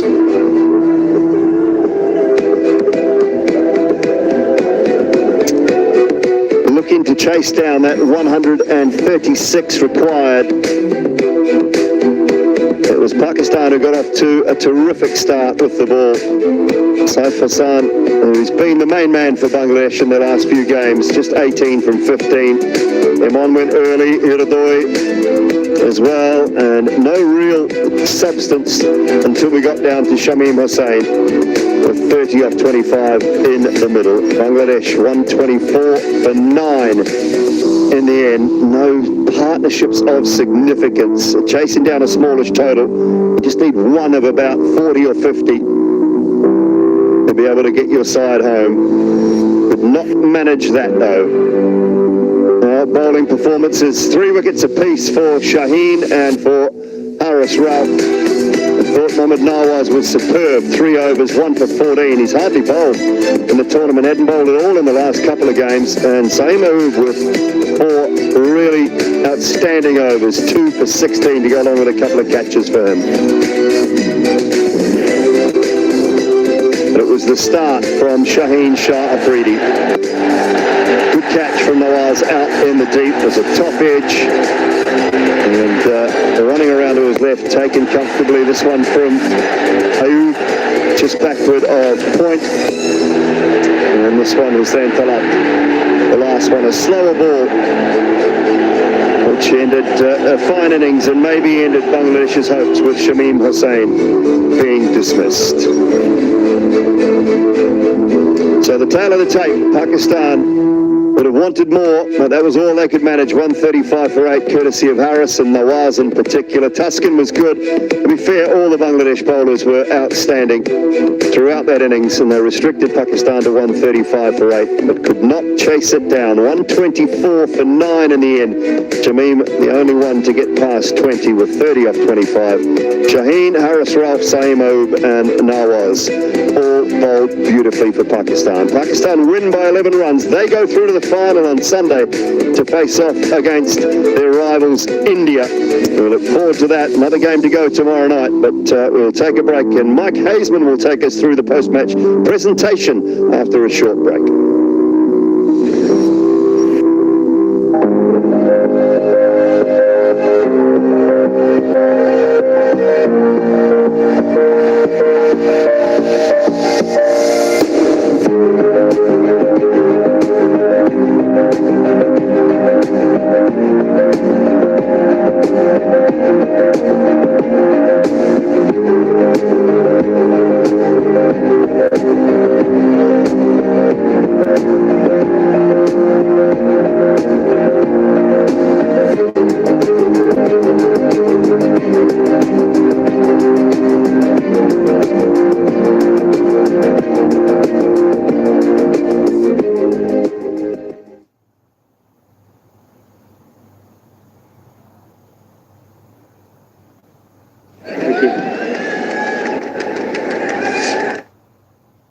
Check 1 2 3 4 5 6 1 2 3 4 5 6 1 2 3 4 5 6 cable mic check 1 2 3 4 5 6 1 2 3 4 5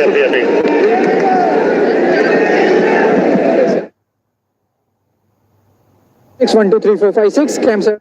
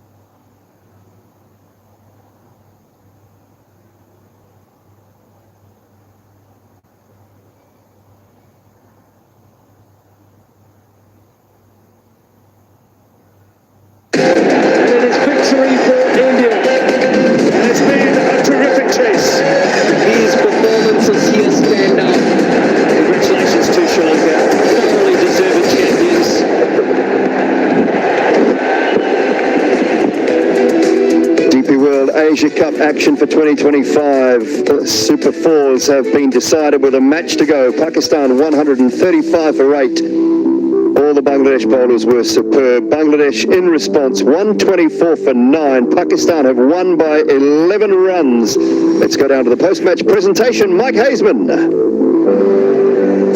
Well, what a wonderful game. Terrific match today between Pakistan and also Bangladesh. A thriller right towards the last over. Even that got tight as things happen, and how often it is when you have a small total posted batting first, 135 only by Pakistan, that things get really, really tight as the game moves along. Of course, the spinners got in this game dramatically, but the seamers doing some job at the top, and a couple of batsmen also putting on something special. Welcome to the post-match presentation of the DP World Asia Cup 2025 match between Pakistan and Bangladesh.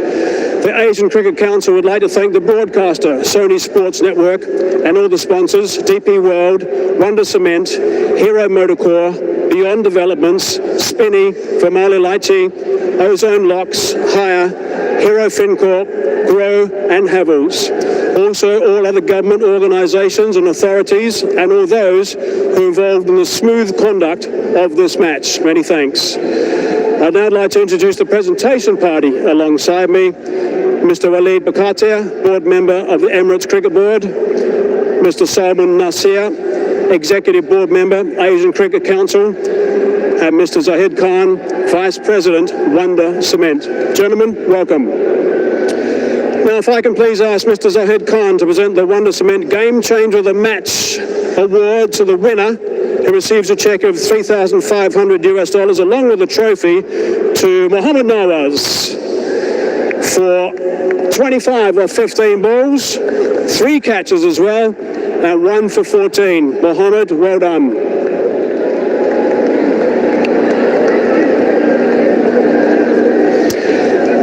If I can ask Mr. Salman Nasir to present the Beyond Super Sixes of the Match Award to a cheque of $3,000, and that award goes to Shamim Hussain. 2 sixes, and because he went on to get 30 off 25, there are a couple other guys who got 2 sixes as well. He gets that award. Shamim, well played.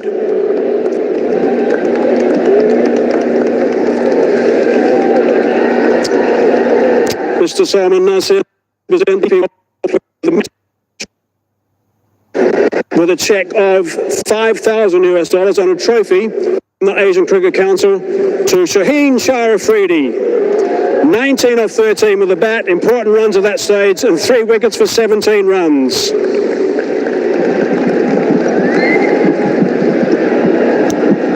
DP World Player of the Match, Shaheen, please come across and have a chat. Congratulations on your award. We gave you this award earlier in the tournament for your batting alone, but today it's primarily because you're bowling. Wickets again, first up, the 22nd time you got a wicket in the first over. Congrats. And that makes such a difference to your team. Yeah, firstly, I will dedicate this man of the match to my beautiful wife and my son, Aliya Afridi. So I'll dedicate this to them. And yeah, I'll just normally I'll go for attack, and early on is a team we need a breakthrough, and I'll just go for that. You take great pride in the fact that the power play is so important. The power play is your game.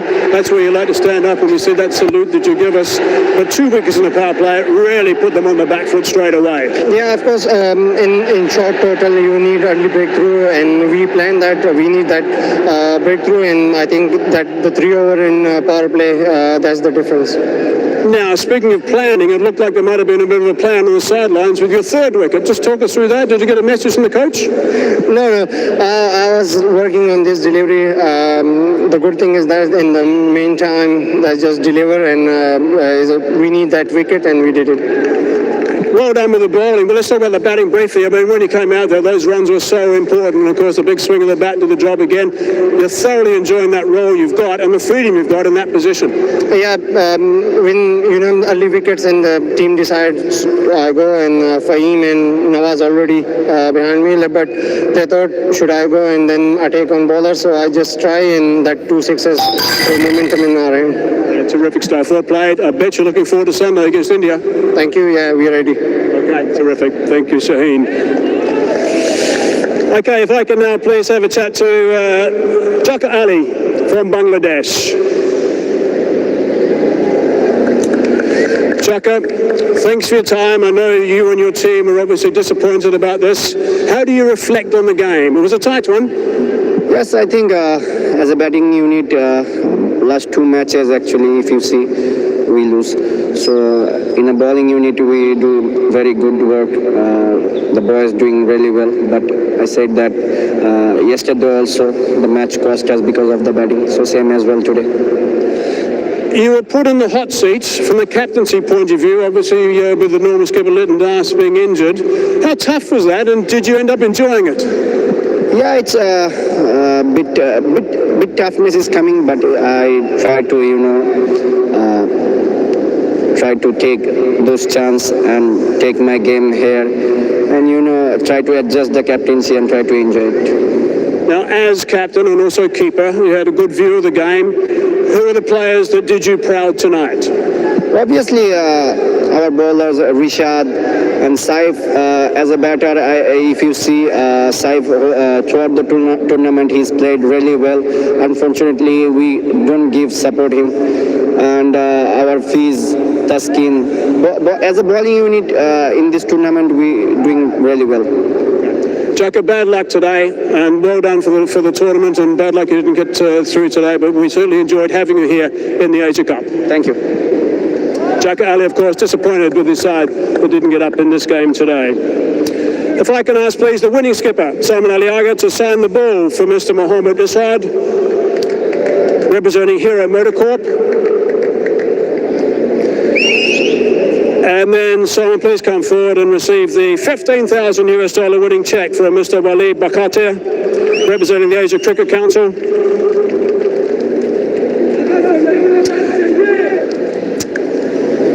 And skipper, come and have a chat to me. How's that feel getting that victory? It was a tight game all the way along. I'm sure you weren't that happy with the total, but gee, what a win. Well, if you can win these kind of games, then we must be a special team. I think when it's come to bowling and fielding, it was outstanding. Everyone chipped in, and the way Shaheen bowled up front, and then the way Hari bowled up front. I think it's outstanding, and we are a team who finding a way to win and get to the final. But yeah, there is the improvement we need to do when it's come to batting, and we will be better in the final, inshallah. But a special word from Mohammed Harris, who came in and got that 31 at a very important time.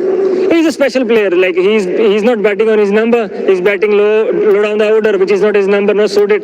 But he never moaned. He always he always said, whatever team needs, I will do it. And he's contributing every single game, and I'm very, very happy for him. How were you feeling, by the way, at the halfway mark with the 135 on the board? I know you talked about the 150 mark at the toss. Well, we were like 10-15 and short. There is no way I'm going to deny that. But I knew it, if we bowled like the way we bowled in our front, we will create a pressure. And in games like these, when it's almost a semi-final, so when you create pressure up front, it's hard to chase it down. So I think we did really well. We bowled with the new ball really well. And once you bowl like this when it's come to new ball, I think it's more often you win games, because new ball in these conditions are very important. And I know from your point of view, one of the things you want to see happen is a real buzz on the field. You had that today. Obviously, wickets at the start helps that. But the catching was pretty good too. I've been fielding really well. I have said in last post match as well. Since Shane came, he's been working so hard, and everyone going to him and working hard with him, and they're having extra even sessions, because when Mike came to the coach and he said whoever can't field can't be in the team. So everyone know that if they can't field, they won't be in the team. So everyone is working really hard with Shane, and I'm very happy the way we are fielding throughout last 3 months. So you got a day off now. Day off tomorrow. You can put your feet up, but then you got a big one on Sunday against India. How are you feeling about that? Pretty excited. We know what we need to do, and we are very excited, and we are good enough team to beat anyone, and we will come on Sunday try to beat them. Well played today, skipper. Well done. Cheers. That concludes the presentation. Thank you, Mike Hazeman, and to the skippers and player of the match as well, Shaheen Afridi. One left in the Super Fours. It is match number 18 of the DP World Asia Cup for 2025. India play Sri Lanka tomorrow at this stadium, the Dubai International Stadium. That is 6:30 p.m. local time. And then the big one on Sunday. sees India up against Pakistan for the first time ever in Asia Cup history. 17th edition. It has taken that long, but this will be one to remember, I am sure. The final of the DP World Asia Cup 2025, 28th of September, 6:30 p.m. from the Dubai International Stadium. Today has been all about Pakistan's qualification. They've beaten Bangladesh and made their way through to the final to face India. Hope you've enjoyed the coverage, and we look forward to tomorrow night, India up against Sri Lanka. Eyes on me when I walk in the room. I'm turning every single head. I'm feeling alright, taking my time, loving every moment. I'm feeling alright, taking my time, going through the motions. The night is young and when I hear for love. Don't think you wanna make a way. So show me what you got, keep it moving, don't stop now. Show me what you got, keep it moving, don't stop now. Show me what you got, keep it moving, don't stop right now. No, no, no.